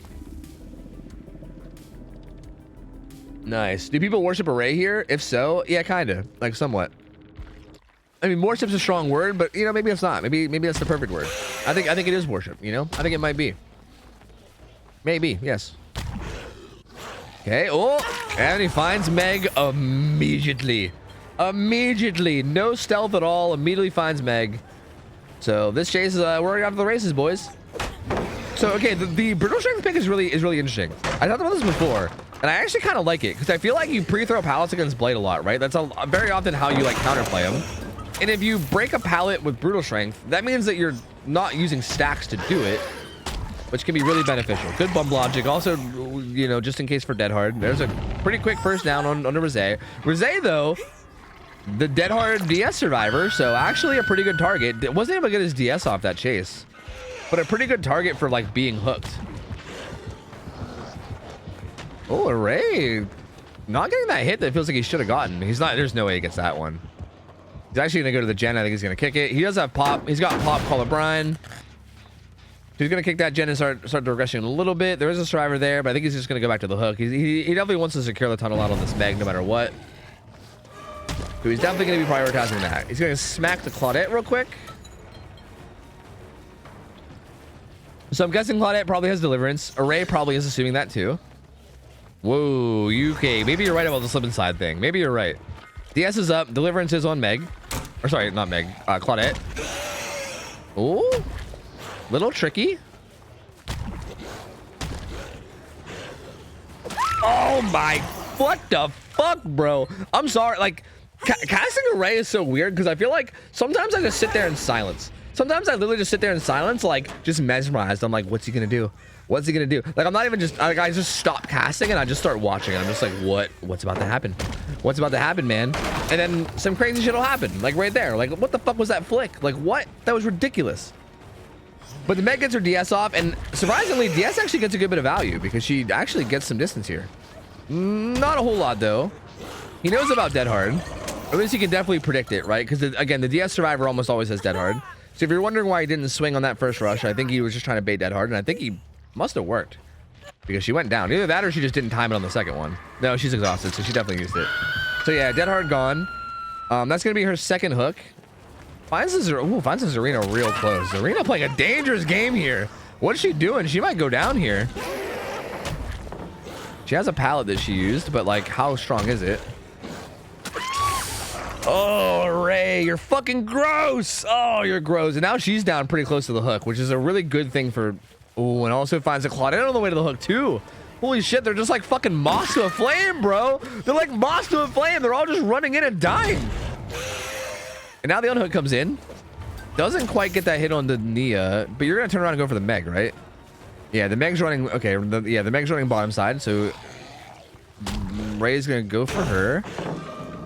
Ooh, actually gets a little impatient there, but also body blocks the pallet. She does have Dead Hard, so he's trying to not get Dead Hearted. He doesn't get Dead Hearted. That's going to be Meg dead with 3 gens left. They did pick each other up, but I don't know if this is enough gen progress to really like a 3v1 at 3 gens like this might be too much for these guys to come back from. This feels a little like they're going to need to have some insane chases for this to work. I mean, he didn't get a hit out of those 5 rushes, so that's good. He's got to go on cooldown now for 5 rushes, but I think Zarina actually goes down here without any rushes. Is she lagging? What's going on with her? She kind of looks like she's lagging or something. Like, what just happened right there? She like stopped at the window and just like stood still. That was weird. I don't know what that was about. That was really odd.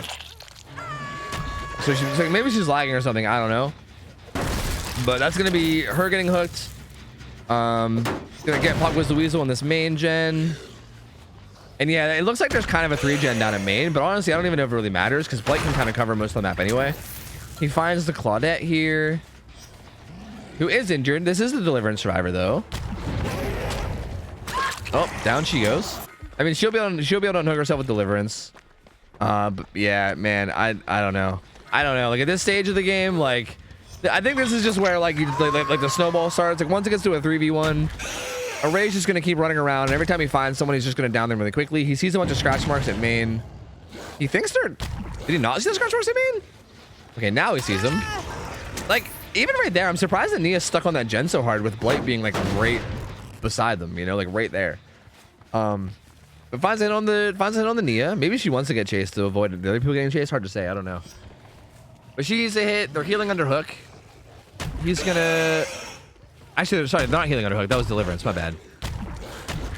Oh my god, he's bumping into everything. He's bumping and grinding on the bus over here. My lord. Actually loses track of him because of Lucky Break, I think. Lucky Break gets him away. Just kidding. Gets him away temporarily, but found once again. Okay. Can't really hug tech that because of the tarp, so just kind of goes for like the old standard bump logic. Doesn't quite work. Not quite fast enough. Okay. All right. All right, though. Sure. Well, down goes Nia. Blight's fucking gross. Array's fucking gross. In a good way. And down goes Cloud again. So, yeah.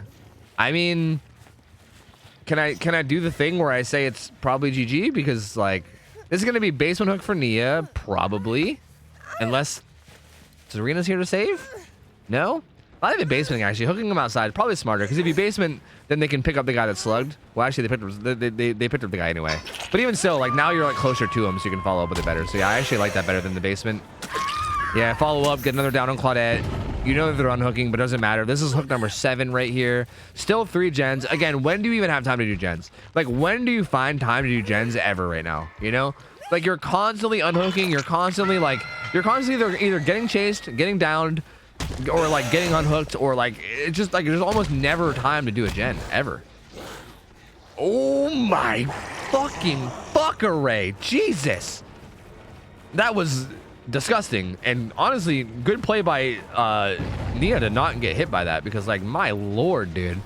So yeah, like the door to shack, or the entire wall of shack, is like basically butter on this map. It's basically just butter. Like you gotta hit it like a really dumb angle to get a collision, and Array knows that, and really took advantage of it pretty well, I gotta say. That was almost a disgusting hit. Like that would have been so gross. Looks like they're having a 1v1. Interesting. So she juked outwards to try to avoid like the hard flick, but he like curved his rush out a little bit too, so kind of spicy. Oh, he went for it again. That is such a spicy rush. I love that he went for it again. That's so neat. I've never actually seen someone go for that. It feels hard because you gotta like get it to the door. Goes for a flick there that doesn't land. I mean, to be fair, this chase on this Nia is actually lasting a while. She's also at a pretty good palette right now too. It's not like an amazing palette, but it's pretty good. Yeah, she uses it pretty well. Gets the stun. Array might just try to bump logic it out. There is a lot of stuff sitting around it, so he might be able to. And yep, there it is. Down goes Nia. Again, it feels like against good blights, it's just so tough. Like it feels like nowhere is safe.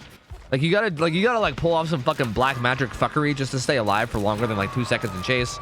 That's gonna be hook number 8. Like that Nia did so good, but even with her doing so good, it's still just dies eventually anyway because Blight's nuts. Probably gonna kick this with Pop. They do get a gen done though, so they're down to 2 gens now, so that's nice. That's pretty solid, you know, not too shabby. Ooh, but here's the Zarina and off the wreck. No, because he hurt her. No, not dead hard. Because how did it? Styptic? What happened? Styptic? I'm confused. Probably Styptic. BT? But she wasn't. Was she hooked recently? Was she hooked that whole time? I don't think, right? I don't know. It might have been a Styptic. I'm not sure. I feel like I don't know why that was the thing. I think it was a Styptic actually. I don't know though. But that's gonna be hook number 9. That's gonna be GG. That's game over right there. That's hook number 9. There's the kill. That's actually not even the kill. Sorry, that's just her going to death hook. But now everyone's gonna be on death hook, and that's hook number 9, and that's the game officially being over. And yeah, man. I mean, I don't know. Array pretty strong. You know, Array quite strong. We're back to the Array show. And again, if the people that were asking why, like earlier we had the question of like why is it only 2 games before they're done, right? Like why don't people get more than 2 games if they keep winning? And you know, the reason is because otherwise we just have the Array show, you know? Like otherwise we'd just be watching twitch.tv/ArrayGamer, you know? Like you might as well just go there because that's basically what you'd be seeing, you know? Like we I don't think we'd be doing much else. Gets that kill. He's gonna head back to this gen and find the Claudette. Gonna slippery slide. Like, dude, like, you know, like, come on now, you know? Like, come on now. Ooh, good prediction on the double vault too to get. That was actually even the follow up in that play was good as well. That was sick.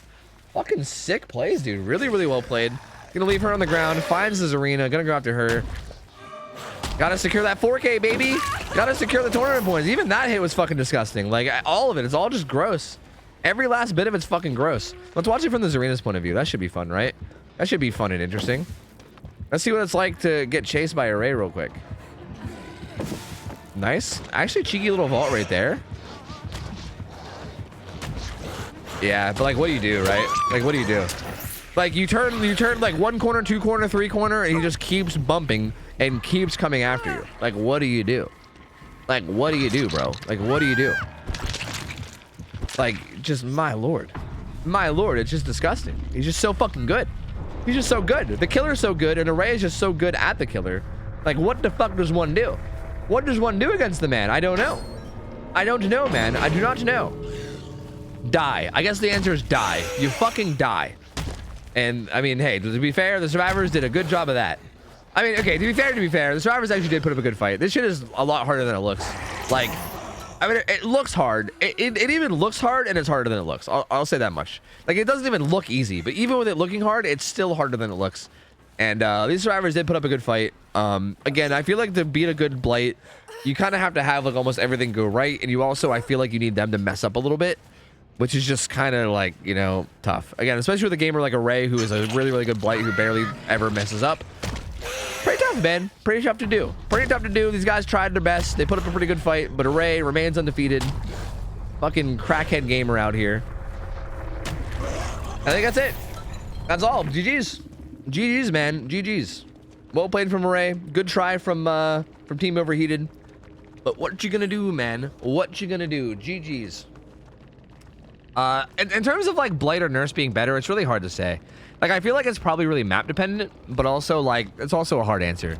Like, I personally think Nurse is probably still the better overall killer, but not by much. Like, if you count all add-ons, you can maybe argue Blight's better because of shit like Compound 33, but it's hard to say, man. It's honestly really hard to say. Like, they're they're definitely closer than they were before, and you could make more arguments. Like, you can make more arguments for Blight being number one, but it's really hard to like pinpoint exactly who's number one. I don't know. I don't know. But anyway, GG's. That is the final game of Scrim Night. We are donezo for the night. I don't think Ralph woke up. He still didn't answer me. I think Ralph is just fucking sleep, dude. He's dead. He's gonzo. He's just he passed out. I don't think he's waking up. I think he's a goner, boys. I think he might be a goner. So I guess I'm not doing Sons of the Forest. Maybe if he wakes up in like an hour or so, maybe like he'll stream it and maybe I'll play with him and then you guys can just hang out on his stream and watch or something. Maybe, I don't know. I'm not 100%. I mean, I don't really know what the plan is. I'm just gonna wing it. Like, I don't know what the plan is tonight at all. I'm just gonna wing it. So we'll see. But that might happen. It might not. I'm not sure. So if you guys care enough, I mean, just feel free to keep an eye out for Ralph's stream earlier or Ralph's stream later. Maybe I'll ping it in Discord if I end up doing it. I don't know. But yeah, that was Scrim Night. That was it. Thank you guys for chilling. Thank you guys for vibing. Hope you guys enjoyed Scrims as always. I had a good time. I always have a good time. Fridays are probably like my favorite day of the week. These are always so fucking enjoyable to watch. Again, big shout out to the mods that run this behind the scenes. Lemon, Lindy, Shay, Dino Melon, Kurt, Cinna. Am I forgetting anybody? I hope not. I don't know. Thank you guys all. They all put in work. They all put in like time on their fucking Friday nights to do this, which is huge.